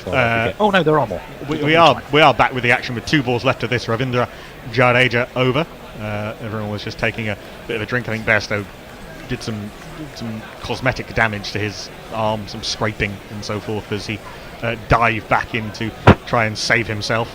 I think even with the throw going to the wrong end, had Bairstow not been as lightning quick as he is and got the diving quickly, there might have been trouble anyway. But he is, after all of that, facing up to Ravindra Jadeja. That break lasted longer than a typical Jadeja over. Fifth ball. Bad time to get out then, didn't it? 5th ball of the over. Oh, that's another delivery that Bairstow tries to cut and is beaten on the outside edge. Jadeja's getting a little bit of skid off this wicket and a little bit of extra bounce that the seamers weren't getting. Bairstow was in no position to cut that and is lucky not to nick that through to punt, or the waiting Ajinkya Rahane at slip. As Bairstow faces up the last ball of this long and eventful over from Jadeja. He clips this up to mid-on. Jadeja runs into root in trying to field, but it's fielded by Rahul at mid-on, and there is no run. Plenty happening in that over. England 93 for 3. We'll have that change, and we'll hand over to Nestlers, to Gary, and to Hendo. Well, there you go. Only 7 minutes late because they decided to have a drinks break in the middle of an over. How strange cricket is, and with Gary coming on, I suppose we can talk about cricket shooting itself in the foot again. I'm a little bit worried about the way England are playing the only spinner. I know that certainly Root prefers to go back, play a bit more off the pitch, but there isn't the spin that we were getting in India. So I don't think they need to be worried about coming forward more. And as Knuckle was saying, Jadeja is more skidding the ball on than actually looking to turn it, really. There was a little bit of dip on that last ball as well, which was delicious. That said, Root has been playing beautifully through the offside. Thakur is back bowling again at a kind of moderate 80 miles an hour, but he is looking for that constant little bit of away swing, which is... I mean, it's not causing Root a lot of trouble, but you do wince every now and again as an England supporter when you see it do that, and you see him going after the drive. That said, he's played a couple of really handsome extra cover drives today, and another one that was squarer, which is exceptional too. Have I been joined by fellow people? I have. Gary is here. Yeah, this one is played up to wideish mid-off, almost round as far as extra cover by Root, and there is no run. Yes, Gary? Well, Johnny Bairstow was complaining to Joe Root, saying, communication after that near farcical run-out. But we can see on the replay that Johnny Bairstow is looking at the ball. Schoolboy error. He's not looking at his partner at all. Now, I do think Root does spend too much time with kind of bat in the air and hand in the air to signal. Shardle in again. There is again a little bit of away movement, but it's nicely played by Root. Well controlled, away between slip and gully, and down to the third man boundary for one of these. 1, 2, 3, 4. Now, but if Johnny Bairstow is ball watching instead of watching his partner, then I don't think he's got the right to start whinging about the communication, to be honest. Maybe I'm on Johnny Bairstow's case here, but the Bear said he was coming in, to play some shots and move things along at number 5. Well, he's got 7 from 38, and he reminds me a little bit of Hendo. I don't know whether you did this when you were doing your O-levels. In my case, it was French and German. I don't know which languages you did, but I'll come back to them in a moment. I scraped to French and nothing more. Outside the off-stump, a little bit of away swing and left alone. You used to get these comprehension, which were like 3 paragraphs that you had to sort of translate, and it was Je suis ici à la plage pour mes vacances de Pâques and stuff like this. And you used to sort of carefully translate it, sort of word by word, line by line, and it used to take sort of half an hour to construct these phrases and sentences back into English, because you were literally working in another language. Johnny Bairstow looks like he's working in another language here. I wondered where that was going. This one is pushed towards extra cover, and there is no run. Carry on. It's taking him. It's taking him what would take 5 minutes in white ball cricket has taken him 25 minutes in red ball cricket. And he may get through this and go on to get a score, and it's entirely laudable if that's the case. But if someone is playing their first red ball cricket of the year, you expect them to be as hesitant, as lacking in confidence, as short of fluency as Johnny Bairstow is doing here. Why is he learning to play red ball cricket in a test match? Onto the front foot comes Root to a good length delivery. He plays it to gully, and there is no run. That is the end of the over. You're not making a point that he is playing his first red ball cricket of the year, because of course he did play in those 2 tests in India, didn't he, towards the end? Didn't do himself much justice. Season, okay, fair enough. It's a difficult situation, I think, though, for Bairstow. I think they're right to have, taken the idea of batting him at 3 against this attack out of the equation. That sounded to me like a recipe for disaster. I don't think they've put him in because of the reason you were saying. I think it is purely the experience. They're worried about Hasib Hamid, possibly. They don't want to ruin him again. He's had all those troubles. He's been in good form this year. But I think if you brought in Hasib today, you're almost saying to him, you've got 3 tests to get it right. And if he didn't, they put even more pressure upon him. In comes Jadeja, bowls to Bairstow, goes back and cuts, and he will get runs here as it goes finer of the man at backward point all the way to the boundary. He's into double figures, and he's on his way.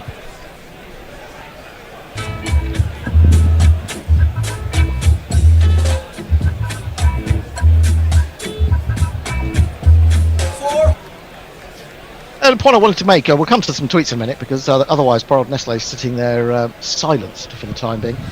But you've also got to talk about, even though Ravi Ashwin is missing from this test, and some people find that inexplicable, Jadeja is a massively underrated cricketer. His figures are phenomenal, really. He's in again, bowls to Bairstow, just a hint of straightening there as he defends it towards extra cover. There is no run. The 100 came up with that 4, 101 for 3. Nicely poised game, but I'm not sure you can ever say it's nicely poised when England are batting. Jadeja in again, and reaching forward this time. Bairstow plays it square, backward, in fact, to I think Pujara out there, and there is no run. Well, this is the side I thought they would play in the World Test Championship. I didn't expect them to go with both spinners, and I think if you go with one spinner in England, it has to be Jadeja. But I was wrong in the World Test Championship, but right today. Onto the front foot again, Bairstow, once more playing it square, letting it glide off the face of the bat. And there is no run. Jadeja, 221 wickets in Test cricket at an average of 24. I mean, that's up there with the best, really. It really is. If you're looking purely on the basis of figures. He's in again, sliding it on a little bit more, but more sensibly, I think, Bairstow getting further forward in this over. And it looking swaps, less troubled. It swaps arguably the worst fielder for the best fielder, because Ashwin is an absolute camel in the field and Jadeja is a gun. Well, there is that. In again, once more, Bairstow onto the front foot playing square. And there is no run. Nestle, you've got some tweets. I have. Ravi is with us. Says, does anyone else think Wokes tactically injures himself? Each time he does, he becomes a better cricketer. By the time he retired injured, he will be the greatest player since Sobers. I don't think he does it deliberately. And here's a topical question that I don't know if it's been read out from Levin 1976. Should cricket be at the Olympics? Do you know? Well, skateboarding is. Yeah, I mean, and three-a-side basketball. I mean, that's just crazy, isn't it? Three-a-side basketball is at the Olympics. What? Well, it does seem to me that we rather kowtow to American sports in the Olympics. So I'm not quite sure why that is. Three-a-side basketball? Three-a-side basketball. That's what it is. It does what it says on the tin. Thacker in bowls to Root. Root drives a swinging delivery. Doesn't really time the ball, and it runs to extra cover. That's what you play in the park in New York. Yeah, but that's why it's selected. I mean, they took a decision a few years ago, I think, with Olympic sports to get some of the participation events in that are relatively low cost, that people can play all over the world. And I think a problem for cricket is that it's not low cost and you can't really play it as a participation sport all over the world. Is the football going to become 3-and-in tackling? Yeah, but the football is easy to play. There are enough pitches worldwide and so on. I mean, I do think that it's good to get these in the Olympics. Thacker bowls again, and this time Root is reaching for a little bit of extra swing. Therefore, he rather mistimes it on the inside half of the bat, and it runs towards mid-wicket. You haven't actually answered the question, though. Should cricket be at the Olympics? Well, I would say no at the moment, because the cost of playing, the resources, the space, it's not a participation sport, and I think that it's good that the participation sports like the skateboarding, like beach volleyball, that you can play at a low cost, are in the Olympics. Cricket doesn't need the Olympics. Like golf shouldn't be in there either. You can argue that about tennis as well. Pujara has come in front of square on the offside in a catching position. He's been moved from gully, and Thacker responds with a fantastic delivery which beats Root's forward prod. He's bowling very tidily as Shardul Thacker. That was millimetres away from the outside edge. I would say that golf is one of the biggest participatory sports in the world. Yeah, but it's not a worldwide participatory sport. Yes, it is. Yes, well, yes. I'm less concerned with that, and I know. Thacker in again. This time gives Root the opportunity to go back. He plays that little brush shot backward as square. He's going to hurry back for the second. Better do so. Does, and gets there. England move on to 103 for 3. Root moves to 37. Yeah, even generally, North Korea's got a golf. Generally, I'm not for excluding sports from the games, and that's why, some of the really expensive sports to play, like perhaps rowing and equestrian sports, are in there. I'm not for excluding them, but I think when we're introducing them, and I think this is what the IOC said, and God knows the IOC get enough wrong, but they wanted them to be global and wanted them to be low cost and participatory. Thacker bowls again, beautifully driven this time by Root. Not sure it's going to get to the boundary. It's being chased. It's been finally given up, even by someone as quick as Jadeja, and Root moves into the 40s.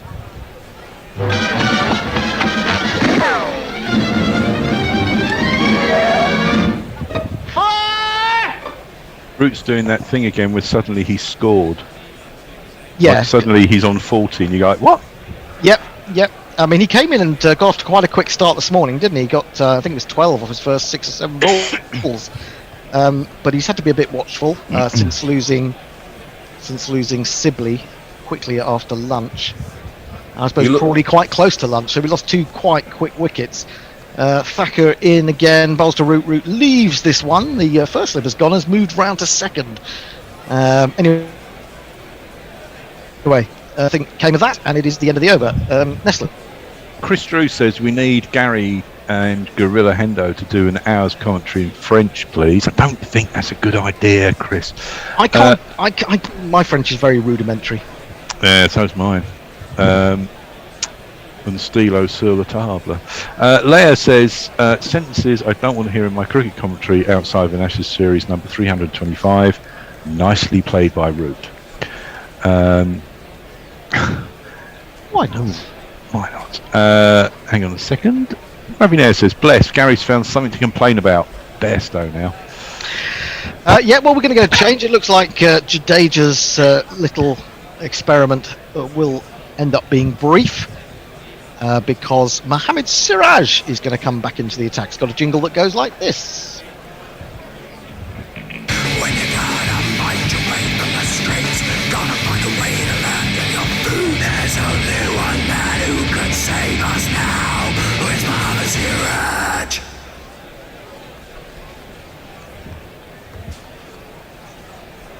I'm guessing that the jingle is finished. I'm not 100% sure because I wasn't hearing much of it, but there you go. 107 for 3 is the score. There's been a lot of talk on the TV about how a number of these England players have changed their techniques ever so slightly. Bairstow plays the first ball of a new spell from Siraj straight back past it up to mid-on, and there is no run. I thought that Sibley looked more secure until he didn't, if that makes sense. Crawley was much more positive, getting his front foot out to the drive, which had caused him some problems. It looked to me as if he was making a trigger movement before then actually extending the leg, as it were. I'll come back to that as Siraj is in. Shorter ball, and that's meat and drink to Johnny Bairstow. He didn't quite have the confidence to try to go over the top of deep square leg as he might do in white ball cricket, but controlled it well and picks up the single, 108 for 3. My point about that was that when he was driving and getting caught against New Zealand, he was making one very small forward movement. He's now making that on each ball that he goes forward to, and then if he does actually then extend that into the drive, he gets the foot further out. And I think that's why he looked much more confident with those strokes today. He didn't feel the same sense of jeopardy as he did when he was facing up to people like Neil Wagner.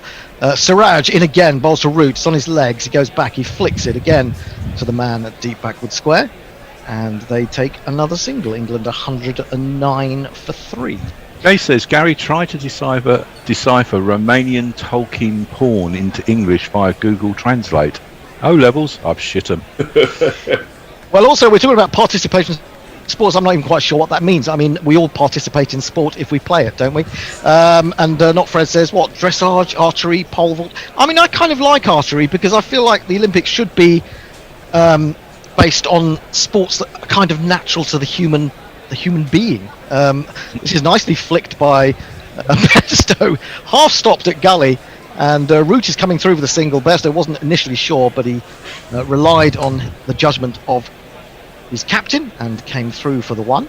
I've done two of those. I've done 2 of those sports that not Fred mentioned. What? You've done the pole vault? I did archery, and we had access to a pole vault at a sports centre once, and me and my mates tried it out, and I nearly killed myself. Well, that wouldn't surprise me. And we had a pole vault at school, but you only had a sand pit to land in, which is kind of hard if you're coming down on your back. This one is arrowed in towards Root, who defends with great certainty up towards mid-on. There is no run. I never got that far because I was legging it down the track with that massive pole, and then the pole was so heavy it dipped into the ground and stuck there, and I face planted myself. Oh, jeez. Well, I quite like. I totally appreciate. I don't like to watch it. I don't think it's a spectator sport at all, archery. But like the javelin. I mean, it comes from the human past in a sense. It's it's a variation on human survival instinct, isn't it? It's just turned towards mid-wicket. They won't get a run on this occasion. And that is the end of Siraj's first over of a new spell. He's got figures of 1 for 29, England 110 for 3. Nestlers. Player says, I don't care how many wickets Jadoo takes as long as he makes a 50, because the celebration will make a certain type of English fan absolutely lose it. Brian Barry says 3x3 basketball is sanctioned form of game by FIBA and played all over the world. Cricket is played at the highest level by only a handful of nations. But then again, so is baseball and softball, and they're both in. So yes. Yeah, exactly. I think there's been a favouritism in the past towards American sports. And as someone who actually despises and hates most American sports, it annoys me. I do. I mean, to be fair, I've only been to one baseball match, but it doesn't really excite me. You don't like NASCAR? No. I mean, if I went to an American football game and had someone explain it to me, I might watch it. But I think it's more stop-start than cricket. If people are complaining about cricket in that sense, I think that American football is worse. This is defended. Start of a new over from Thakur into the covers, and there is no run.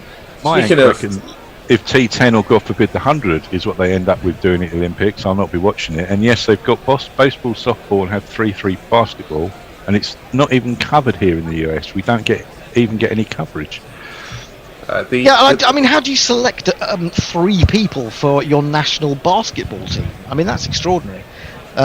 In comes Thakur again, bowls to Bairstow, who's on 13, leaves this outside the off stump. There is no run. Pick the 3 best available. Yeah, but, that's going to be down to... I mean, picking 3 really good basketball players has got to be quite tricky. It's got to be in America. It's got to be quite tricky, hasn't it? Yeah, I'd say. I mean, unless you've got specialists in 3x3 basketball, I don't know. I don't even. I mean, I like rugby sevens to a certain degree, but the tries come too easily. I think they should add a couple more, like 9 players. That would be a little bit more interesting.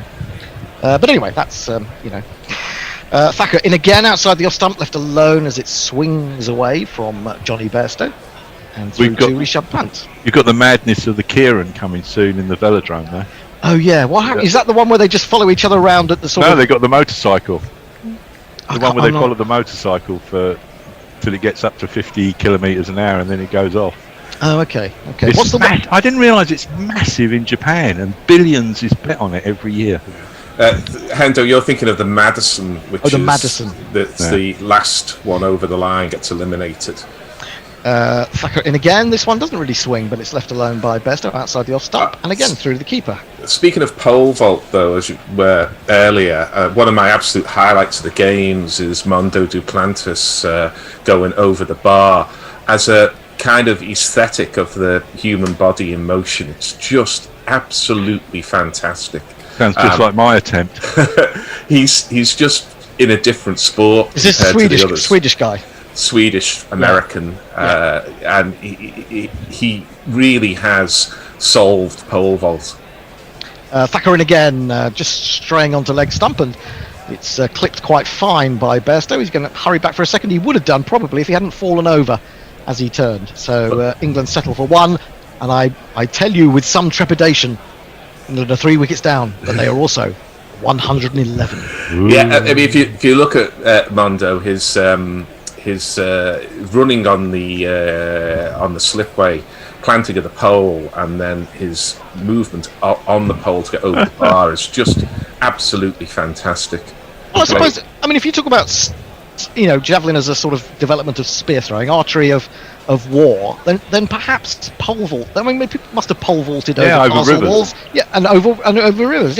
Driven by Root. He might have to hurry to get through for the single there, as it's picked up at mid-on, moving to his left, but he gets there comfortably, takes England off Nelson. And they still do in Holland. They have events where it's going over dikes, and of course they do in Takeshi's Castle, where it's one of the harder of the incredibly tough challenges. Is the pole challenge. I've got to read this out. Yeah, I quite like Takeshi's Castle, I have to say.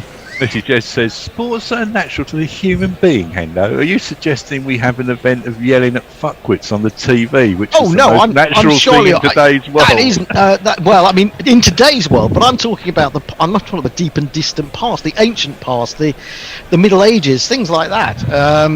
In fact, Leah was mentioning the display that we get from Ravi Jadeja if he gets a 50.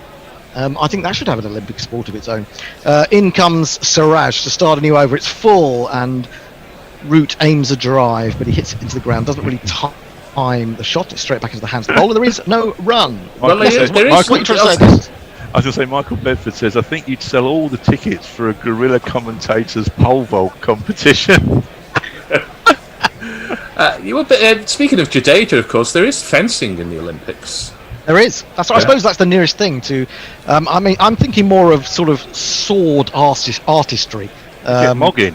Yeah, well, exactly. Oh, now this comes back off the seam from Siraj. No wonder he got a bit excited, because Root had decided to leave that and didn't miss the off stump by a great deal. Virat Kohli is standing there with his hands on his head as if he got quite excited by that. Joe Grover says, obligatory and tedious tweet. Fishing is the biggest participation sport in the UK. Don't worry, I've just punched myself. That's a very good point, but I mean, you know, who's and it's ancient. It is ancient, but who's sticking up for the fish?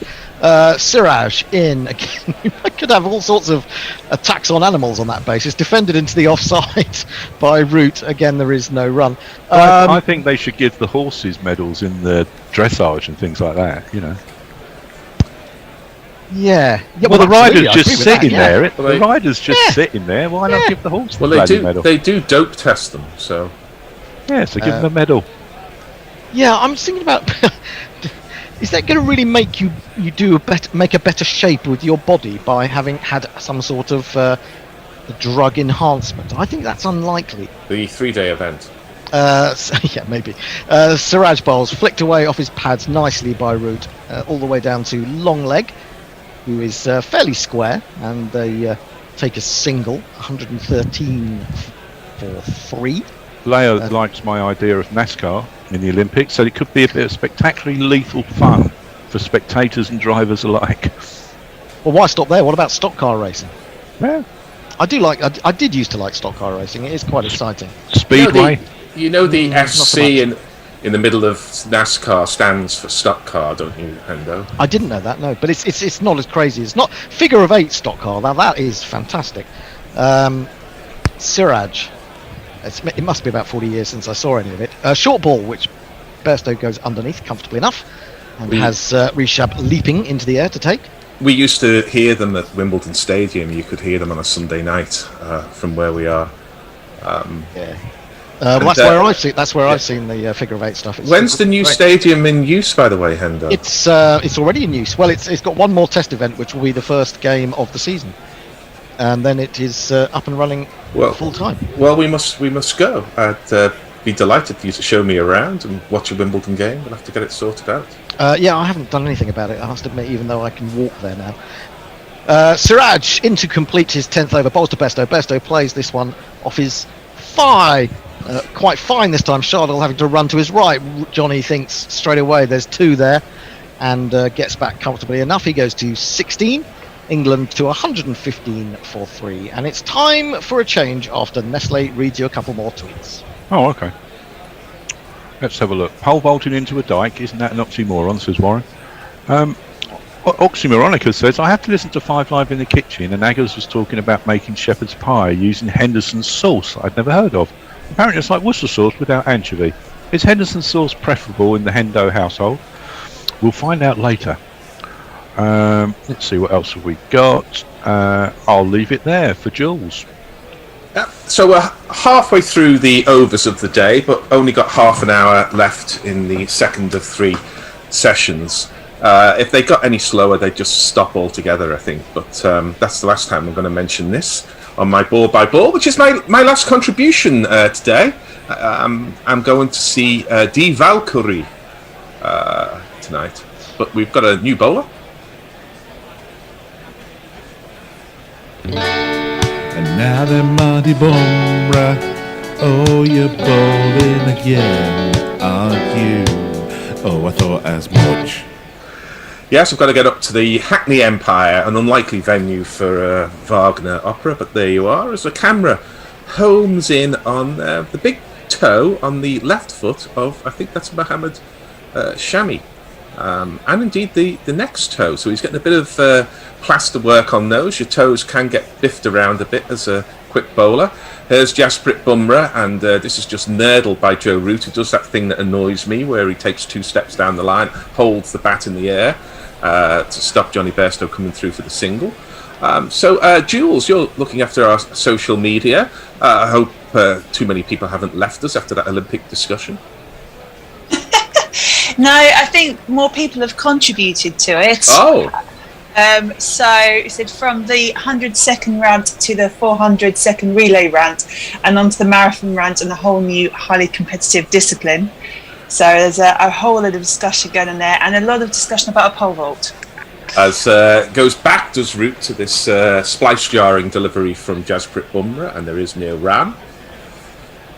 An idea I saw which made sense was instead of having the fixed events of the decathlon, they should just put all the Olympic events in a giant velvet bag and pull them out, and the first 10 events that they pull out are going to be the decathlon for this time. So you could have weightlifting and BMX and rhythmic gymnastics and Greco-Roman wrestling. You could have all these things. You'd have to be a good all-round sportsman to be able to do whatever one they pull out.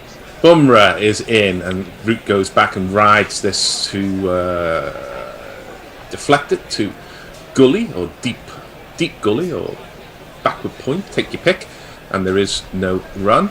That was kind of Superstars, wasn't it, in the 70s?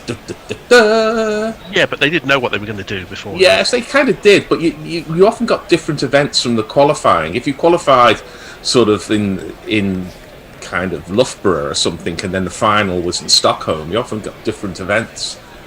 Truck pulling. Yes, truck pulling. As Bumrah is in, and this yet again is deflected by Joe Root, to the man this time at more of an authentic gully there, perhaps a little close, more like a kind of fourth slip, as we're seeing a graphic here of release points. I'm not sure this tells us an enormous amount really, other than Thakur gets closer to the bowler than the umpire than some of the others. All around the same height here. I mean, the Indian seam attack hasn't got a huge amount of variation. They're all right arm. They all seem to prefer going over the wicket. And it's Bumrah who's probably a little bit quicker than the others, and Root sort of shovels that into the leg side, and it goes down to the man at deep square, who surely should be at square leg, and therefore picks up the easiest of singles. Root goes to 45. England 116 for 3. Seems to be some applause. A 50 partnership. Some people are on their feet. Not sure a 50 partnership quite warrants that. But there was a statistical record that I don't know whether we talked about, because I was in the kitchen. As Joe Root now has the highest number of international runs for England, going past Alistair Cook. Both of them are in the 15,000s, but nobody has scored more runs for England than Joe Root in the history of cricket. That comprises, of course, T20 internationals, ODIs and tests. This is a big booming in-swinger from Jasprit Bumrah. Started wide and Johnny Bairstow let it go through to the keeper. England 116 for 3. Your tweets? So, Brian Barish, I mean, this is what I've always thought of NASCAR. I've been to 2 NASCAR races on the short track in Dover, Delaware. Once they spread out, it looked like someone took a bag of Skittles or M candies and flushed them down the toilet. Well, that'll learn you if you're going to watch NASCAR. Yeah. Jay has said, if I've had a lifetime of drug enhancement, and they didn't enhance. Jeff has said, if there's Olympic fishing, there'll be lots of points for the double pike. He's here all night. Tim Everingham says, evening gorillas. I think after watching dressage for a few days, it's become pretty clear the horses are on drugs, because it's just not natural for our horses to become sun dancers. And that's it for the moment. Well, you can join us at Gorilla Cricket on Twitter if you like, and I think there's YouTube options and 1 or 2 others if you so wish. And here's Mohammad Siraj, and this is down the leg side to Joe Root, who misses out on a clip-to-fine leg, and I think that will be leg buys. Just the one. It is leg buys as Rishabh Pant chased round to clear up. Not a very good delivery from Siraj here. There. There's a good response from Michael Bedford on YouTube saying truck pulling might become a national sport unless we can or it won't be unless we can find more drivers, given the shortage we have in the UK at the moment. We're all self-isolating. That's true. Some of you may know I work weekends in a supermarket. I've never seen less stock as this ball is pushed by Johnny Bairstow, again without much conviction. There's a man hovering at short mid-wicket to pick that uppish leg side shot for a catch, but it was straighter than that, went to mid-on. No run. Fred, is the game in a kind of holding pattern here where England are quite happy just to take what's on offer and India are also happy to keep the runs down? It's a good holding pattern as far as England are concerned, because I mean, if they can bat for a day and a half, that will do them very well in this match and set up the series. But it's not quick, but it's effective. A bit of aggression there from Joe Root, Johnny Bairstow, I should say. Admittedly, it was a leg stump half volley, and he hit it very hard to the man at short mid wicket, but it was fielded by KL Rahul there. It's always nice to see him in the Test team. But I mean, 170 for 3 in the 47th over is a good basis for a good innings, but it's still no more than that. It's a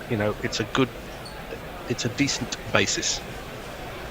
Siraj is in outside off stump, and that's driven beautifully. That's the best shot Johnny Bairstow has played by a country mile there. Got his foot out to the pitch of the ball, got his hands through it, went through extra cover all the way to the fence for one of these. And if you kids can't listen, then you bound to see the way you get shot for crossing a boundary, It's still all hands, isn't it?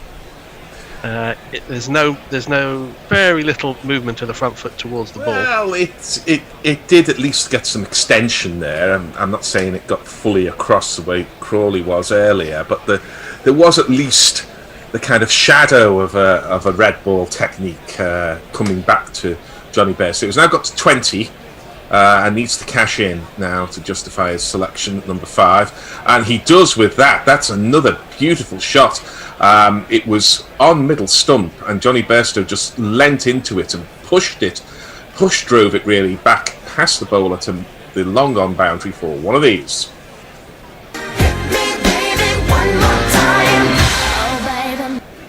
And Knuckle has pointed out that this is a tactic that Siraj used against Marnus Labuschagne in Australia in the winter, going straight at a batsman and then packing the leg side, at least the short mid wicket and square leg area, and cutting off the scoring options there. But it's not working so far because Johnny Bairstow's just hit 2 consecutive deliveries for 4. And Siraj's figures are beginning to look a tad expensive. He has 1 for 40 off nearly 11 overs. There's an onside Hayden and a short mid-wicket as well now. And that's on leg stump. And Johnny Bairstow, he's caught some criticism from me and others today, but he's just going to gobble those leg side half volleys up all day long. He helps himself to 2. A good over for England, not so good an over for India. England 127 for 3. The moment I said is the match in stats as England scored 10 off 3 balls. Yeah, just one further point is that we haven't seen a huge help from either the wicket or the conditions for the bowlers. I'm not saying they've bowled badly, they've bowled well, they have got the ball to move, but we've not seen dramatic assistance for the bowlers. Not in the last hour. It looks a decent, I mean, but even from the start, it looks like a decent batting track. Against a skilled bowling unit with the Duke's ball, they are going to move the ball around a bit, and certainly with a new ball. But it's not a minefield by any.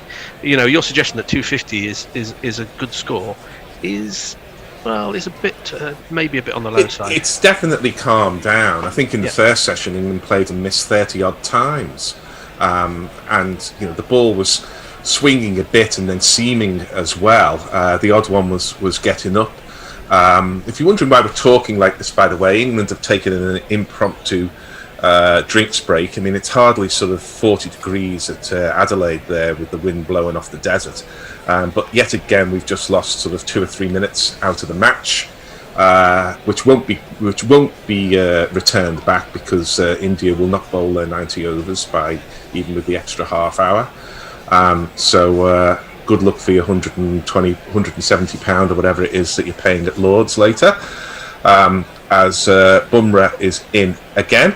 As he goes back, does Root and is taken, I think, on the pad there as the ball just goes back down the wicket. There is no run. Your social media, is that coming in, Jules? It is coming in. I'm just finding it quite interesting that everyone's got quite excitable about the lack of red ball cricket, and yet the people with the high scores are the ones that haven't played red ball cricket. Well, it's not a big guaranteed a wicket. Yeah, it's not a big sample space at the moment, is it really? But they've looked a bit more with it than the others, to be fair. Well, Root did play quite a lot of red ball cricket in the early part of the season, as this ball ducks back into him, and he just pushes it back down to mid-on. Gary, I had a look at the first-class batting averages. I want to see who's scored the most runs so far this season. Yeah, it's Bedlingham of Durham, who I don't think is England qualified. No, he's not. Then it's Libby of Worcestershire, Carlson of Glamorgan, Tom Haynes of Sussex, Critchley of Derbyshire, Vasconcelos, who I think is also not England qualified, and then Ambler. So, Bedingham has scored 945 runs. There's 150 more runs than anybody else, with 300s at an average of 72. But I don't think he's an option. He's not. This goes back to Root, and the ball goes to Gully. He's a South African who was on a Kolpak, and to their credit, Durham retained him as an overseas player, and he has repaid them with an avalanche of runs in the championship. But the three players you mentioned, Carlson and Haynes, are all young English. No, Libby's not so young. Libby's 28 or 29. Right. Carlson's 23, and I think Haynes is 22. Yeah, which is very young. And they're both interesting talents for sure. As this ball is very full, almost a Yorker, and Root digs it out to extra cover. There is no run. Haynes captained the extremely young Sussex side in the Royal London One Day Cup recently, and he looks to have something about him. But Carlson is the man for me. I think he'll play for England, and when you see someone who'll play for England, you kind of want them to play sooner rather than later. And you don't want them to go out of form and then get picked when they're out of form, which happens so often, of course. It's not like there's a, it's so difficult to get into the England team because you can't dislodge the people who are there. That's right. Oh, that's a good ball from Bumrah. He has a smile on his face because that took the inside edge of Joe Root's bat and went onto the pad. Root, who had looked very fluent, has been troubled in this over by Bumrah, who is getting some swing. You can see he's just bowling the ball off his sort of longest finger rather than his forefinger, and that's just moving the seam in towards the batsman. And it's those different release points in terms of the pressure you put on the ball as you release it with either the index finger or the long finger, which makes the difference in terms of how the ball swings for the likes of Bumrah and Anderson. It goes back to Root, and he's completely beaten by that in-swinger. Oh, rather, he isn't. It takes the inside edge. It was nowhere near Pant. It's 4 runs to Joe Root, but that over was very much Bumrah's rather than Root's. England 131-4-3. My anchor said by far the dumbest sport in the Olympics is the 10-metre shooting.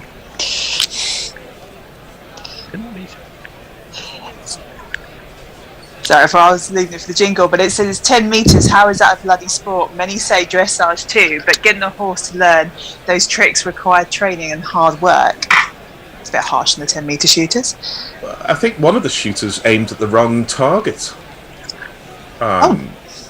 Absolutely, yeah.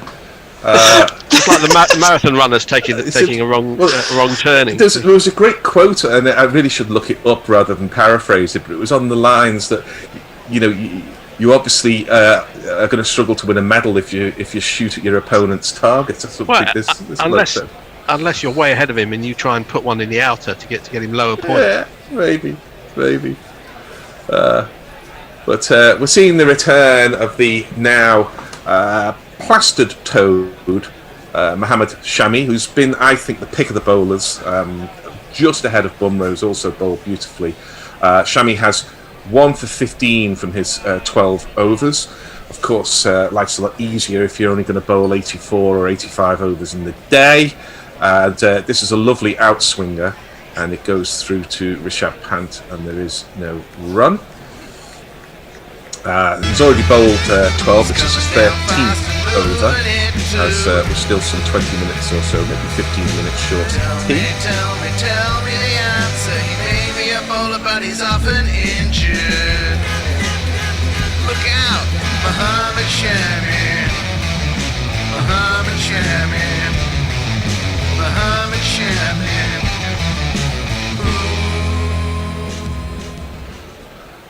This is an in-swinger, having Reverse. shown him the outswinger. Yes, perhaps a little bit of reverse there. But Johnny Bairstow, now finding a bit of fluency, was able just to tuck that off the pad, and it went to Che Pujara, who's out there patrolling the square leg boundary, and they're through for 2. Knackle lets us know that Ricardo Vasconcelos qualifies for England next year. He's an interesting. He's still a young man. I think he's only 23. He's a wicket-keeper batsman who's.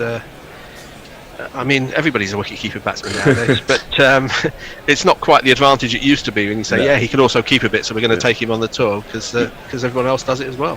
He's not quite got the class of Haynes and Carlson, though. As this ball is through to the keeper, another outswinger there from Mohammad Shami. There is no run. So Johnny Bairstow has found his mojo a bit, or it's not so much mojo. He's found his rhythm as a red ball batter. He was struggling for a very long time to get going at all earlier on, but he's now got 28 from 63 since those Test matches in India when he got 3 ducks in 4 innings. Yeah, and was kind of lucky to survive as long as he did. Really, he was so out of sorts. He got a lucky naught. Yeah, you can get a lucky naught. I had a few myself. As Shami is in looking for that wonder ball that I never bowled, which you aim at leg stump and hope that the ball curves back to take the top off, but that's Matt Parkinson's game these days rather than Mohammad Shami's. It goes down the leg side and there is no run. Messi Jez has said Bangladesh is now 29 for 2 from 5 overs in response to Australia's 121 for 7. Mitch Marsh was Australia's top scorer for the 5th time in Australia's last 7 T20 internationals. So a bit of an update on what's going on in that match. Thanks, Messi. Yeah, Mitchell Marsh seems to score about 33% of Australia's runs in the T20s. As that's a slower ball, I felt, from Shami. It was very full, but Bairstow didn't time it. It was perhaps a little slower, 83 miles an hour, but it seemed to float in the air like some of Steve Harmison's deliveries. Fred, do you remember any other fast bowler whose deliveries would float down the track the way Harmison's would? I think John Lever used to bowl, when he bowled a very full one, it just used to sort of... I don't know. They give the impression some people look quicker than they are on the speed gun. Some people look slower than they are on the speed gun. It's an odd optical illusion. Shami's in again, and that ball barely reaches Rishabh Pant, having been left alone by Joe Root, who's therefore marooned on 49. He won't be too bothered about it. Or rather, sorry, Bairstow that was. It'll be Root who faces up on 49 to the next delivery. And we have your tweets. Nico says, regarding cricket in the Olympics, of the top 10 most popular sports in the world, cricket at number 2 is the only sport not in the Olympics. See some discussion about that. There is women's cricket in the Commonwealth Games next year, which is good to see. My anchor said, whoever came to Dover to watch NASCAR, I hope you enjoyed our little Delaware and stopped by my hometown Wilmington. Anytime I hear someone visited Delaware, my eyes light up, and we rarely get visitors unless they're driving through on their way to New York or Washington. Isn't there a song that says, "What did Delaware?" What did Delaware? Yeah, she wore in New Jersey. Yeah, that's it. Yeah, as Bumrah is in, and Root attempts to get to his 50 with a kind of late cut. I think that shot invites trouble because I'm not sure you control that shot particularly well, but it was fielded at gully. There is no run, and I think Root is giving himself a little bit of a chance to reflect on that because he's just walked up the wicket for no reason at all. Had a quick word of Johnny Bairstow. Quick bowlers who float, Gary. Well, just a couple more have come to mind. I'll tell you after this ball. Yeah. Like they float in Stephen King's It. They float as this ball is more conventional shot by Joe Root, who just pushes the ball into the vacant space in the covers, and they run a conventional single. He raises the bat, just the bat raised for the 50 rather than the helmet off, but he's looked very much the pick of England's batsmen, and he gets a good reception from a very, very decent crowd at Trent Bridge, even his coaches joining in. 50 for Joe Root, England 134 for 3.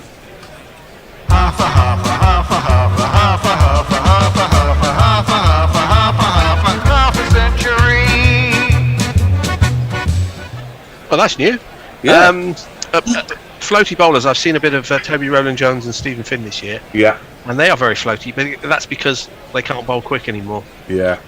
Years of injuries have taken their toll, and neither of them are quick bowlers anymore, which is a shame, but Anno Domini playing its part. Stephen Finn definitely is a floater these days. This ball goes through to Rishabh Pant. There is no run. I had a very agreeable evening last Thursday at the Rose and Crown in Ealing, where there was a performance of As You Like It in the pub garden. Very good it was. But one of the actors was an absolute dead ringer for Stephen Finn. Was it Tamsin Gray? It wasn't Tamsin Gray. But he really, really did look like Stephen Finn. So that amused me for about 10 minutes while I was working out who was who and the cross-dressing and the different names and all the rest of it. As that was just the audience. Bumrah is in, and this is pushed by Johnny Bairstow.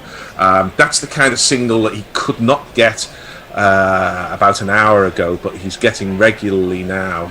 Just laying bat on ball, pushing it to the right hand of point, scuttling through for 1. He has 29, England 135 for 3. But he's having to relearn red ball cricket, or cricket as it's otherwise known, in a test match against a very good Indian attack, because he hasn't done it for the best part of a year.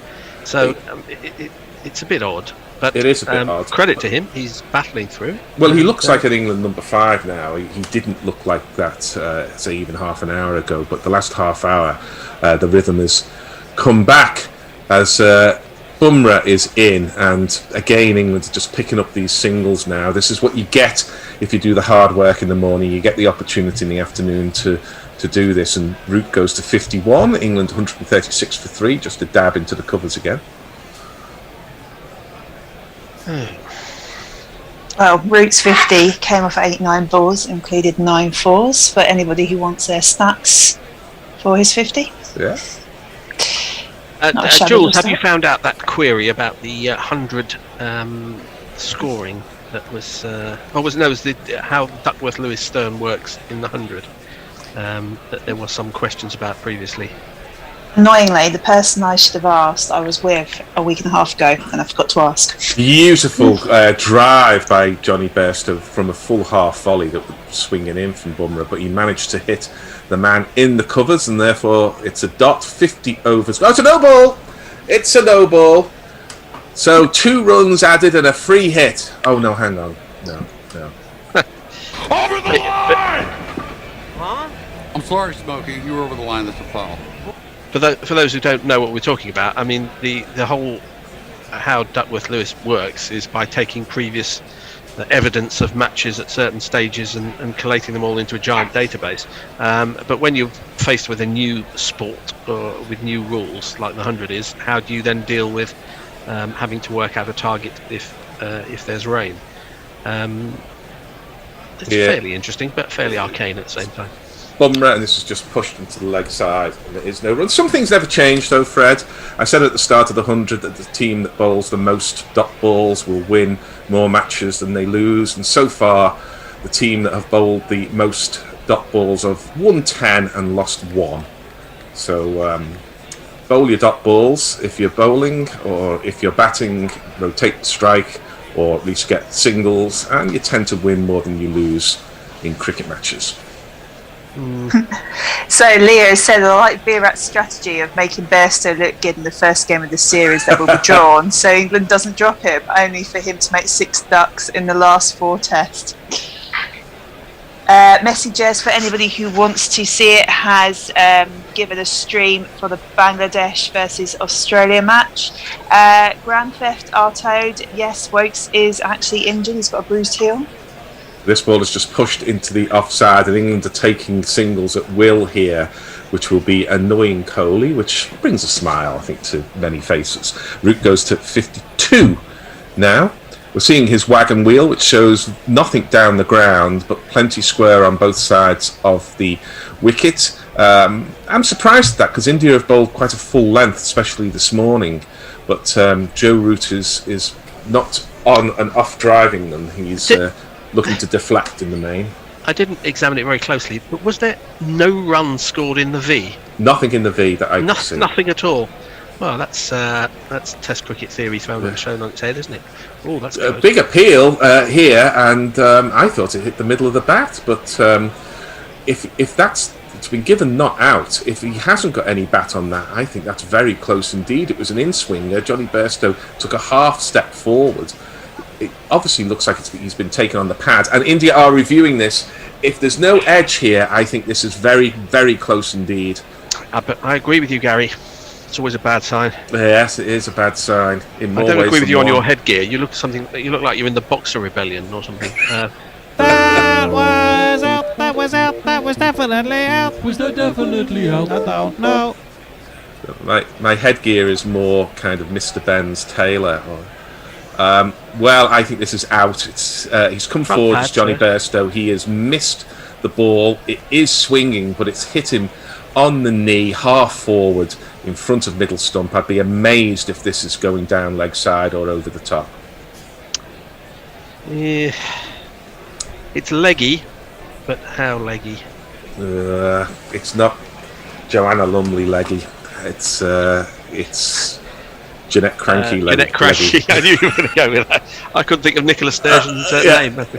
Here we go. It's hit him in line, and it's hitting the stumps.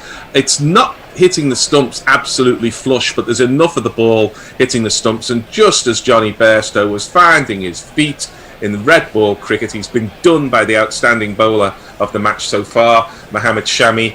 I thought the umpire should have given that out, really, and then it would have been up to England to go for the DRS, but that was a good ball from Shami. It was a poor shot from Johnny Bairstow, because he got his back leg coming round, he got out of shape, his head had fallen over. He couldn't get the bat round the front pad to connect with the ball. He did the hard work. He got to 28, I think. Found his feet in red ball cricket. But then those feet propelled him, got to 29 actually from 71. Those feet are propelling him back to the dressing room. England are 138 for 4. What do you think of the 250 now, Fred? I was just thinking, those people who thought that the Bairstow was a good selection, and those who thought it was a bad selection, both of them will be happy with their position, and neither of them will be proven one way or the other. It's just he got a start, as you said a couple of overs ago. He looked like he was moving his feet a bit better. He's learning on the job as they head off for tea. But again, his footwork has let him down, not for the first time in Test cricket, against a good bowler who's moving the ball just enough to cause him problems. It's not easy, but he hasn't really made a success of it. But he missed a straight one and was not bowled this time, but LBW, and those figures about him being, by some distance, having the lowest average of against balls that are hitting the stumps of those batsmen who've faced 250 since 2017. That's a long and complicated stat, I know, but what enough it means, caveats in there. yeah, a lot of caveats. What it means is if you bowl straight to Johnny Bairstow, you're going to get him out soon, and that's what India have done in the main. And an outstanding bowler who is in great form has done him. England are 138 for 4, 50.2 overs gone. I'm going to take my leave. I say I've got opera at the Hackney Empire tonight. It's a long way to Hackney from Tooting. But I'll be back tomorrow morning, and very much looking forward to what promises to be a good test match. Let's just hope the rain stays off. See you later, guys. Right, so I believe we're going to be providing some taped entertainment for you during the tea interval, all about 12 minutes of it. We should run through some tweets before we go into that. Okay, so Jay Grover has asked, what happened to that up-and-coming young shaver, Ollie Rayner? Answers on a postcard. Mike has said, even with the extra half hour, India will be struggling to get to 84 overs. And we've had a massive jump here. Apologies, I'm having some trouble with my internet. So Derek Willis has said, growing up in Pennsylvania, there was a sign at the border with New Jersey that read, America starts here, which by implication means New Jersey is the doorstep you wipe your feet on, going back to American banters. Chris the Choir has, so he's talked about the incident that Gary was talking about, where the shooter aimed at the wrong target during the Olympics. And Jay Grover is on another one here. Sheffield has an off-piste NASCAR every evening. It seems to motivate young men regardless of race, creed or colour, and as a bonus the public servants in the healthcare and law enforcement community are also incentivised. Occasionally we get to see Fergie's hello, so he obviously has a load of boy races in his area. Ravi Neris said, just to say that you, yes, even not Fred, remind me of England. Here in Bombay without pork pie, hint hint. Felicity Cloak, apparently Ravi Nair wants a pork pie. At least I have you, thank you.